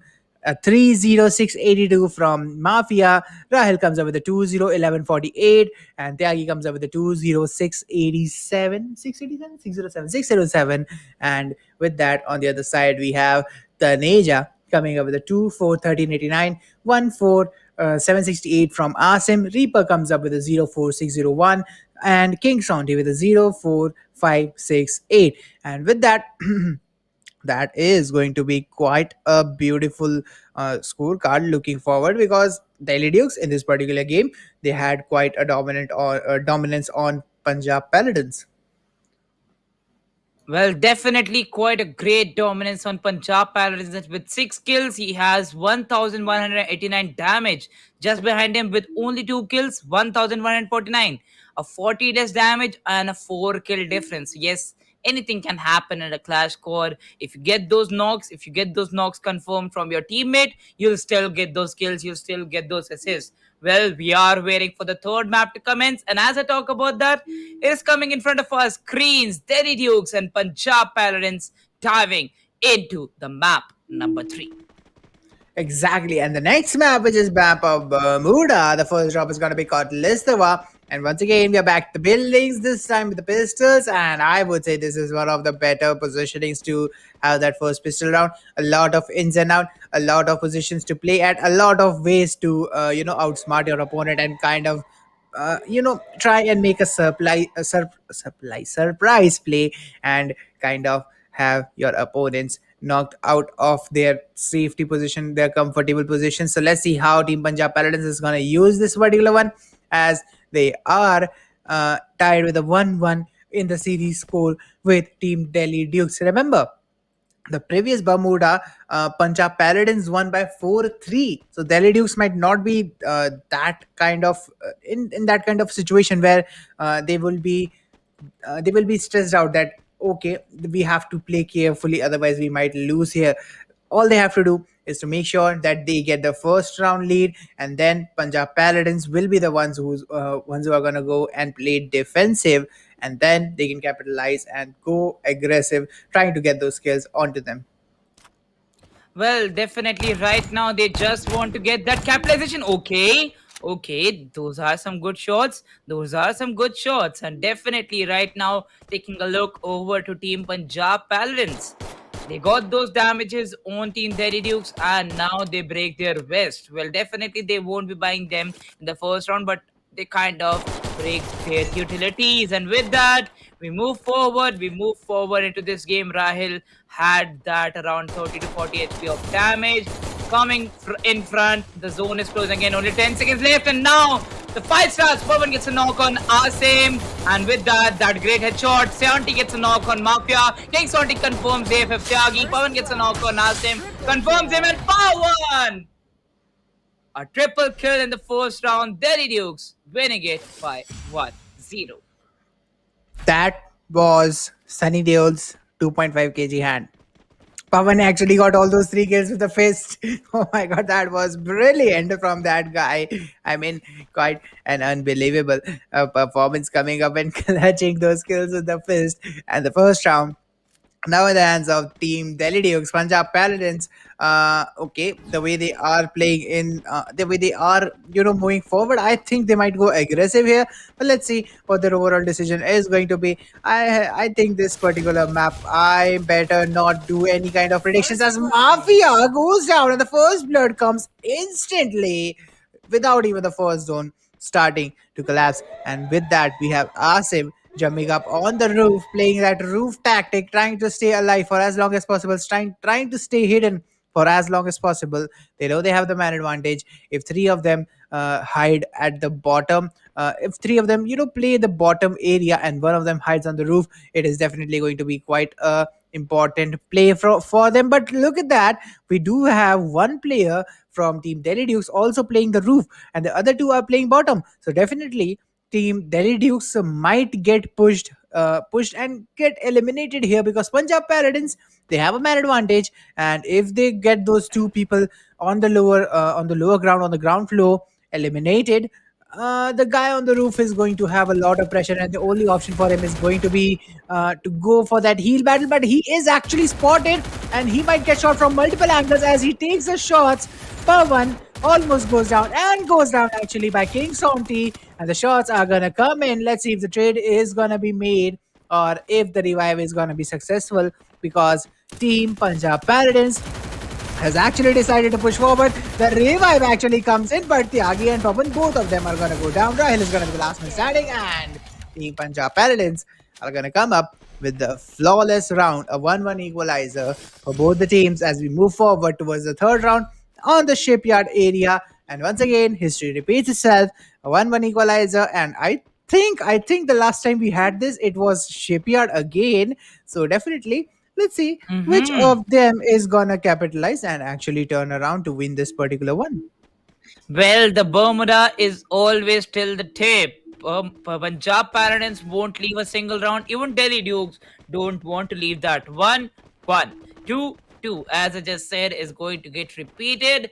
Well, right now, taking a look over to the ship here. The position matters a lot, and if you jump over to the containers, you have to make the glue balls cover for your team. Right now, holding the crane angle, we have one player, that is AFF Pawan, and that crane is ready to get a good sight of him. Right now, taking a look over to the timer.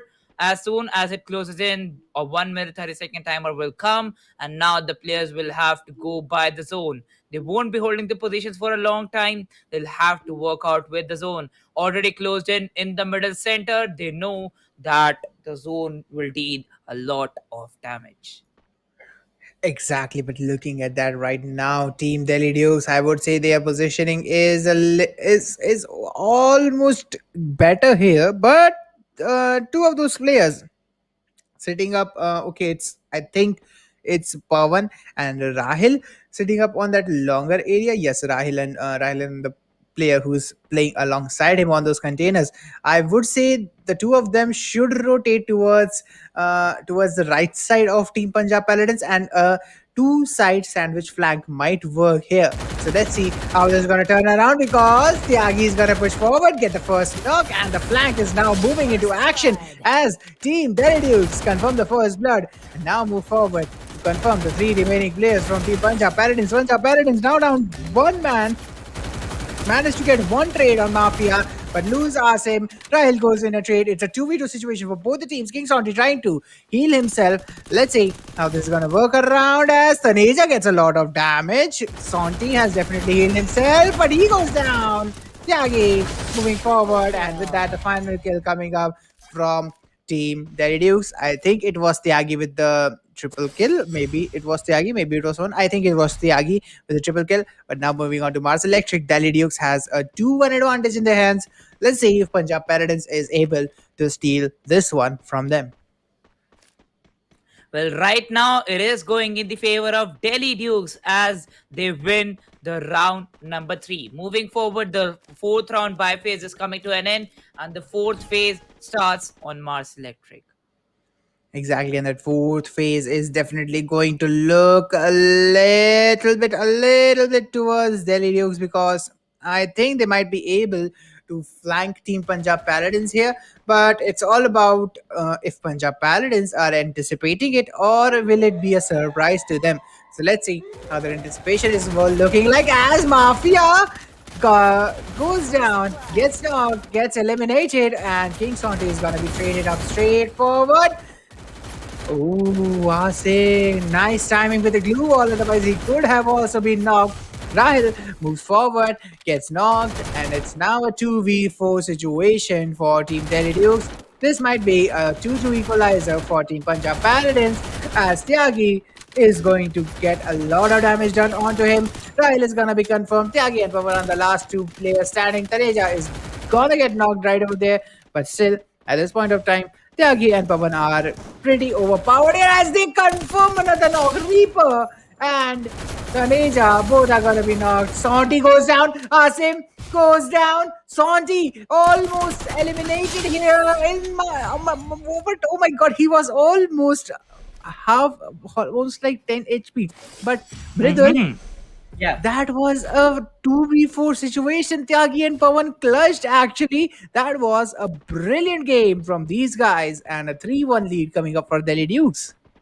Well, a 3-1 lead it is, and now it's the match point for them for the second time. As the score line is equalized, it is 1-1, but not the match score line. It is in the favor of Delhi Dukes, a 3-1 score coming up, and now the round 5 starts now. Exactly, but right now, the next round, which is round 5, 3-1. Delhi Dukes now on the map point score. Punjab Paladins going all in, trying to get that first round, trying to get that damage down as the glue walls are up for the covers. Let's see when the zone is gonna start and shrink, how these players are gonna move forward, because Team Punjab Paladins actually has the center of the zone locked down, and for Delhi Dukes to move towards the center of the zone, they will have to make a risky play like Pawan, who is trying to rotate towards the other edge, trying to create a flank, trying to create a diversion, as Team Punjab Paladins are strongly holding the staircases with a little bit of a group coming up. Pavan gets knocked on Sonti. That was quite a good snipe. Sonti might get revived here, but the players are not going to get the chance. Asim goes down. Taneja and Reaper are the only players surviving. Sonti does get picked up, but Taneja gets knocked instead, and Sonti has to heal up to make sure that he survives. Asim gets picked up again, but King Sonti goes down. Reaper goes down. Asim was weak, and another win coming up for Delhi Dukes with a 4-1 scoreline. Pavan it is with 11 kills got shot. Now we have one more record. Exactly, and I think these records are just gonna be made again and again and again until it is quite statistically impossible to make something better than this. So definitely, that 11 kill game is something that we will be looking forward to from this guy Pavan. Definitely, totally dominating this one. I don't know how he actually hit that final snipe on Shanti. I mean, the snipe in the final round on Shanti, how he knocked him. I was kind of boggled as to where did that come from, and definitely Mhm. it was quite a good one. Oh, definitely. It was a great one from the side. And definitely after this game, Pavan with 11 kills is going to have a lot of blast. Now winning the second game consequently after losing the first one. Yes, definitely they have got their power up with themselves. And now moving forward, they got two games back to back. Well, we have to take a look onto the map wise scorecard too of how these players performed in this game. Exactly, and I am pretty sure the map by scoreboard is definitely going to be full stack here.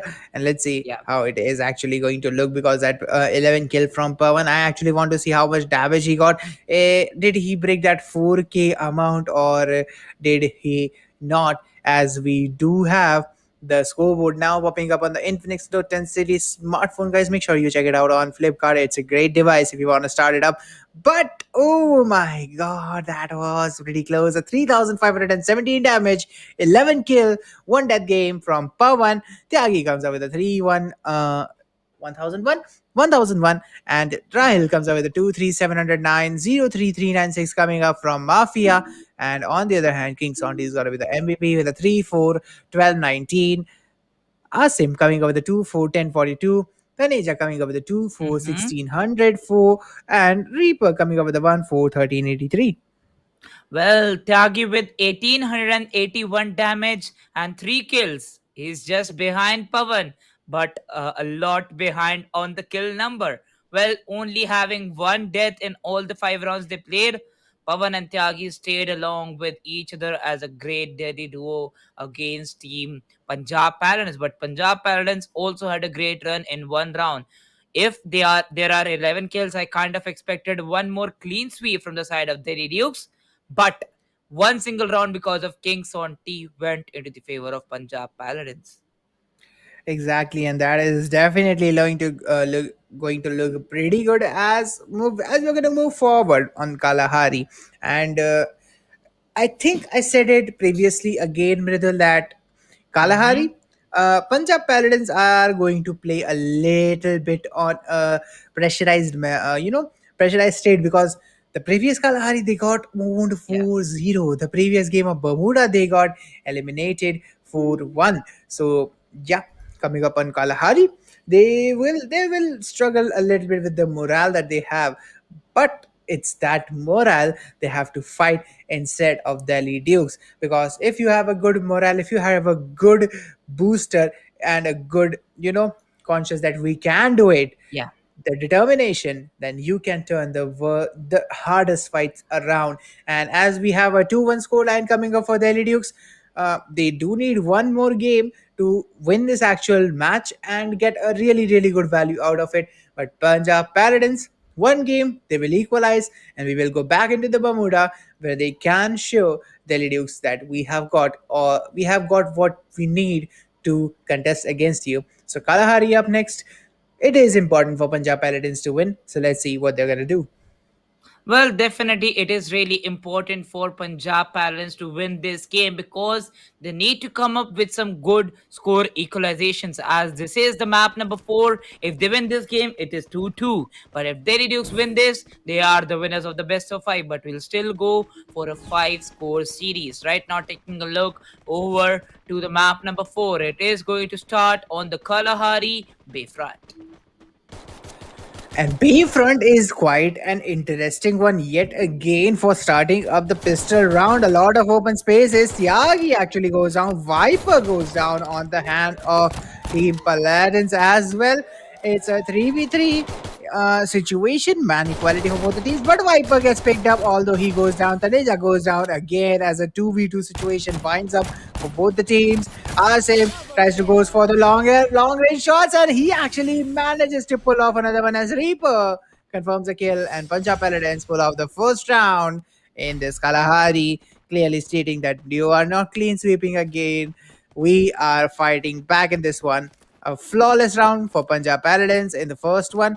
Going up to the second, it's confinement, and we are gonna see the containers come into play once again, Mridul. It's about who is going to use those containers better and who is going to create those flanks to kind of trap the players in those middle containers, because that's the key point of this particular map. As Rahil and Tyagi, they have taken a lot of damage here with that sniper coming up from Viper. I think it's an AWM, and that's quite early for an AWM.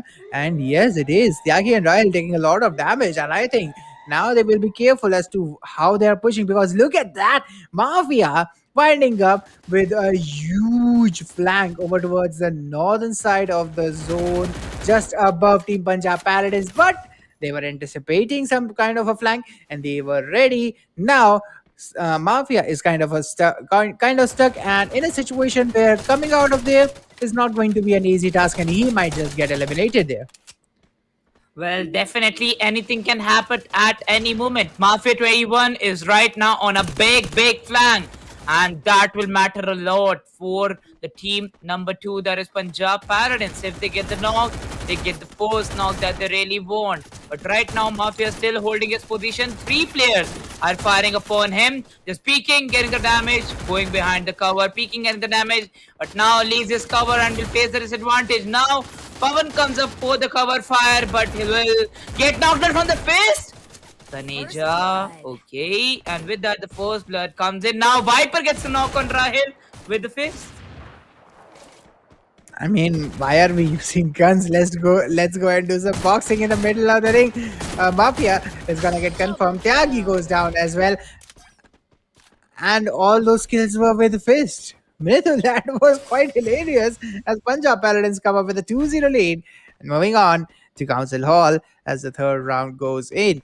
Punjab Paladins is looking pretty strong. Let's see how they're gonna go, and you kind of hold this particular position of Council Hall. They do have an AWM. If they post it up on the higher area of on the height advantage of Council Hall, they definitely have a pretty decent round in their hands. But let's see how the Dukes are gonna play this one, because if they lose this, definitely the next match point round is going to be pretty tough for them. Well, definitely in every single round matters a lot for Team Punjab Paladins, and now they are making a comeback. Now they want it to be 2-2.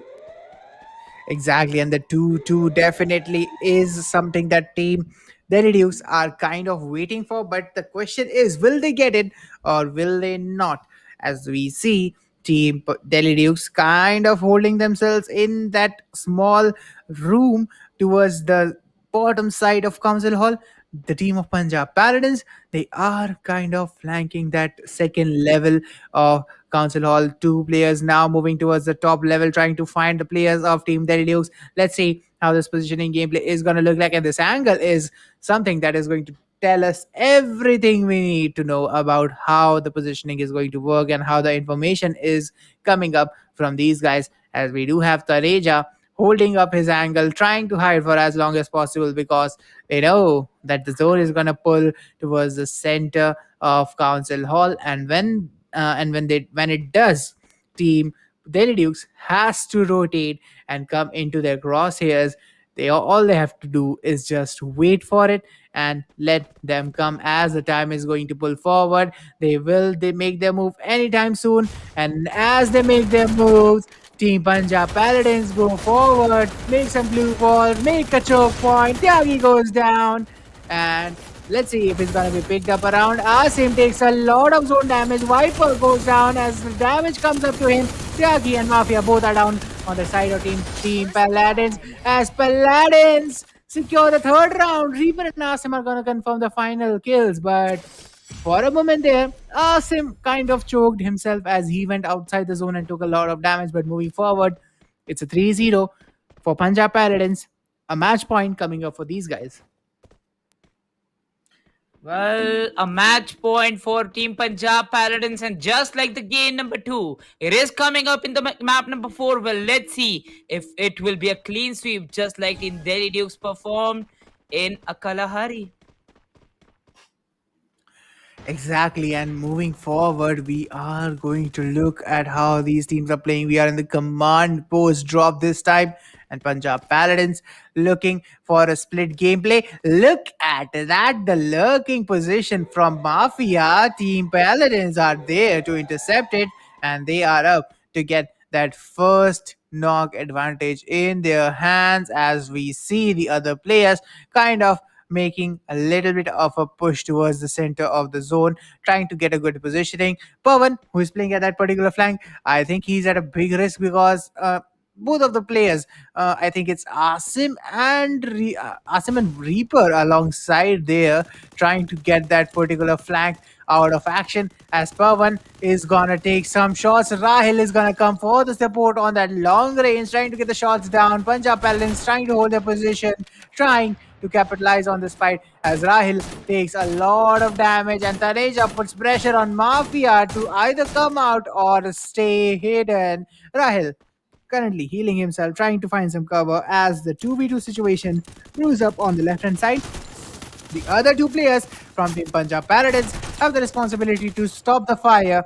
And as we see it unfold, I think Punjab Paladins are up for a typical ride. The shots are gonna come in and Tyagi goes down to the headshot coming up. Asim takes a lot of damage, gets straight up, straight forward as a confirmation is gonna come in from Mafia. Tyagi still has a chance to get revived, but Asim is out. Reaper, Taneja taking a lot of damage. Boban goes down. Mafia and Ryle in a 2v3 situation. Viper goes down, Reaper goes down. Taneja in a last man standing situation, and it's not a clean sweep for Team Punjab Paladins. 3-1 coming up from Team Delhi Dukes.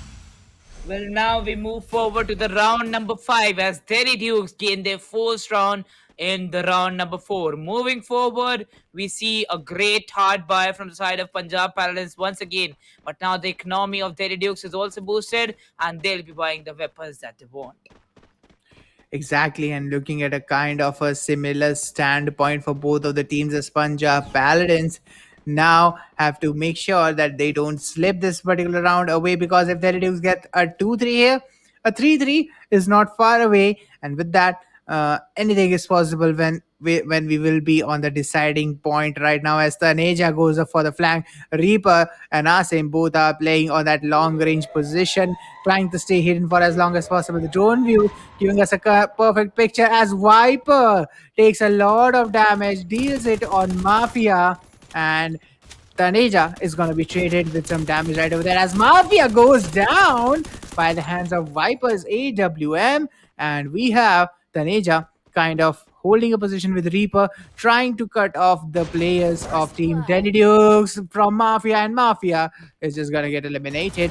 Punjab Paladins looking pretty strong at the start of this round. Pawan takes a lot of damage, goes down by the hands of Taneja, who gets and confirms the kill. Rahil takes a lot of damage as well as the push is gonna come in. Rahil gets warded, goes down, and Tyagi is gonna be the last man standing, although taking down Reaper with him as he goes forward. Taneja tries to heal himself because he has taken a lot of damage yet again, and Tyagi tries to fight forward with some glue walls in his hands, but Taneja is going to come up with a three-piece, and that is how Team Punjab Paladins are going to equalize the series score with a 2-2 in their hands.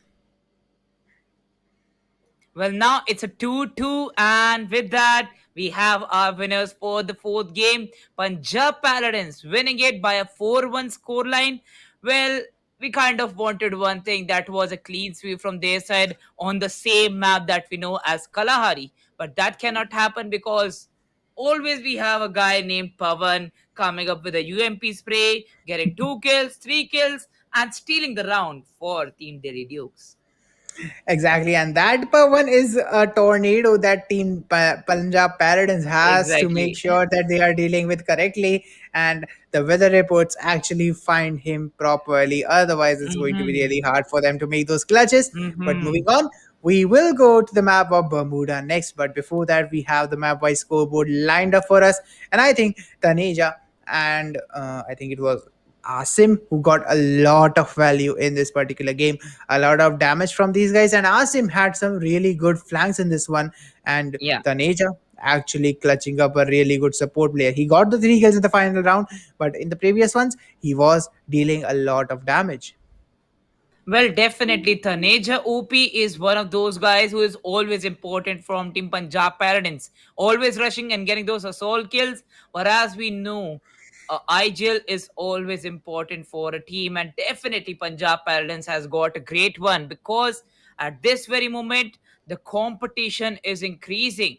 At the moment, we saw a 4-0 coming up, and it looked like one more round and a 3-1 scoreline. Team Delhi Dukes will win. But in this map, now a complete domination from the side of Punjab Paladins and Kalahari. The score line is 2-2. Looking over the score line, the map-wise scoreboard of the game number 4, we have a victory from Punjab Paladins with 4-1. Taneja OP having 6 kills and only one single death in 5 rounds, getting 1230 damage. Well, kind of a secret behind that. He got those knocks. He got those knocks, definitely.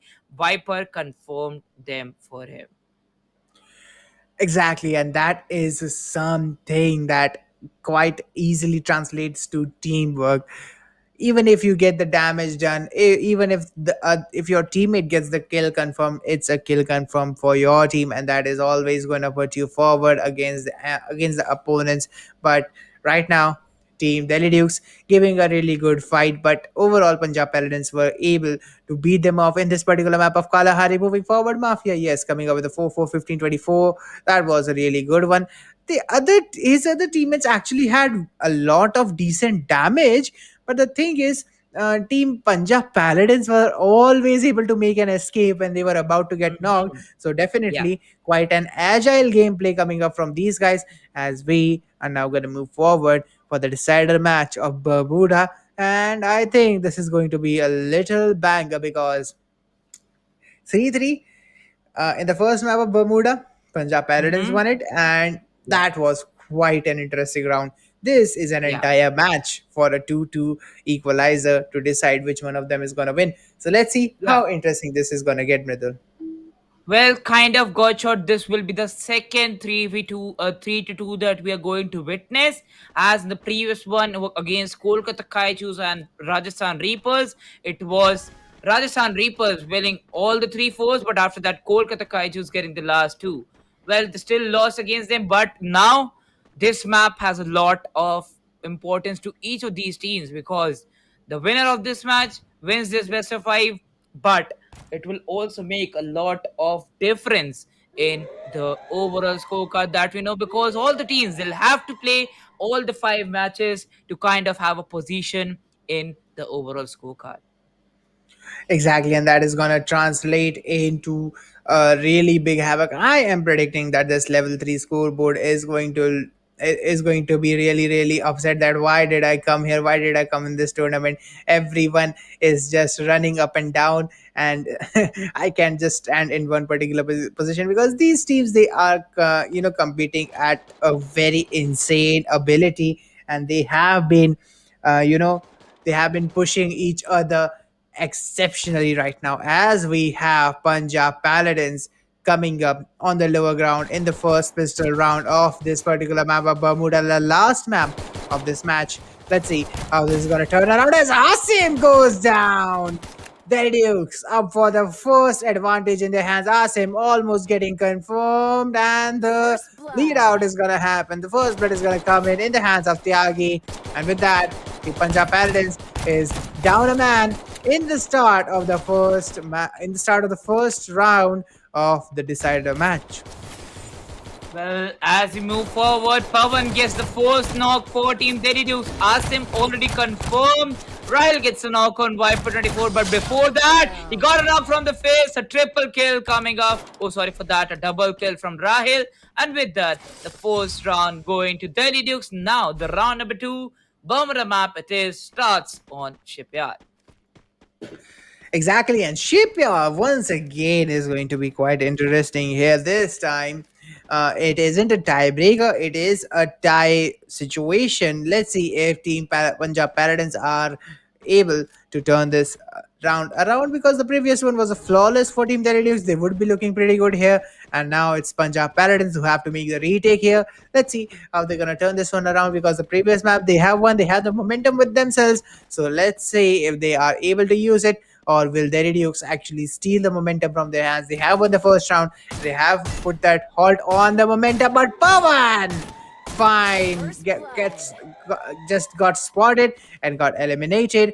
And with that, Team Punjab Paladins is now up with a man advantage moving forward. Let's see how this man advantage looks like, because Team Punjab Paladins right now is trying to hold those angles where Team the Dukes might rotate from, and all they need is a peek, and the elimination would easily come to them. As we see Team Punjab Paladins trying to wrap up around those containers, I think their positioning is quite decent, but if that flank comes in from Viper, it's going to be way better, because Asim needs that support right now. They don't have those long range guns with them, so Viper won't have that much of an impact if he's sitting up there, and Asim could use a lot of help as he's going to go near Tyagi. Viper almost goes down, almost got hit by a headshot there and got eliminated.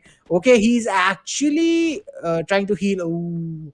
Oh, really unfortunate for him. Viper goes down due to the zone. The man advantage that Punjab Parents had is just wiped out by a single mistake from their teammate Viper, as a 3v3 equalizer situation comes in, and 22 seconds are gonna pop up on the scoreboard, on the timer, as both of the teams have found each other's, and Azim is gonna be the first one who is gonna be the casualty here. Reaper and Taneja in a 2v3 situation. Mafia and Tyagi taking a lot of damage. The shots are gonna come in, but Azim, what are you doing, man? A triple kill for Tyagi and a 2-0 for the Dukes. Well, now getting a 2-0 Delhi Dukes, they kind of have that momentum. Getting 2 rounds back to back is looking really great for the side of Team Delhi Dukes. Well. It is the map number 5. It is the decider, kind of a decider of who wins the last game. But right now, seeing the buy from the side of Delhi Dukes, they have a great buy, and they still have 800 creds left with Tyagi. Definitely, they can go for a save too. Right now, looking forward to Punjab Paladins. They need to buckle up, as Viper has got his hands ready on the AWM. Misses the first shot.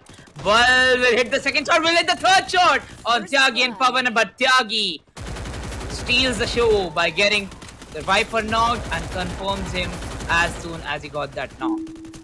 Exactly. The confirmation is gonna come in. Taneja also went down, but he's just gonna get the revive down. Tyagi comes up by the hands of Mafia, and with that, it's a 3v3 equalizer situation as Team Punjab Paladins is pushing forward. Rahil goes down, Tyagi goes down, Mafia is gonna be the last one standing, and Reaper and Asim are just gonna confirm those double kills. And with that, it's a first round for Team Punjab Paladins as we move forward towards the fourth on the drop of Kotlistava.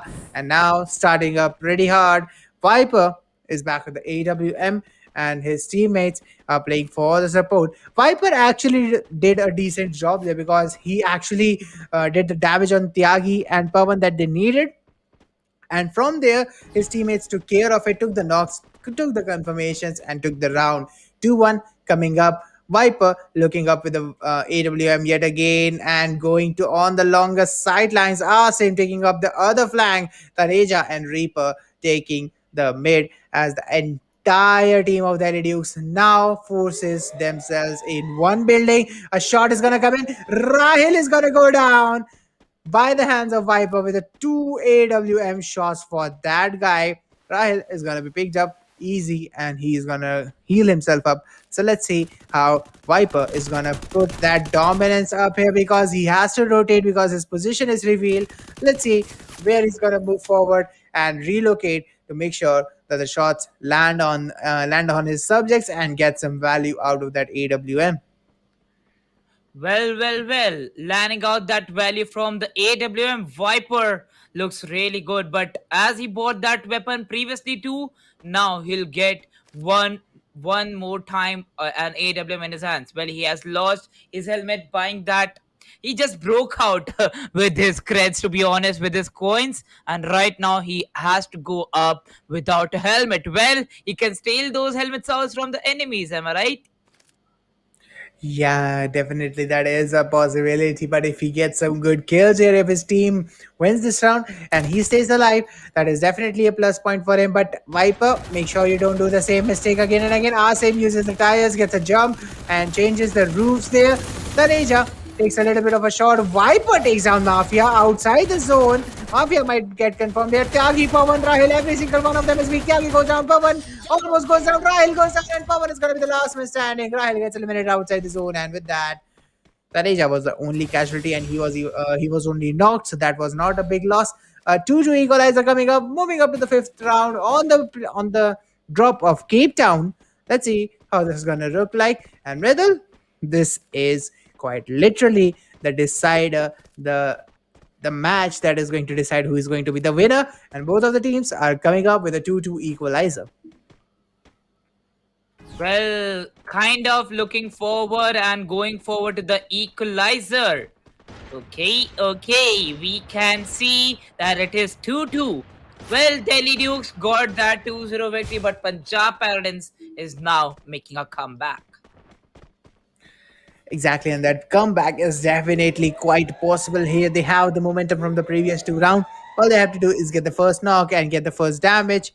That can easily turn this round in their favor. But looking at that right now, we do have the Dukes trying to play a little bit of a linear fashion, trying to watch for the flanks. Let's see if they will be able to cover each other up as the glue walls are going to come in and the attempt to go to the roof, get a good higher vantage point is going to come up from Team Dukes. They got spotted there trying to go up on that roof, but let's see how this is going to work around as the shots are going to come in. Ooh, a close one, a very close one.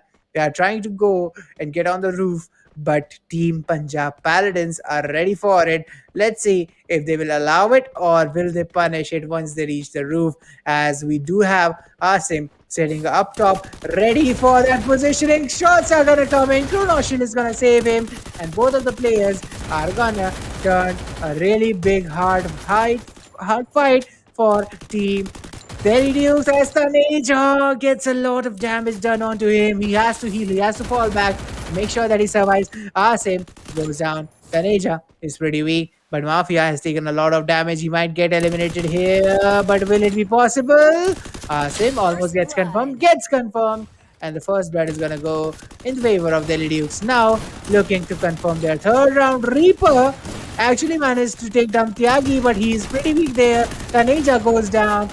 Viper able to take down one knock. Pawan also goes down. Mafia actually in a 1v1 situation against Reaper, and the heal battle is gonna come in. Mafia and Reaper. Oh my god. With that, the heal battle is won by Mafia on the top of the roof Asim losing that heel battle. And now we're down to the clock tower where Delhi Dukes are up at their match point with the 3-2 position, with the 3-2 score in their hands, and Punjab Paladins looking for that third equalizer. A 3-3 score. Will it be possible here, Mridul? If it is, I really want that to happen because coming up in the match decider, on a match decider, it's going to be pretty insane. Well, it is going to be pretty insane now. Taking a look over to that drone view, it is kind of a good position for Team Delhi Dukes that they can win this match point. But Team Punjab Paladins is going for a straightforward rush.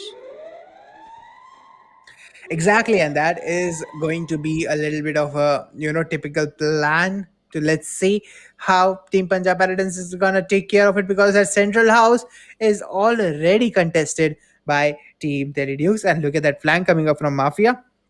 It's going to be really important if that flank succeeds. But Viper, he broke himself up in the previous round to buy that AWM again. So definitely this is going to be a pretty risky move to, let's see how this is going to work around as a 3-2 score.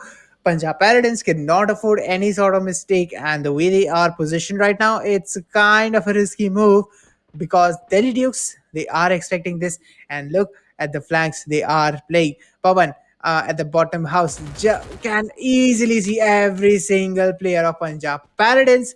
And on the other hand, Mafia coming up with a flank from the northwest of the particular zone. So let's see how this is going to work around. I see Punjab Paladins still sitting, hugging that wall as Asim spots down Pavan, takes some shots in return. Reaper takes the damage. Mafia confirms the knock. And with that, Pawan is going to be traded straightforward as Asim is being pushed up. And look at that team that it is looking pretty strong, trying to get the final match point. First blood comes in, third kill comes in. Viper is going to be the last one standing in a 1v4 situation. The shots are going to come in. Viper gets one but gets eliminated. With that, it's going to be Team Delhi Dukes as the winner of this 5 series. Well, Delhi Dukes with a 3-2 victory in the last one, and that too till the end. It was on the clock tower. They kind of had that position advantage. The one acquiring the main building got shot. I always say on clock tower, if you acquire the main building, you kind of get that advantage. Delhi Dukes acquired that first. Well, Team Punjab Paladins were running like hell to acquire that against Team Delhi Dukes, but they got there first, and definitely having that position advantage, they acquired that position. But definitely that was a great run once again for Punjab Paladins, and with a 3-2 score line, Delhi Dukes is the winner against Team Punjab Paladins. Two back-to-back victories, I must say, and that too, once again, similar to 3-2, 3-2. Watch out. So at this point of time, I think when we are gonna go towards the next round, next match, the fourth Yeah. match, I think it can be a 4-1. It can be. It can be. I'm just saying the pattern Mm, looks kind of similar to what we saw yesterday, yesterday, and it yeah. was a 4-1. It was a 4-1, 3-2, 3-2, 4-1. Today, a Hmm. 4-1, 3-2, and 3-2. What Yeah. if the next one is another 4-1? We might have a pattern and we might have a replication of what happened yesterday. But Yeah. definitely, let's see how the next one is going to play up. I personally kind of hope that it is quite hard of a competition for both the teams who are going to play it up. I think it is Chennai and okay, so who are they? Chennai and It's Bangalore. Chennai Celestials and Bangalore Ballistics. So that's the two teams who are going to fight up in the next match, and I am pretty sure it is going to be quite a big one to watch, because if I'm not wrong, Celestials were the one who beat Punjab Paladins yesterday, and Yeah. Bangalore Ballistics are the one who are topping the table as of this moment. Okay, well, not yeah, actually they're topping the table right now. But moving Till forward, now. this is the map wise scoreboard. The Redukes coming up with the 4-2. Tyagi being the MVP with a 6-3 2015. 2015 was a nice year for me. But anyways, moving forward, Pawan coming up with a 3-4 1461. Mafia a 3-3 1193, and Rahil with a 2-3 1495. On the other hand, it was Viper with a 4-5 1939, Reaper with a 3-4 1124, Asim with a 3-4 1593, and Taneja with a 1-4 380. I would say the support on Team Deridews for each other was way too brilliant that Punjab Paladins couldn't break it. Definitely, Punjab Paladins couldn't break it at this very moment. But still, got shot as we move forward. We'll see the score series now of how they have performed in this very 5 series. Well, definitely, the first match got into the favor of Punjab Paladins with a 4-3. After that, Delhi Dukes with a clean sweep, getting a 4-0 score on Kalahari. Well, Delhi Dukes once again winning it up on Bermuda with a 4-1, but Punjab Paladins making a comeback on Kalahari with a 4-1. So yes, some tip-to-tip matches. If Delhi Dukes is winning, then Delhi Dukes is winning. If Punjab Paladins wins, Punjab Paladins will win. And in the last one, it was the game for Delhi Dukes with a 4-2 scoreline. They won the last game, and with that, they win this best of 5 with a 3-2. Well, definitely, this was one of the best matches that I've seen till now. And Delhi Dukes winning it out against Punjab Paladins. That comes to an end of the game number 3, the match between Delhi Dukes and Punjab Paladins. Now we are waiting and rooting for the last match of the day that is going to be played between Bangalore Ballistics and Chennai Celestials. Talking about our giveaway, we have 4 lakh of worth of Free Fire diamonds to be given away throughout this tournament. So make sure to participate in that. You have to spam hashtag ESPL with your UIDs in the YouTube and the Facebook chats, and also keep on supporting us on the Booyah and Hotstar streams. Well, definitely, if you're watching us from Facebook, you have one more step that you have to tag 5 of your friends in the comments section to be a part of this giveaway. So yes, these are some of the guidelines that you have to go through to be a part of this giveaway, and giving a huge shout out to our sponsors. Thank you so much, Infinix Note 10 series, PTC Chak Day, and Sunfi CP Noodles for making this event happen and partnering together with India Today Gaming. Well, this is the end for the game number 3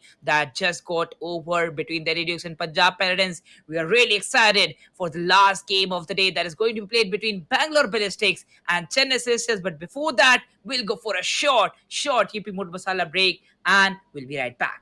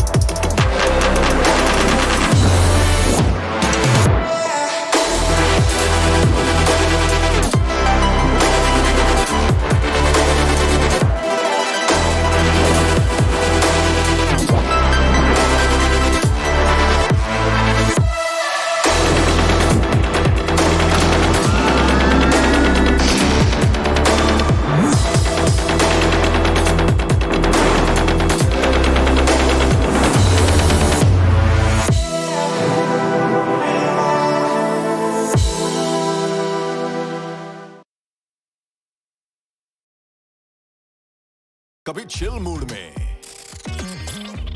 thrill mood में, कभी crazy mood में। Main मसाले के बाद mood mix डालो, ये भी mood मसाला अपने मूड जैसे बना लो। ये भी मूड मसाला फ्रॉम आईटीसी।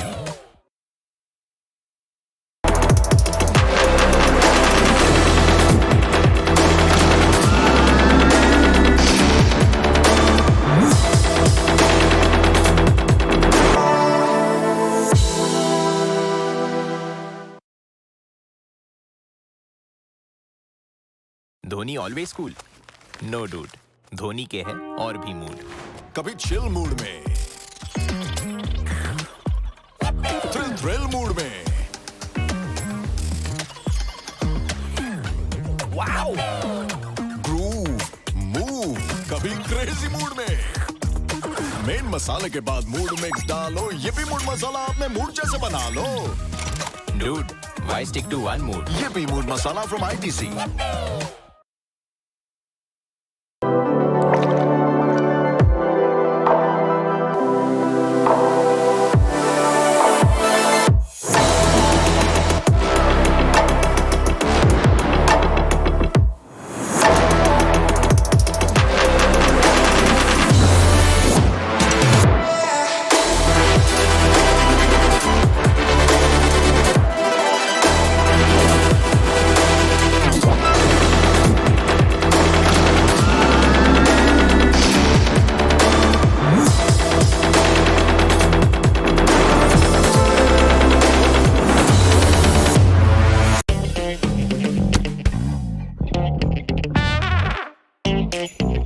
जैसा मूड वैसा स्टिकर।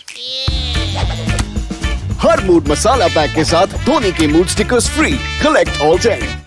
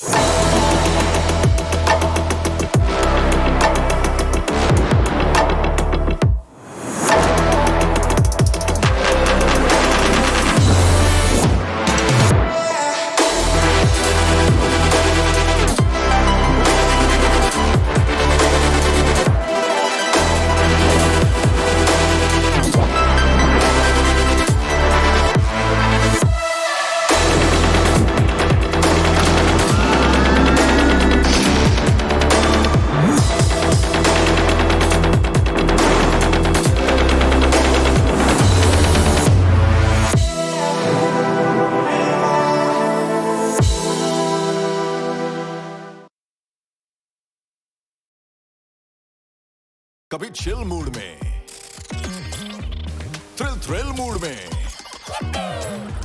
कभी क्रेजी मूड में। मेन मसाले के बाद मूड मिक्स डालो, ये भी मूड मसाला अपने मूड जैसे बना लो। ये भी मूड मसाला फ्रॉम आईटीसी।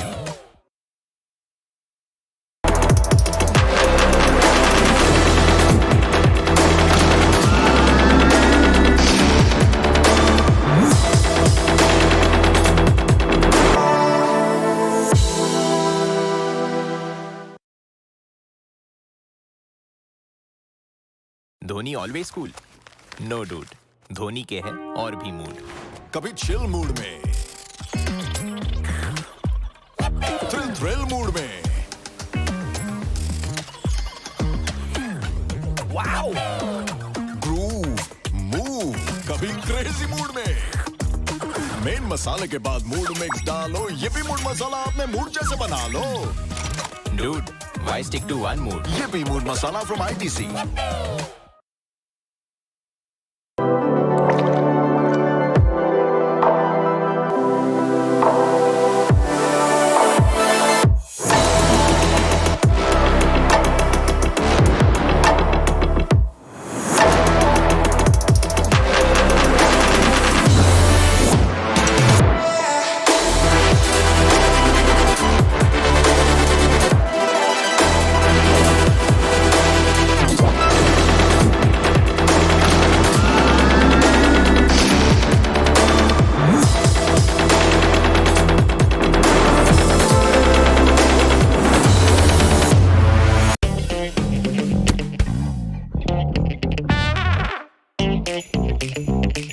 जैसा मूड वैसा स्टिकर।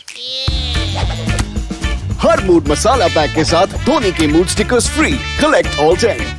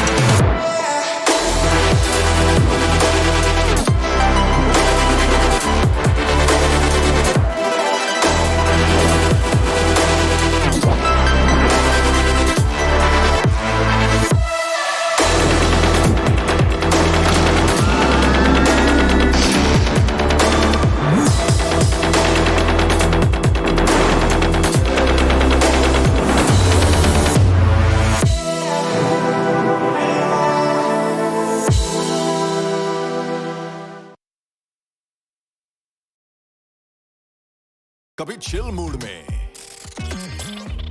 थ्रिल मूड में, कभी क्रेजी मूड में। मेन मसाले के बाद मूड मिक्स डालो, ये भी मूड मसाला अपने मूड जैसे बना लो। ये भी mood masala from ITC.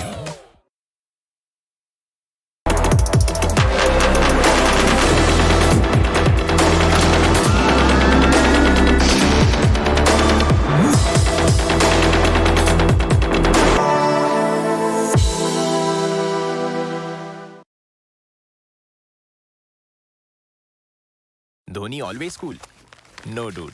Dhoni के है और भी मूड। कभी चिल मूड में, थ्रिल मूड में, वाओ, ग्रूव, मूव, कभी क्रेजी मूड में। मेन मसाले के बाद मूड मिक्स डालो, ये भी मूड मसाला अपने मूड जैसे बना लो।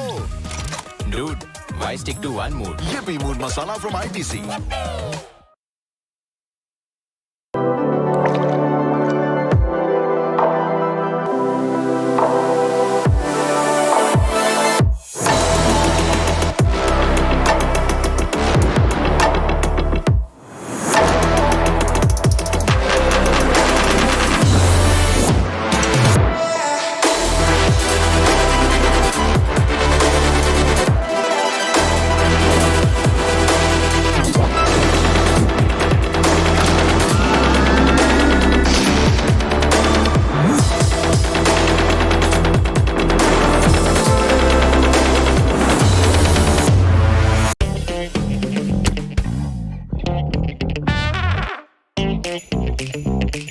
जैसा मूड वैसा sticker.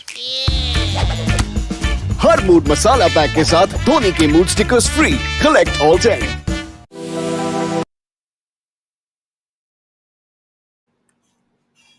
Hello, ladies and gentlemen. Welcome to Infinix Note 10 series presents ESPL Esports Premier League, organized by India Today Gaming, powered by PTC Chuck Day and our snacking partner Sunfeast Yippee Noodles. This is the level 3 day number 2, and we are beginning with the spree of the last game of the day that is going to be played between Bangalore Ballistics and Chennai Celestials. Well, exactly, and Mridul, I am pretty excited to see how this game is going to turn out because we kind of have a pattern running up in the day that we are watching today. 4-1, 3-2, 3-2, and I think this might also be a 4-1 because yesterday was yesterday it A was similar kind of thing. a similar kind of a thing, and I think a pattern might be in repetition right now. Well, let's look over to the team lineups of Team Chennai Celestials and Bangalore Ballistics. Looking over to Chennai Celestials, we have Priyansh, Chaos, Dave, and Babu 55. And looking over to Bangalore Ballistics, we have Legend, Vihan, Rithik, and Ojasvi ready for the play. Well, taking a look over here, these two teams are always ready for their performances. And right now, as we look over to Chennai Celestials, let's see how they can perform because yesterday was not kind of a good day for them. They kind of lost their game, but definitely they can buckle up against Team Bangalore as it is the fight of the South. Exactly, and definitely that is going to be one factor that we are kind of looking up forward to. Bangalore Ballistics and Chennai Celestials, two cities that are close to each other, but let's see how they are gonna figure it out because between either of them. I am pretty sure that Bangalore Ballistics, which are currently topping the table, they are here to get some really insane amount of performances here, Medul. And as they performed yesterday, I think we have a banger lined up for you. Well, we definitely have a banger lineup ready to perform, and Banger Bangalore is ready to perform with their ballistics, while Chennai Celestials is also ready with all the strategies that they're wanting to execute. Exactly, and I am pretty interested to see how Bangalore is gonna play because definitely yesterday, since they ended up in the top of the table with a 4-1 against Rajasthan Reapers, and we have actually seen Rajasthan Reapers Mhm. gameplay. It wasn't that bad. It wasn't that loose. So definitely pulling up that kind of a win with 8 round difference Mhm. against Rajasthan Reapers, Yeah. I have high hopes for Team Bangalore Ballistics.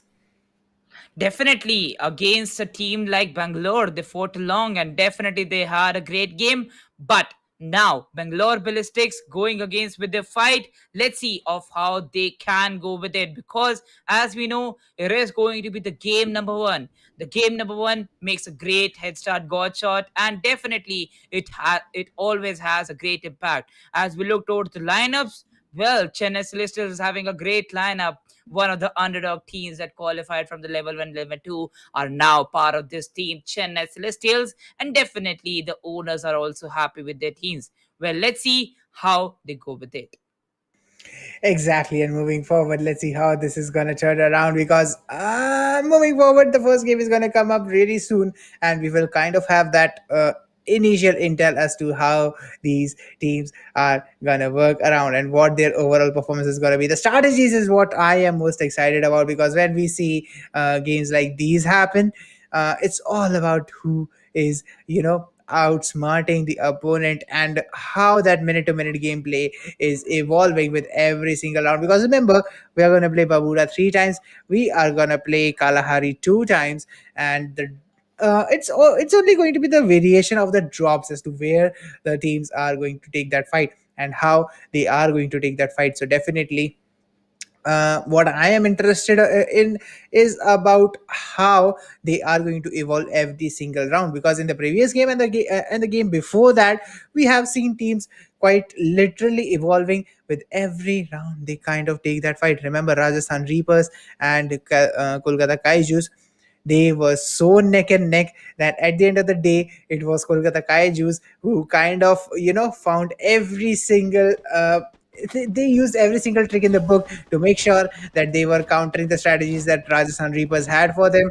But in the next game, we had kind of a similar situation where a 3-2 ended up between Delhi Dukes and their opponents. But definitely moving up forward, let's see how this particular game is going to look like as we are going to drop into the shipyard area on the map of Babuda. Bangalore Ballistics is playing on the orange side. Chennai Celestials is on the blue side, and a minute and 27 seconds is now on the clock. Well, as we move into this game, God shot, we are already done with the 10 seconds. We are already done with the zone phase. The zone has started to close in on the shipyard, and this is the round number 1. Exactly. The first round is definitely going to be one of those pistol rounds, and we will be excited to see who is gonna turn this in their hands. As Babu actually takes a little bit of a damage advantage here. Ritik goes up with the face, tries to find a player, but didn't find him. Priyash, they go down on Chennai Celestia's side. On the other side, Bangalore Ballistics actually get a flawless round where Vihan and Ritik got the first knocks and the first kills with bare fists in their hands. Well, actually, fists are in their hand, but definitely bare fists. That is how they got those first 2 kills. 1-0 coming up for Bangalore Ballistics as we move on to Cape Town for our second drop. And once again, let's see if this is going to be a rooftop fight or will this be a building to building fight. Because because the previous games they have been rooftop fights where players try to go towards the rooftop and play that hide game. But let's see how these two teams are gonna end up doing that. Mridul, I think Team Bangalore Ballistics is going straightforward for the building gameplay rather than trying Yeah. to go for the roofs.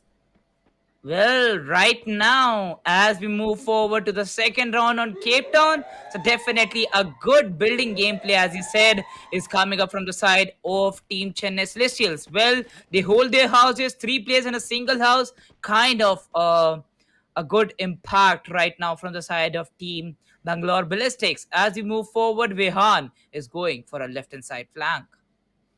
Exactly, and that is going to be a huge flank if he pulls it around. But why are you going on the opposite side? Why are you going towards the edge of the zone? Okay, he's actually trying to go to get onto the roof Just jumping using jack. those tiles. Yeah, he's trying to go for that jumping jack, but Vihan finally decides to go for the flank.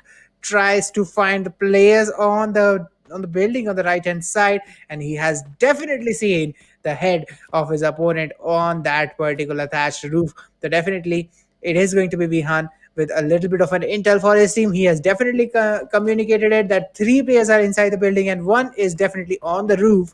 So let's see how this is going to turn around and what the reaction from Team Bangalore Ballistics is going to be it is a little bit of a passive round coming up here. Both the teams have been silent for quite some time, but as the zone is going to collapse it, 25 seconds are going to come up on the clock, and now it is time for the teams to move forward as Babu gets knocked for as the first casualty of this round. Ojasvi moves forward. Legend gets the first knock.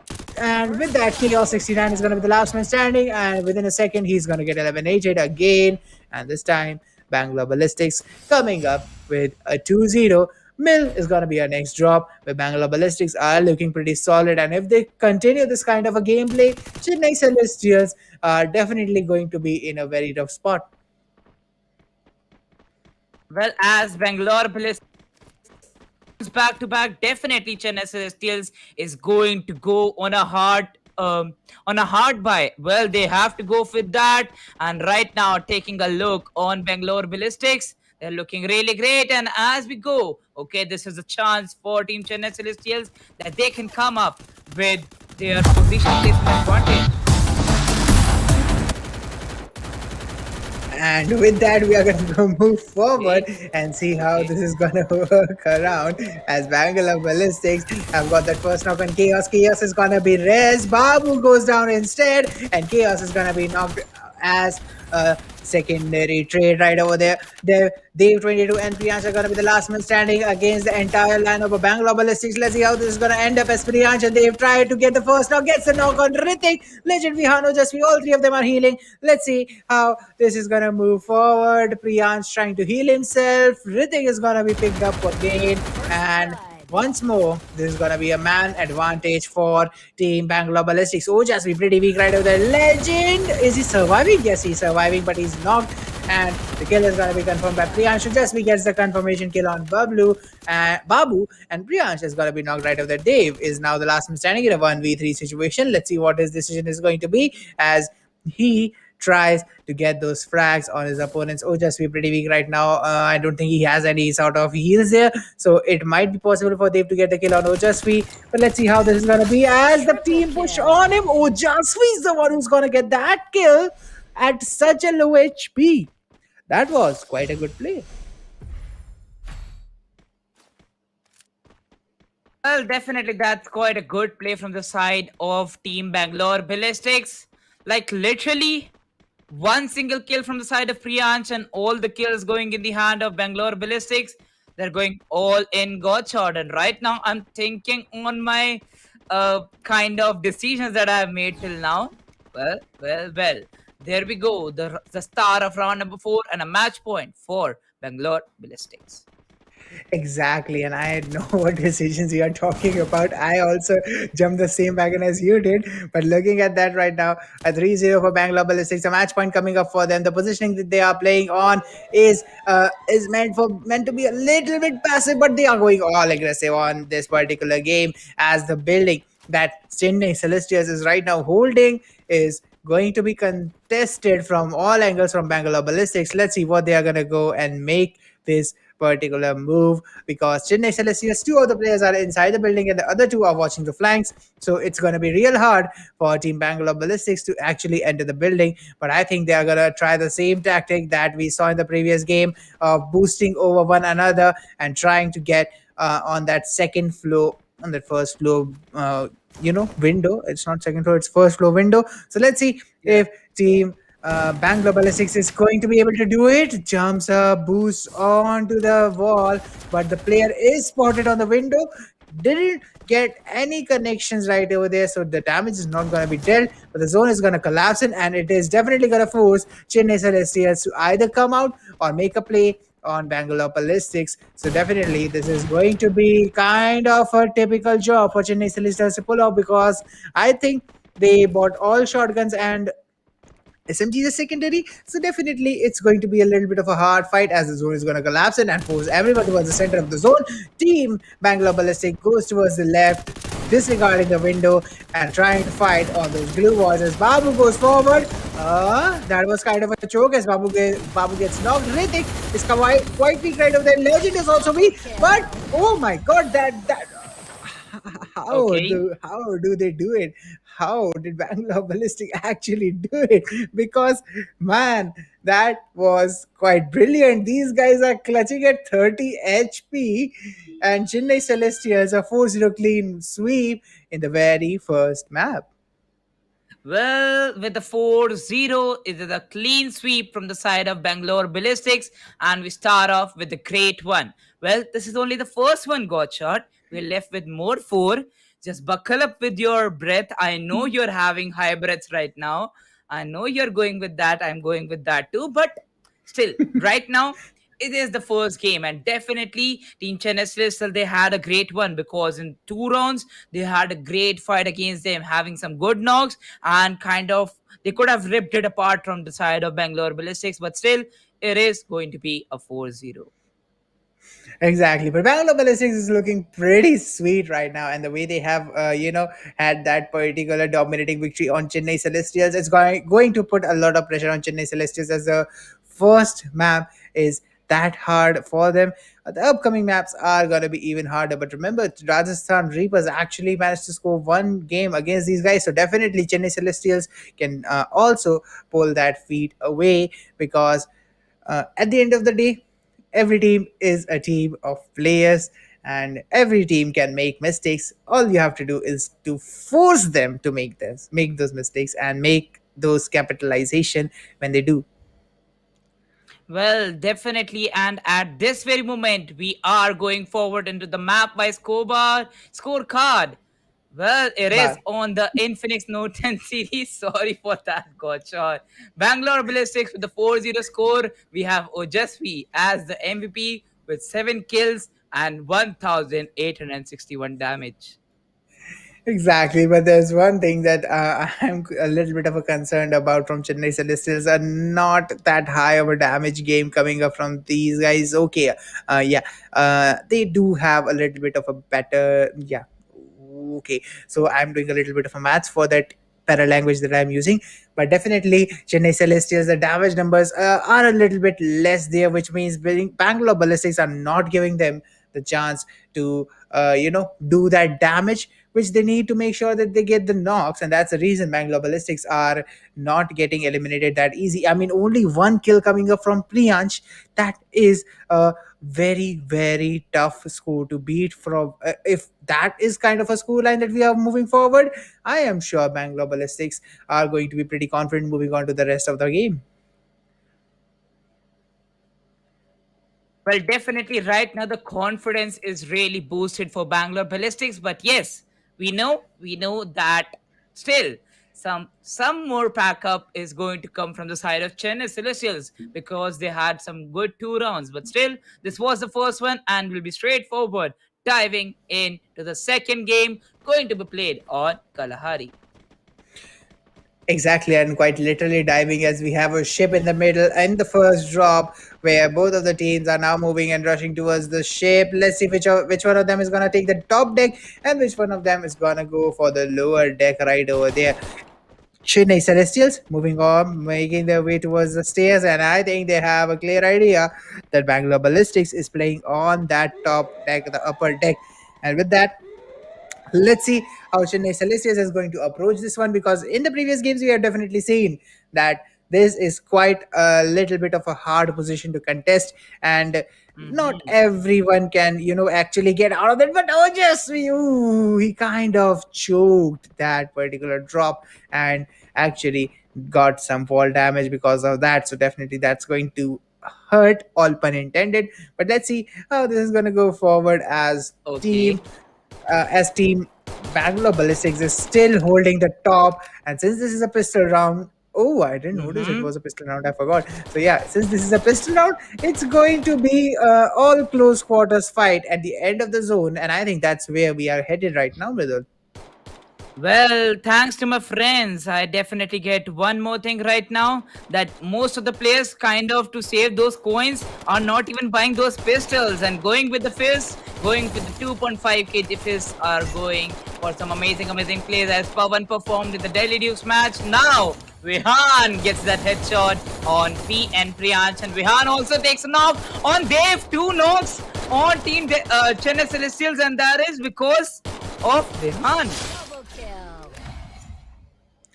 Well, look at that. What we have here is Team Bangalore Ballistics coming up with the first round and barely scrapping out of it because Legend almost died there, right? Almost died there, and he was the only one surviving. Three players got knocked from Bangalore Ballistics, and Chennai Celestials almost closed the previous round.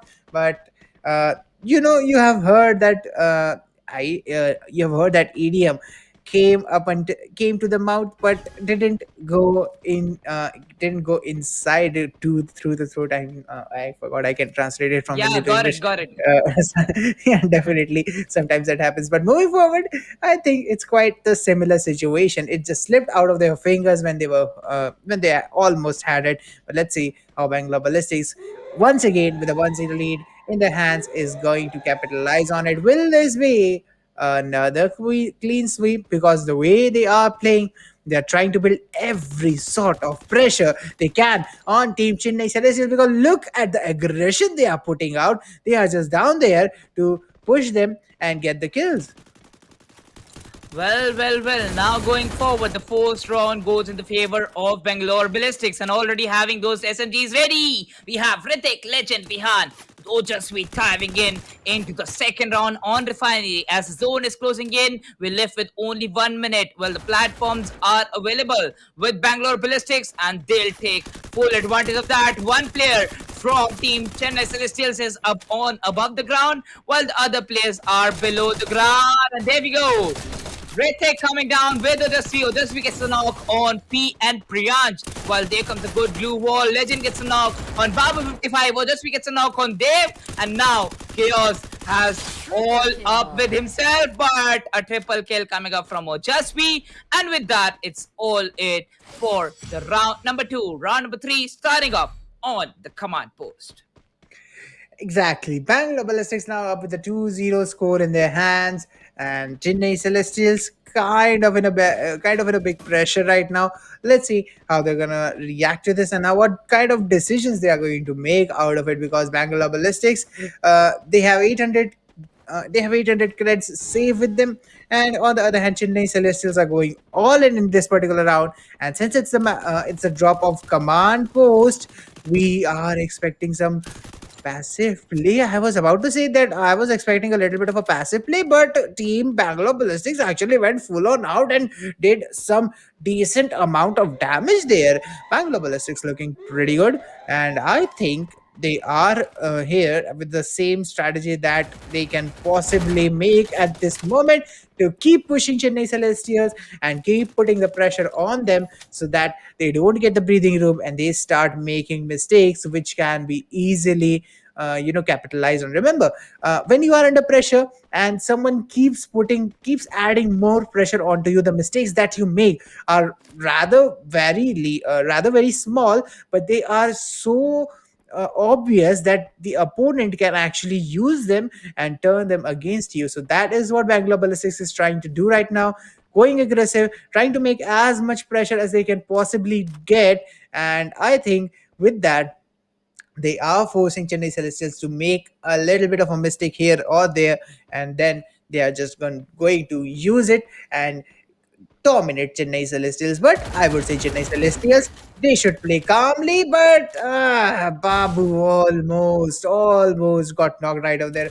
Although Vihan from Bangalore Ballistics is going to be the one who's going to be eliminated, and Chennai Celestials getting that first blood might be looking pretty good here. Ritik goes down. Legend Arrow just be on the last man standing. 2v4, 2v3 situation as they taking a lot of damage. Revives Babu. Babu comes up, but Dave goes down alongside him. Chaos taking a lot of damage right away. Legend goes down. Ojasvi in a 1v2 situation reloads. His teammate is going to be confirmed. He takes one shot, but Chennai Celestials is going to get the first round after a long time, after 6 straight round losses. Moving on to Bayfront in round number 4, a 1-2 scoreline coming up from Chennai Celestials. A good fight coming up back. Oh, well, definitely. I kind of went quite far away with the score lines, but yes, definitely. Right now, taking a look over to Bangalore Ballistics. Well. Right now, we have Ritik, Legend, Vihan ready for the 4th round as Chennai Celestials get the victory in the 3rd round. Gotcha. Exactly, and moving forward, I will let Mridul make those deals he's doing on the background. But right now, moving forward, it's going to be quite an interesting one to see how this particular match is gonna end up, as everyone in our casting team is making predictions and kind of analyzing how these teams are playing. It is going to be quite fun to see if they do what we are thinking that they are going to do. It's a 2-1 score. Chennai Celestials kind of playing a little bit of off angles here, trying to gather information. They are not pushing center as of this moment, and I think they are gonna play on the flanks and trying to get Bangalore Ballistics a little bit of a surprise here and there. But let's see if that surprise is gonna come in on time or the zone is gonna ruin it as we move forward. Bangalore Ballistics, they have the center of the zone. They have some setups moving forward. They have the cover to hold it. Now it's just a matter of fact if Chennai Celestials is able to break that defense, or if Bangalore Ballistics is just going to stop them from making any sort of moves as the shots are going to be traded. And Chennai Celestials' position is quite easily revealed. Both the teams are now moving forward out of their positions, and right now Ritik is going to lose a little bit of HP right over there. Bangalore Ballistics coming up with the center of the zone, and they are playing around that small central area, trying to hold off angles, trying to keep the cover behind that stone wall. And Chennai Celestials, down with the only 10 seconds on the clock, is now pushing forward to get the final kills as Vihan gets the first knock. Legend goes down, Vihan goes down, Ritik goes down. Oh, just means the last man setting in a 1v2 situation. Chennai Celestials might be able to plus the second round in the sequence, and yes, they do. Priyas is going to come up with the final kill, and Bangalore Ballistics are now tied 2-2. And moving on, we are going to go on Mammoth for the tiebreaker. Well, now they go on the Mammoth as the scoreline is equalized. We start off with the buy phase, and the buy phase is left for more 5 seconds. Looking forward to the buy that they have, well, they'll be saving around 3,300 to 4,000 creds. Okay, still it is available with Chennai Celestials, but Bangalore Ballistics, they'll have to hard buy this round because they want to win this one. Exactly, and moving forward, 16 seconds on the clock before the zone starts shrinking. Mammoth is most probably in a pretty good control right now. Babu takes a lot of damage, but Ritik is going to be traded with that as well. Ooh, Jasvi goes down at the top of Mammoth on those balls, and that is quite a typical place to get a revive on. Vihan goes up, tries to get the revive. Yes, he is in cover, and that revive is going to be coming up pretty easily.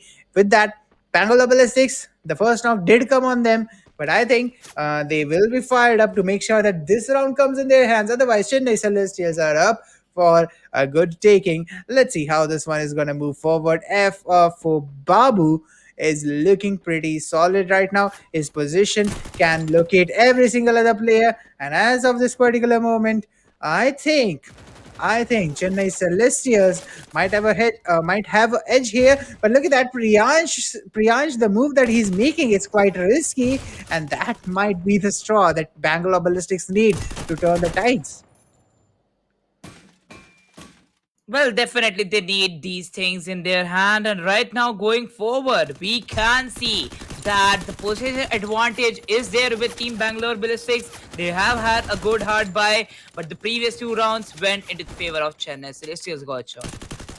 Exactly, and moving forward, Ritik goes down, and with that, I'm looking for a trade. Who's gonna get the trade? Ritik is definitely down. Ojasvi Vihan is actually with him. Chaos being traded right over there, but Vihan is gonna get knocked. Legend now in a 1v3 spot, gonna be pushed again with the entire team, and right now Chennai Celestial is looking pretty good on the match point with 3-2 scoreline coming up on the drop of Council Hall. And I think Chennai Celestials would be really up for this particular game. Let's see how this is gonna turn up, Mridul. I think you are going in the favor of a 3-2. Today you'll be really happy.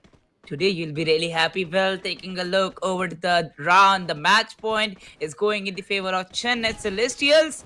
And with a good buy, they have had a good save. Now Bangalore Ballistics, they don't have the weapons that they really wanted. Well, let's see if they perform this round with their Deagles, or just we having a Deagle. Ritik with the M187. The shotguns are there, the Deagles are there. Let's see if they can win this round. Exactly, and we have Bangalore Ballistics moving forward. The first now comes up on Priyansh, and with that, the resurrection, the revival is going to be pretty tough because Team Bangalore Ballistics is up there with the shotguns. Name goes down. Chaos is last man standing. 1v4, and he's gonna go down as well. But he got those two confirmations. Moving up, a 3-3 coming up, a match point, a seventh round on the drop of what was it? Okay, so yeah, coming up on this particular drop, let's see how this is gonna go forward. How did I forget? Yes, it was foundation. So moving up, let's see how this is gonna turn around, Riddle. Well, definitely it is a 3v3 on the score line, and now it's the decider round. Who wins? It will be. Is it Bangalore Ballistics or it is Chennai Celestials? Exactly. Chennai Celestials looking pretty good right now. Trying to get those AWM shots and get some good value out of it because Bangalore Ballistics, they are trying to go for the height. And if they manage to get this particular height up an advantage, I think there's going to be a typical play for Team Chennai Celestials to pull off. But they do have an AWM, so that might work into their favors because on the other hand, Bangalore Ballistics don't have that much of a firepower to counter that AWM. And if that one hit connects, it's going to be a lot of damage. And I think that can open the windows of a particular push. So let's see how this is going to work around as Bangalore Ballistics have got the height advantage, the vantage points in their hand. But Team Chennai Celestials with the AWM in the hands of Dave, trying to make some good plays here. The zone is collapsing quickly. A minute now, 57 seconds remaining on the clock as Priyansh and Dave take some damage. On the other hand, Vihan and Ujasvi took some AWM shots, if I'm not wrong, and they are going to back off, heal themselves, and try to hold the fort yet again, as Dave is going to be traded with some damage of their own as well. Moving forward, the glue walls are going to come in. Bangalore Ballistics looking pretty solid right up there on the defense. A man holding the flank, three holding the front. And looking at that, Chennai Celestials are up for a very tough retake. Look at those glue walls. It's a freaking fortification, a freaking, my freaking God. mammoth of a door. They are not letting Chennai Celestials pull in. The zone is gonna come in anytime soon, and this is gonna turn into a havoc as the glue walls are gonna break down. Babu goes down, and Team Chennai Celestials lose this round. Oh my God, that was a big brain plays from Bangalore Ballistics, blocking the entrance of that staircase towards the center of the zone where the zone was pulling off. They forced Team Chennai Celestials to go out of the zone, and that's how they eliminated them. They didn't even need to get the kills. Well, this was a nail-biting one as Chennai Celestials were the first ones to get to that match point. But after that, 2 points back to back, and we have the winners as Bangalore Ballistics for the map number 2. It is a 2-0 scoreline overall. Well, we'll be taking a look over to the third map in a short while, but before that, we have the map-wise scorecard ready. Exactly. And in any case, I am pretty sure that this is going to be a tough competition for both the teams right now because definitely the scoreboard is going to tell us how this particular battle came up. But clearly, we can see Chennai Celestials picking up a really good fight here.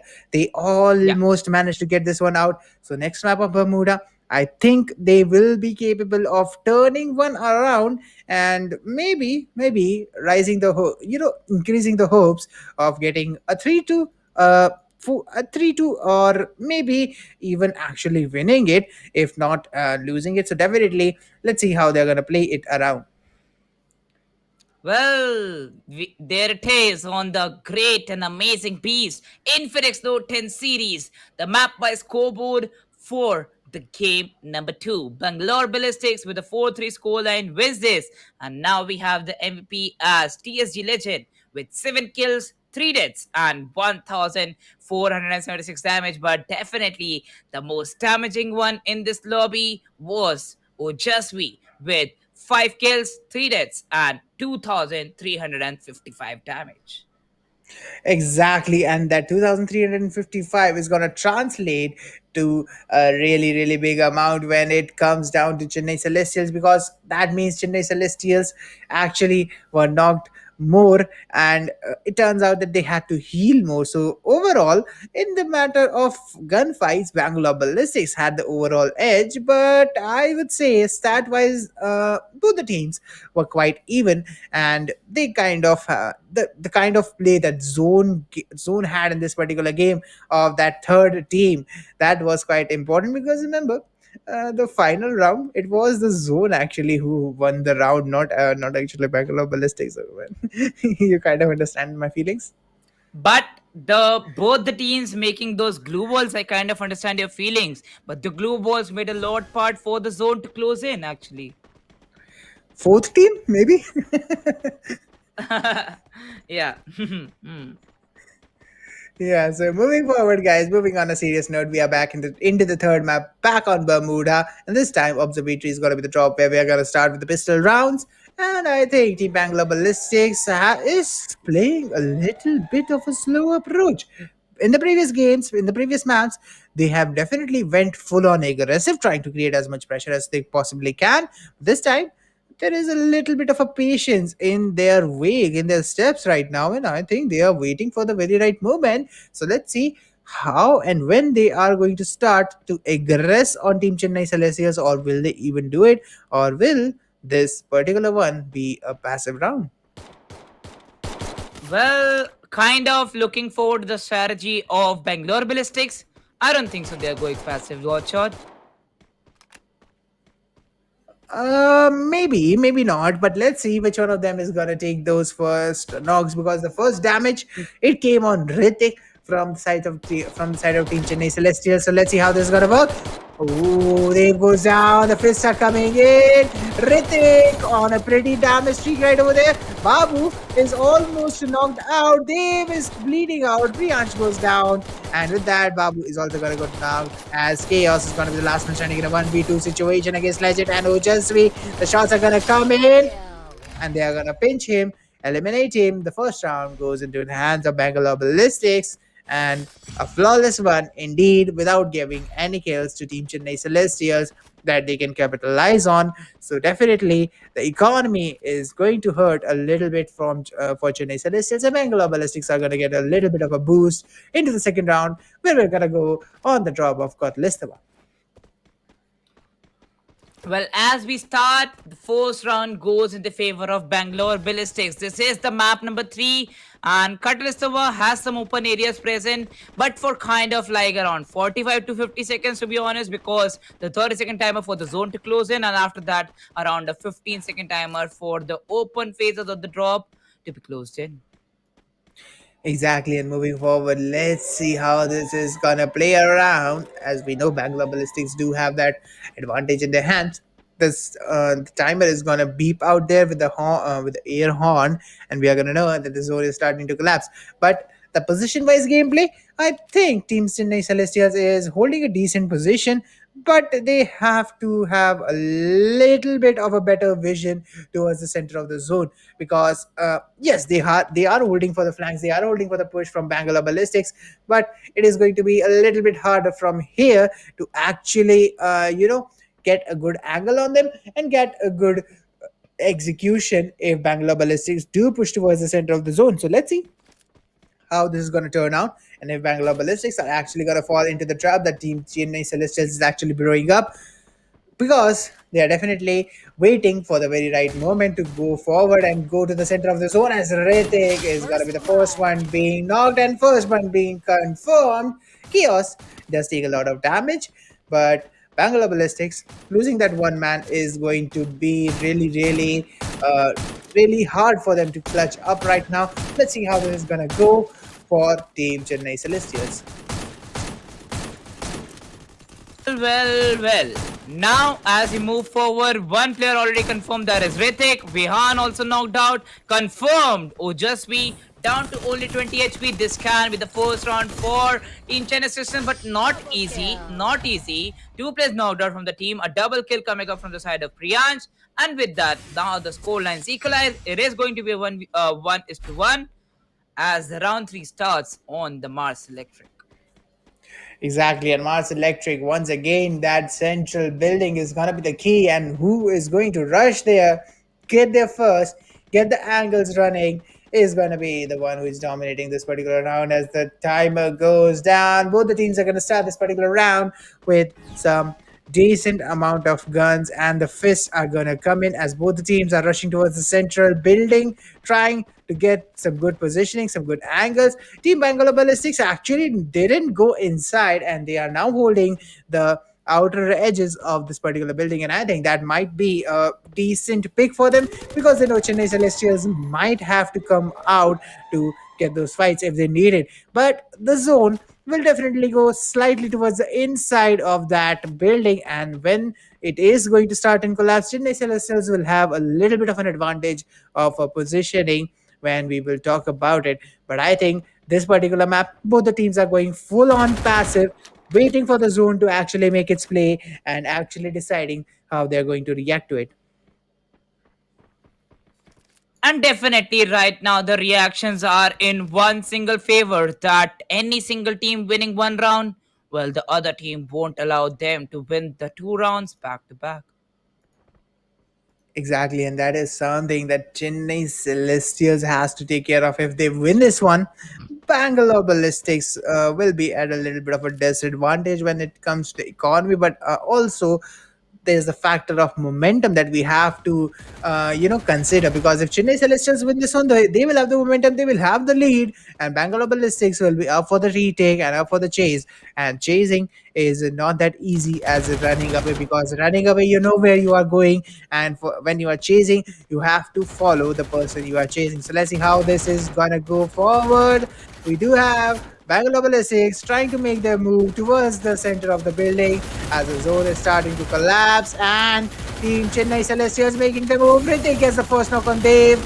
Shots are gonna come in. There is such a havoc here that Bangalore Ballistics is just gonna obliterate Chennai Celestials even faster than the kill feed can even register, Mridul. As we go, as I always say, that definitely if it goes to the last 10 seconds, the kill feed won't be able to register the kills and won't be able to kind of just swallow the kills, as already the kill feed takes a time of a 1 second delay. It just ends, and the kill feed won't be allowing each and every knock and finish on that. Well, right now, looking over to the placement, it's this very fight on Clock Tower. You don't have those gunfights, you have a fight to acquire the main building.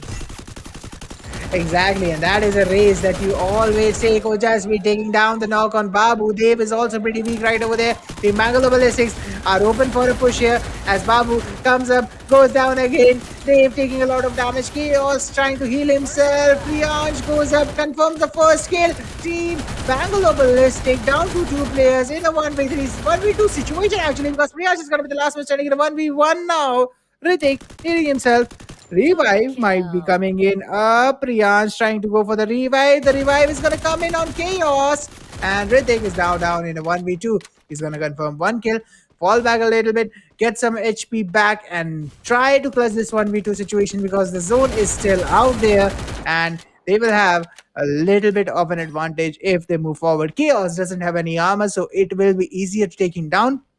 But Ritik has to make sure that Priyansh is the one he has to focus on at the end of the time. It's a 1v2 situation. Chennai Celestials might just be able to make a clutch out of this and try to go for that 2-2 equalizer. But let's see if if Ritik can actually clutch this one. He does have info on where the players might be, because the glue walls are definitely afresh here, and he has just spotted Chaos trying to run away and rotate towards the other side. He's gonna flank towards the left, and I think the footsteps are gonna be enough of a cue for Ritik to be spotted, and a 2-2 equalizer coming up for Team Bangalore Ballistics.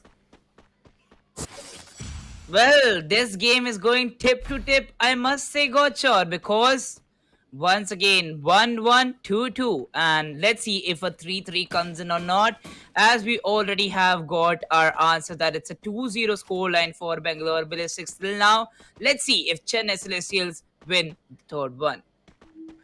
Exactly, that is going to be a little bit of a tough fight coming up because Chennai Celestials actually has the economy, actually has the momentum going forward. It's a 2-2 equalizer. Bangalore Ballistics looking pretty solid right now. They know they have the 2-0 lead right now, so they can play a little bit, a little bit comfortably. But if they go too comfortable, Team Chennai Celestials is just gonna punish them as they try to move forward, try to go towards the roof of factory. They're not gonna get the chance, but instead, they deal a great amount of damage onto Chennai Celestials and try to go for that height advantage. And yes, two of the players actually make it. The shots are gonna come in. Ojasvi actually has a good angle over there, but it's a UMP he has, and that is going to put a little bit of a tough situation for Ojasvi to actually do that damage output right over there, because Bangalore Ballistics and Chennai, both of them are gonna go forward. Chaos and Dave are gonna go down, I guess, because of the zone. Chaos gets eliminated. Dave goes down as well. Chennai Celestials losing their man advantage. I think that was a mistake because they ended up outside the zone as the shots are gonna come in. Bangalore Ballistics with a clear man advantage is gonna push up. Babu goes down, and Priyansh is just gonna get eliminated by the hands of Ojasvi. With that, a third round coming up for Bangalore Ballistics. Well. Right now, we can see that it's a 3-2 scoreline for Bangalore Ballistics, and now it's a match point got shot. Well, in the previous one, it was a match point for Chennai Celestials too, and we know Chennai Celestials can take the one even after Bangalore is going for a good spree. Right now, as we can see now, the zone phase starts and the players are waiting on their position. Well, team number 2 exiting from their drop, that is going to be Bangalore Ballistics, and once again, the advantage is there with Team Bangalore Ballistics, I must say, because previously when the Bermuda map came, it was the advantage of Chennai Celestials. Well, now it is the advantage of Bangalore Ballistics. Exactly, and looking up at that right now, Bangalore Ballistics do have that height advantage moving up forward, and the position advantage as well because they have one player on the flank. If someone tries to come up those stairs, and the zone is definitely gonna pull towards them and try to, kind of make a positioning that Team Chennai Celestials will be forced to take a disadvantageous fight right over there. So definitely Chennai Celestials has to make a push towards the stairs. Either of the stairs will be good because they need to get up there to make sure that height disadvantage is going to be countered. So let's see how this is going to run around. As Bangalore Ballistics, 50 seconds is the wait time they have, and since it's their match point, they are pretty lucky to get that side of this particular zone of this particular drop, because the height advantage here is just something that is quite beneficial. But the entire Bangalore Ballistic team actually gave up the height advantage that they had, and leaving only one player on top. Three of them are pushing bottom and trying to get those fights initiated. Let's see how this is gonna run around as Bangalore Ballistics goes for the first knock, confirms the second as well. Priyansh and Babu are down in the 2v4 situation. Babu goes down, Priyansh is the last man standing, goes down to Ojasvi, I think. And with that, it's going to be Bangalore Ballistics for the third round yet again. Well, the third round, the third game in their favor, and now it's a clean sweep victory for them. Well, we are still going to witness the last two games got shot. Exactly, and definitely we will go forward, take those last two games, and actually see how this is going to work around. Because Mm-hmm. definitely Chennai is actually down -1 in rounds difference, if I'm not wrong, and if I remember Yeah. correctly. So let's Mm-hmm. see how Chennai is going to pull forward, because the round difference in this particular map is not in their favor. So they have to make Mm-hmm. sure that the next two turn up in their victory with a decent amount of rounds in their hands, which I think is kind of kind of really hard by the way Bangalore is performing right now. So definitely, let's Hmm. see how this is going to turn for Team Chennai Celestials. And I think the other the members of our department are going to be, you know, pretty formulative right now. They are kind of Hmm. formulating as to what can possibly be done and what can the outcome be. I have not seen Yeah. that much amount of mathematics running in the casters group before. Oh, well, definitely right now, Godshot looking forward to the performances coming forward from Team Chennai Celestials. Well, that is really great because the first game was kind of not in the favor of them. But after that, two games back to back, still won by Bangalore Ballistics, but a great cover up from their side. And they got really close to the team. Right now, looking forward to the Mappa scorecard of the game number 3. Here it comes on the great amazing beast Infinix Note 10 series. And there we go. TSG legend with 8 kills, 2 deaths, and 2,333 damage. Well, Ojasvi having 300 more damage, but 5 kills less. Well, I don't know how that sort of happened, and whatever be the case, at least the team is winning. So Bangalore Ballistics coming up with a 4-2, and damage leaderboard Ojasvi is going to take the crown with a 2-6-3-3 in his numbers. On the other hand, Priyash is going to be the MVP for Team Chennai Celestials with a 15-23 damage and a 5-4 KD. Chaos with a 2-4 KD. 20-36 damage is following him, and almost, well, actually on the third position on the damage leaderboard. Babu comes up with a 15773 score. Dave comes up with a 0-5 and 681 damage in his hands. So 4-2 coming up for Bangalore Ballistics. 3-0. They have actually won the best of 5 series, but now we're going to go forward, get those two matches down, and let's see who the winners of those are going to be. Well, definitely we are going to wait for that. But Godshot, 3 games back to back, Bermuda, Kalahari, Bermuda. Not even just looking forward to the map. Bangalore Ballistics with the 3-0 score line. They are up. But let's see if it is going to be a 3-2, uh, a 4-1, or a 5-0 as we look forward to it. And the first round on Kalahari starts on the Mammoth. Exactly, and Kalahari, when we are starting on the Mammoth, I'm just going to tell you guys that 3-2 is definitely possible. Not running away. Remember Rajasthan Reapers and Kolkata Kaijus? Something like that is definitely possible here as well, as we have both the teams running around Mammoth. Let's see how this is going to run around, because definitely at this point of time, I think Team Bangalore Ballistics would be looking at some height advantages, and Ritik is going to be spotted right over there. Priyansh is going to push forward towards him. The Chrono Shield is going to save him from some damage. He's going to get the time to heal. He's going to get the movement to heal. But the entire team of Chennai Celestials is pushing over at Ritik, and this is going to call for a little bit of a fight as Ojasvi goes down by the face. Dave is going to be traded. Ritik is also going down. Ojasvi, Dave, both of them are confirmed.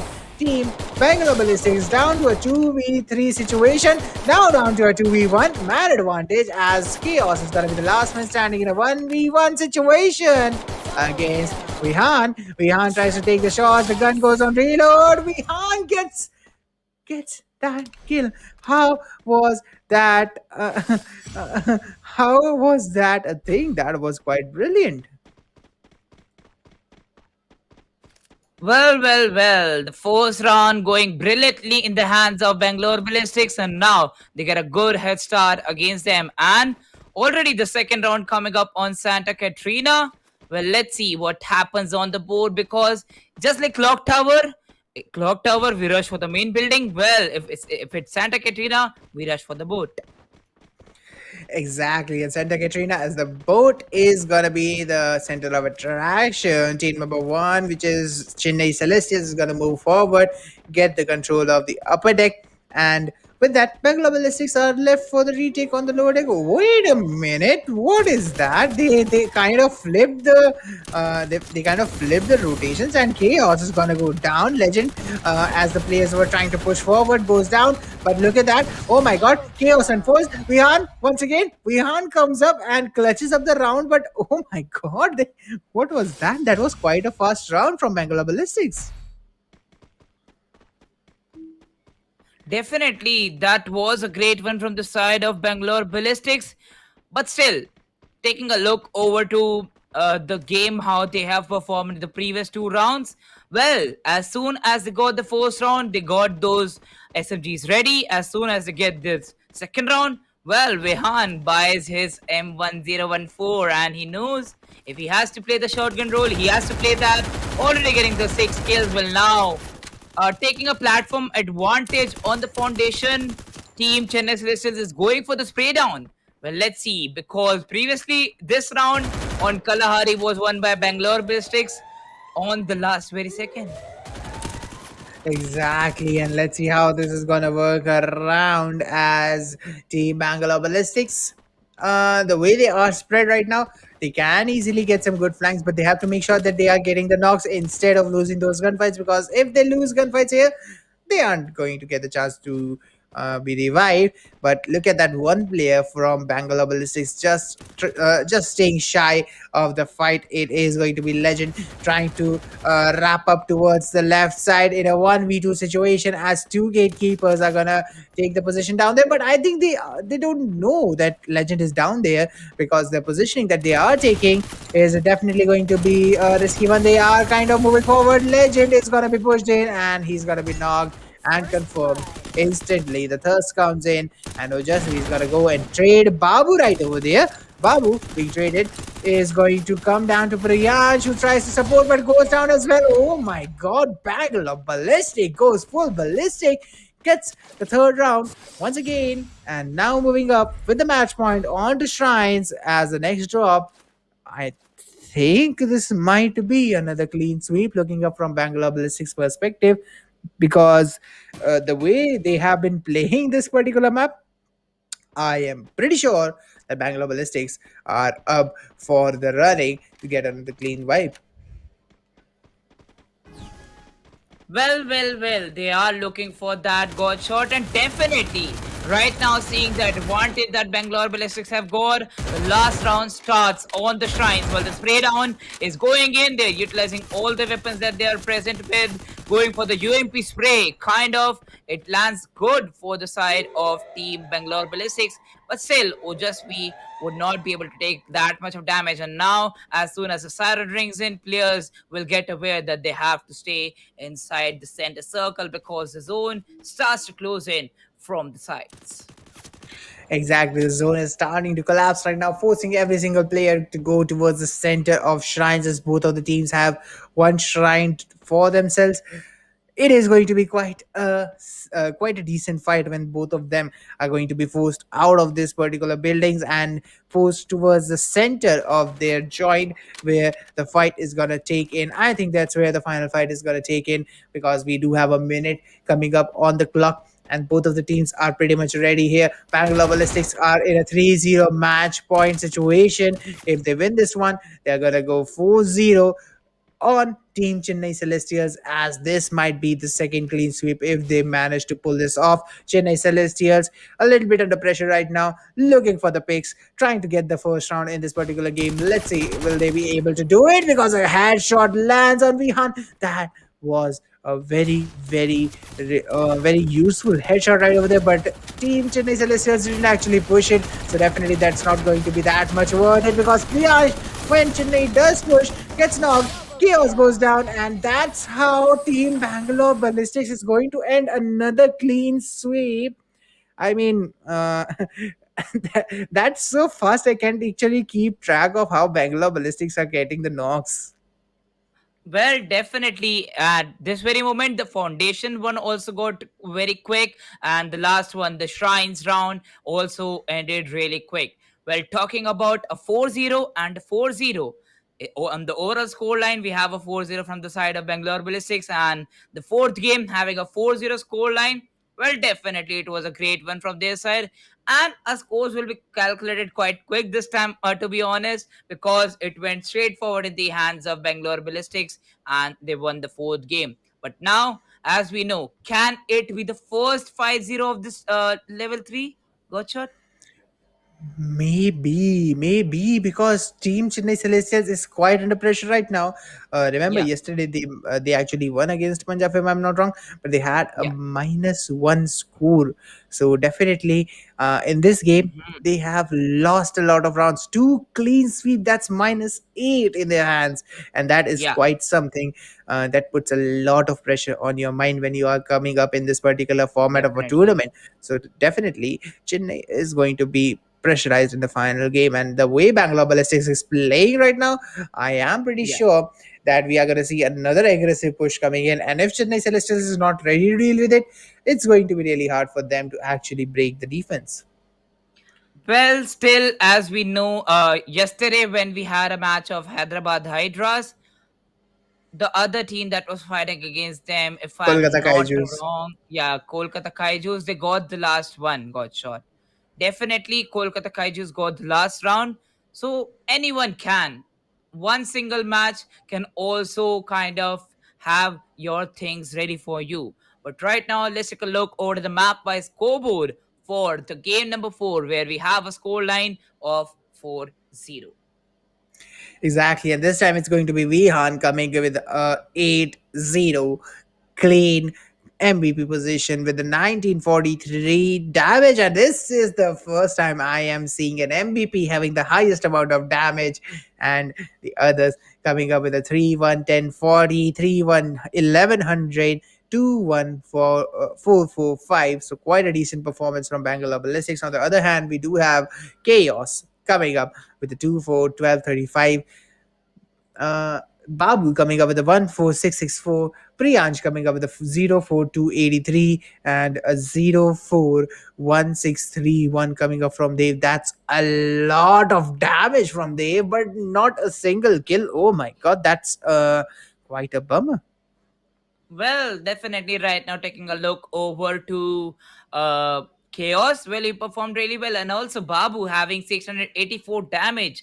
Alongside it, it is kind of equal to three knocks, but still he could only confirm one kill out of that. So definitely they dealt the damage that they wanted, but couldn't confirm those rounds, couldn't convert them, as we say in competitive nature, because you have to convert the rounds. Even if you get those knocks first, even if you get those knocks first on Bangalore Ballistics, you have to convert them for your side. And now we move forward to the last game of the day.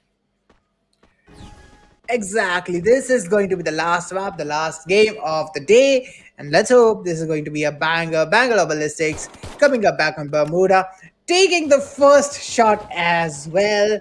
The aggression is totally there. Let's see how how they're going to capitalize out of it as Dave takes the first shot, takes a lot of damage down, goes back, heals himself, and re-engages into the fight as Team Bangalore Ballistics, they are just taking the shots. They are just prodding Team Chennai Celestials and forcing them to come out of cover to go and fight. And that's what they are planning right now. Bangalore Ballistics is out for full aggression at this point of time, and all they want is just to make sure that the push they are doing is a flawless one. That they don't make actually a silly mistake or something like that. So Bangalore Ballistics doing a little bit of a emote because they know that it's a clear 4-0 for them, a clear clean, two clear clean sweeps coming up. So yeah, they are pretty happy right now. But Chennai Celestials kind of working out as to how they are supposed to counter this jump shots coming up, but still not that much amount of damage on Bangalore Ballistics.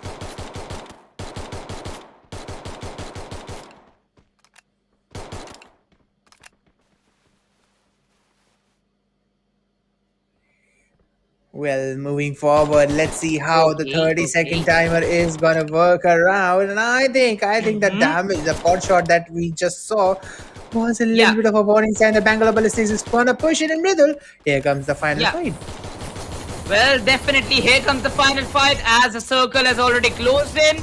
You have to deal with the damage, and there we go, the fist coming in, and the round coming up with a double kill for Rehan, one kill for Legend, one kill for Ritik.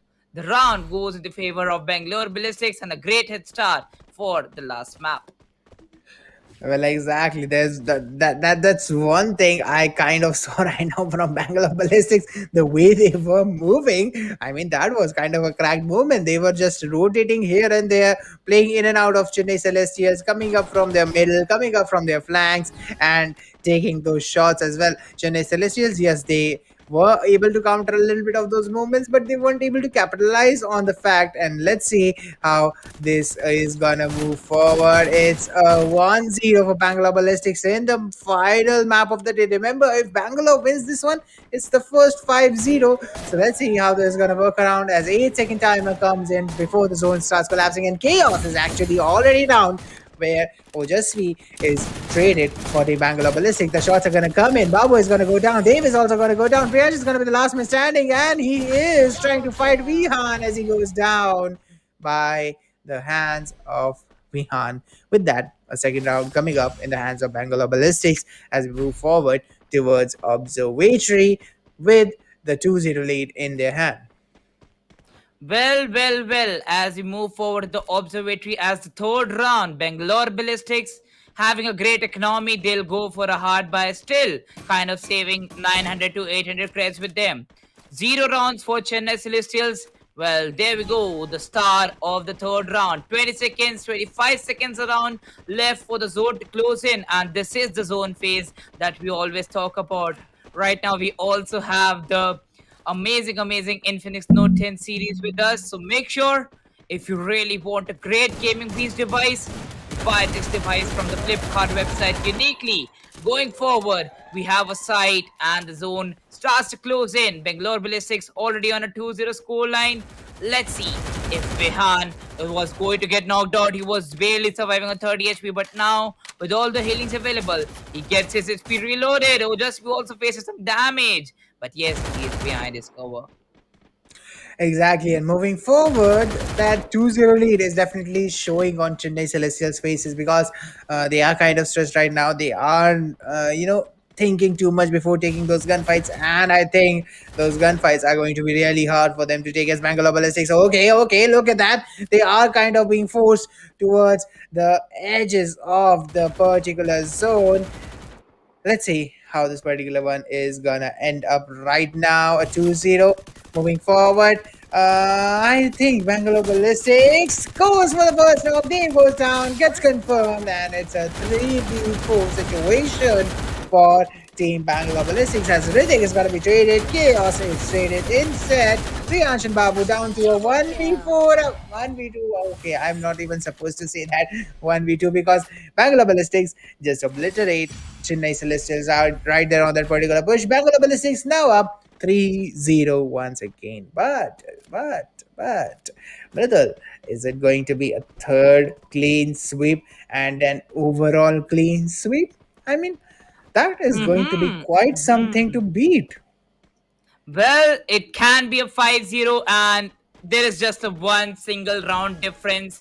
Going forward to a 5-0, 3 clean sweeps in the score line, and a whole clean sweep with a 5-0. Can that happen? Well, we are moving forward to that. More 20 seconds left for the zone to close in. And as we know, the last round for Bangalore Ballistics can be there on Cape Town, or we still are going forward to that. Well, just you making the Chrono Shield kind of uses that for his advantage. Ritik getting a knock on Dave. Vihan gets a good knock on Priyansh. 2 knocks back to back, and now only 2 players survive. That is going to be Chaos and Babu 55. Babu 55 is the last important player for Team Chennai Celestials. Already having the damage, gets a Priyansh the revive that he wanted, but will be taken down with the help of the shotgun and a clean sweep. 3-0 in 3 different maps and a 5-0 on the scoreboard. Oof, that was a dominating performance, if I'm going to call one. Brilliant gameplay from Bangalore Ballistics, but Chennai Celestials quite a tough fight from these guys as well, specifically in the second and third map. Moving forward, I think this is going to be a really tough one to beat. Okay, so 5-0 and 3 clean sweeps in one single map. Oof, who is going to be capable of doing that, and against whom will it be done? That's going to be a big question. Is it even possible to do it? Because Chennai Celestials is a tough team, and let's see how they are going to move forward. Let's see if Chennai Celestials does it to someone, because that is going to be quite a story moving forward. And right Oh now, yeah. I am definitely sure to see how these teams are going to move forward, because Chennai Celestials, yes, they have had a big loss in this particular one, 12 minus because of those three clean sweeps.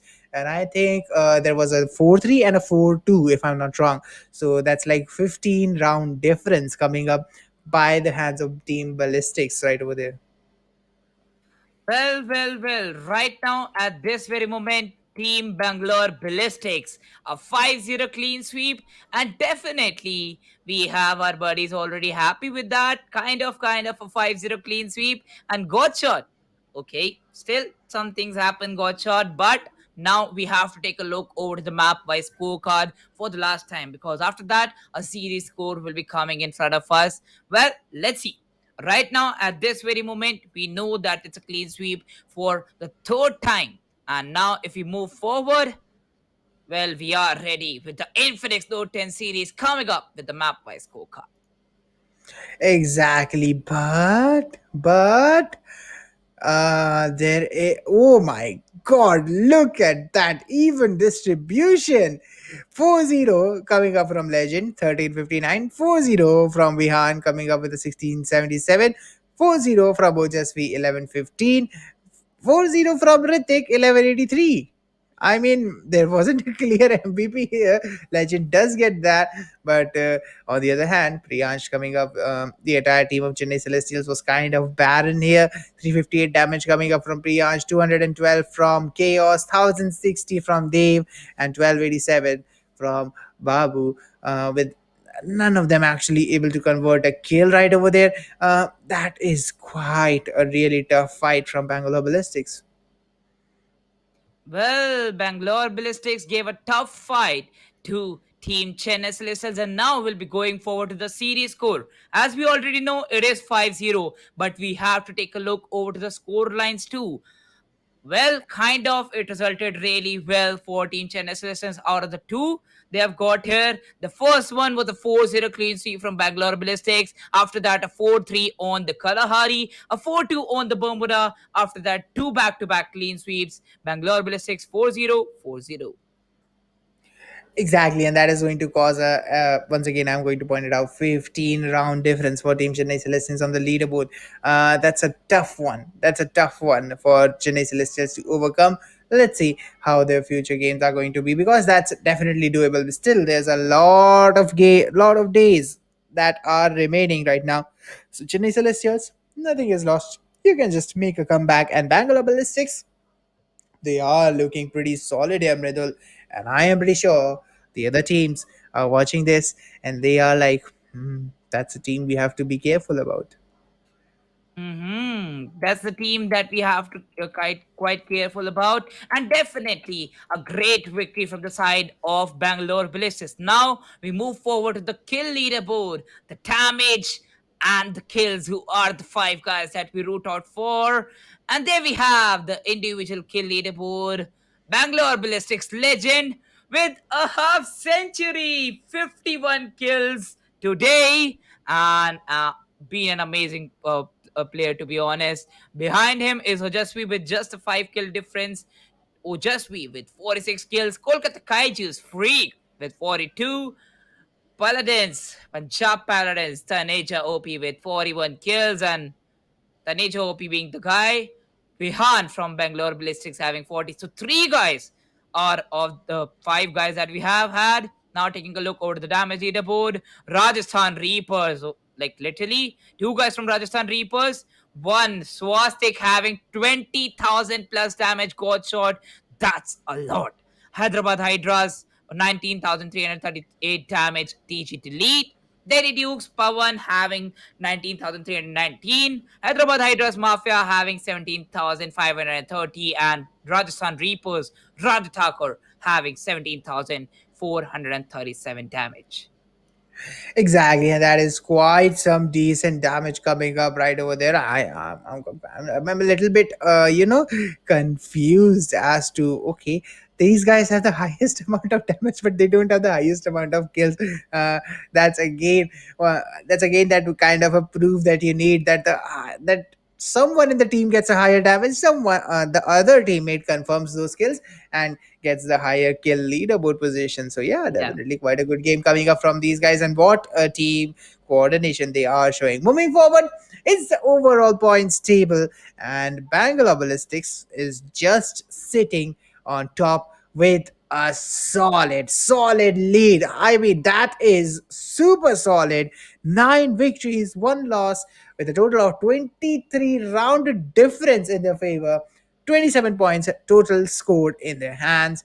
On the other hand, it's Mumbai Marshals coming up with a 10 games played, 6 games won, 4 games lost, 11 round difference in their favor, 18 total points scored. Same amount of points scored by Delhi Dukes, just behind Mumbai Marshals, but a 4 round difference coming up from them overall. Hyderabad Hydras coming up with a 5 win, 5 loss streak, minus 3 rounds difference, and a 15 total points scored number. Punjab Paladins with the same amount of wins, same amount of losses, same amount of round difference, and actually same amount of points scored. Okay, that's quite a similar situation. Rajasthan Yeah. Reapers coming up with a 12, a minus 9 round difference, 4 wins, 6 losses. On the other hand, we have Kolkata Kaijus right behind them with 3 wins, 7 losses, minus 6 round difference, 9 points scored, and Chennai Celestials right now at the bottom of the table with 2 wins, 8 losses, and minus 17 round difference with a total of 6 points scored. Well, a total of 6 points scored for Chennai Celestials, and now the round difference is minus 17. They are at the bottom. Well, they can buckle up, but Bangalore Ballistics is leading with a great difference of 9 points from the second positioning team, and now ranking up with 2 victories back to back. Well, the history is having those things with it because the 2 days right now have are going great for the team Bangalore Ballistics. Exactly, and with that, guys, we are going to conclude the day for level 3 day 2. We are going to conclude Yeah, the evening. The 4 games that we have had today: a 4-1, a 3-2, a 3-2, and then a 5-0 coming up were yeah. pretty amazing from all of these players. A huge shout out to everyone who participated. Everyone showed a great deal of amazing gameplay and amazing performances.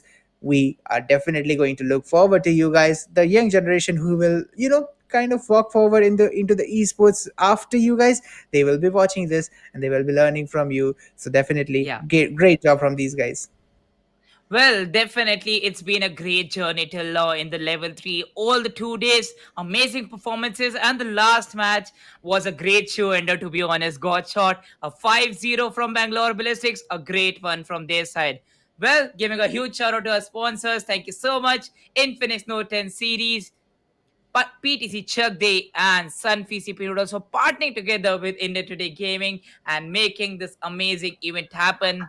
Well, now, as we know, the next day we are going to start straight away from 3:45 p.m. So make sure you tune into the English stream for some amazing amount of action and some great casting too with my buddy Godshot. Well, we'll be signing off.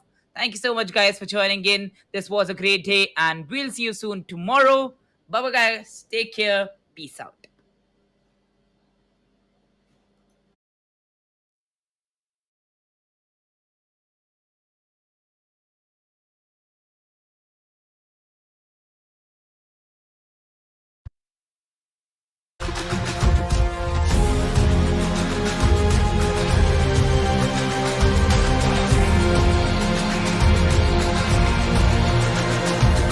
Find me in the corner of the room, not ready to resume. 'Cause like I'm taking, don't wanna be alone, but I'm nothing that's wrong. I'm looking for somebody. I'm looking for somebody. I'm looking for somebody.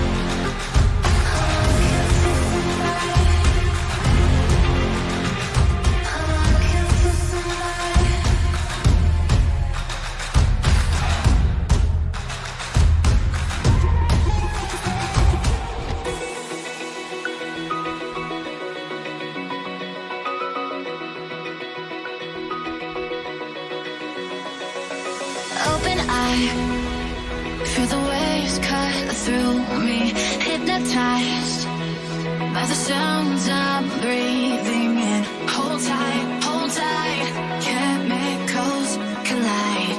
Hold tight, hold tight, hold tight. Dripping lights paint the skies, all because of you.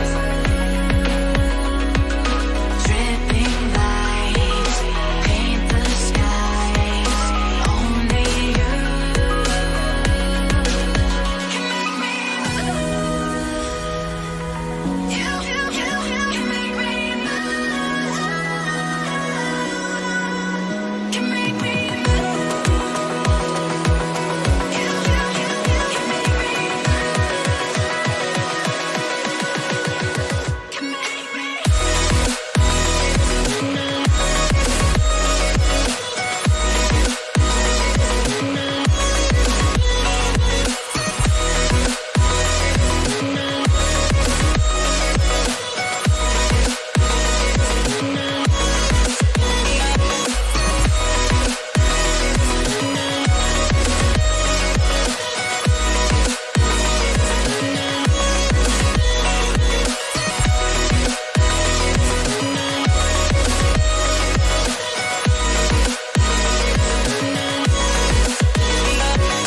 So alive, make it last forever. Stop in time, yeah, I'm surrendering. Hold tight, chemicals collide.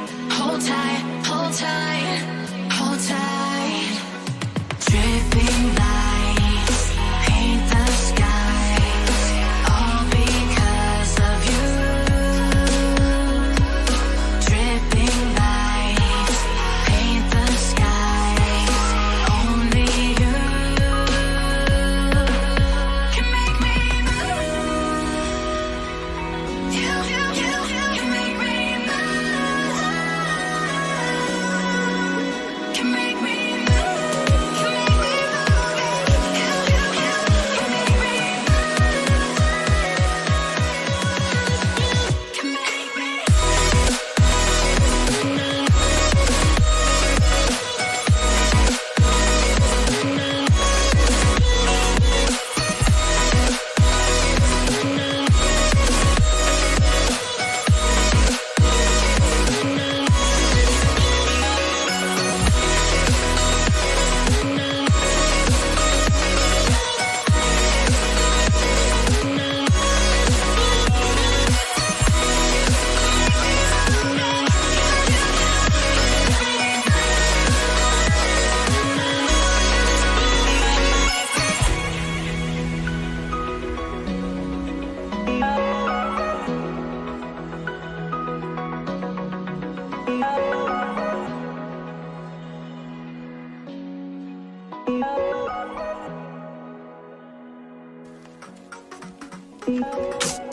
I've been getting out of bed these past few days.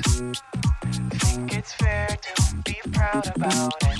I've quit ordering from all those fast food chains. I'm feeling better, there's no doubt about it.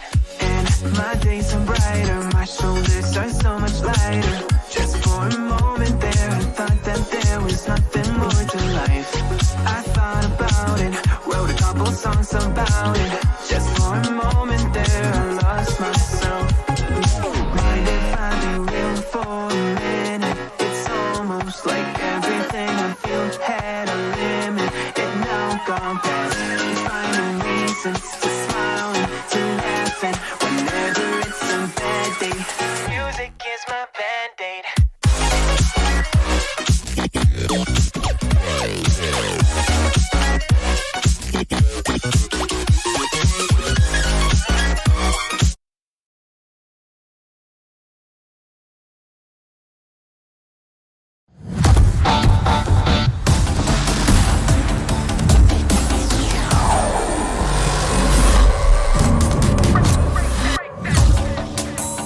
Fame चाहिए तो solid हाथ पर चलाने पड़ते हैं। हाँ? समझा? या फिर से अंगूठे।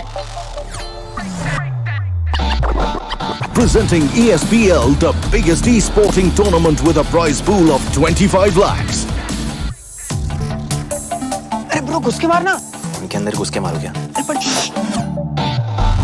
ESPL गेम है तो फेम है।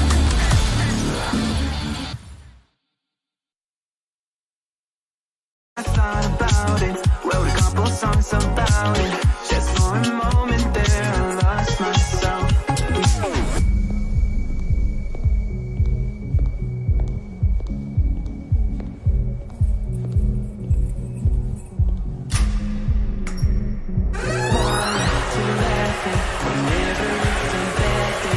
Music is my band.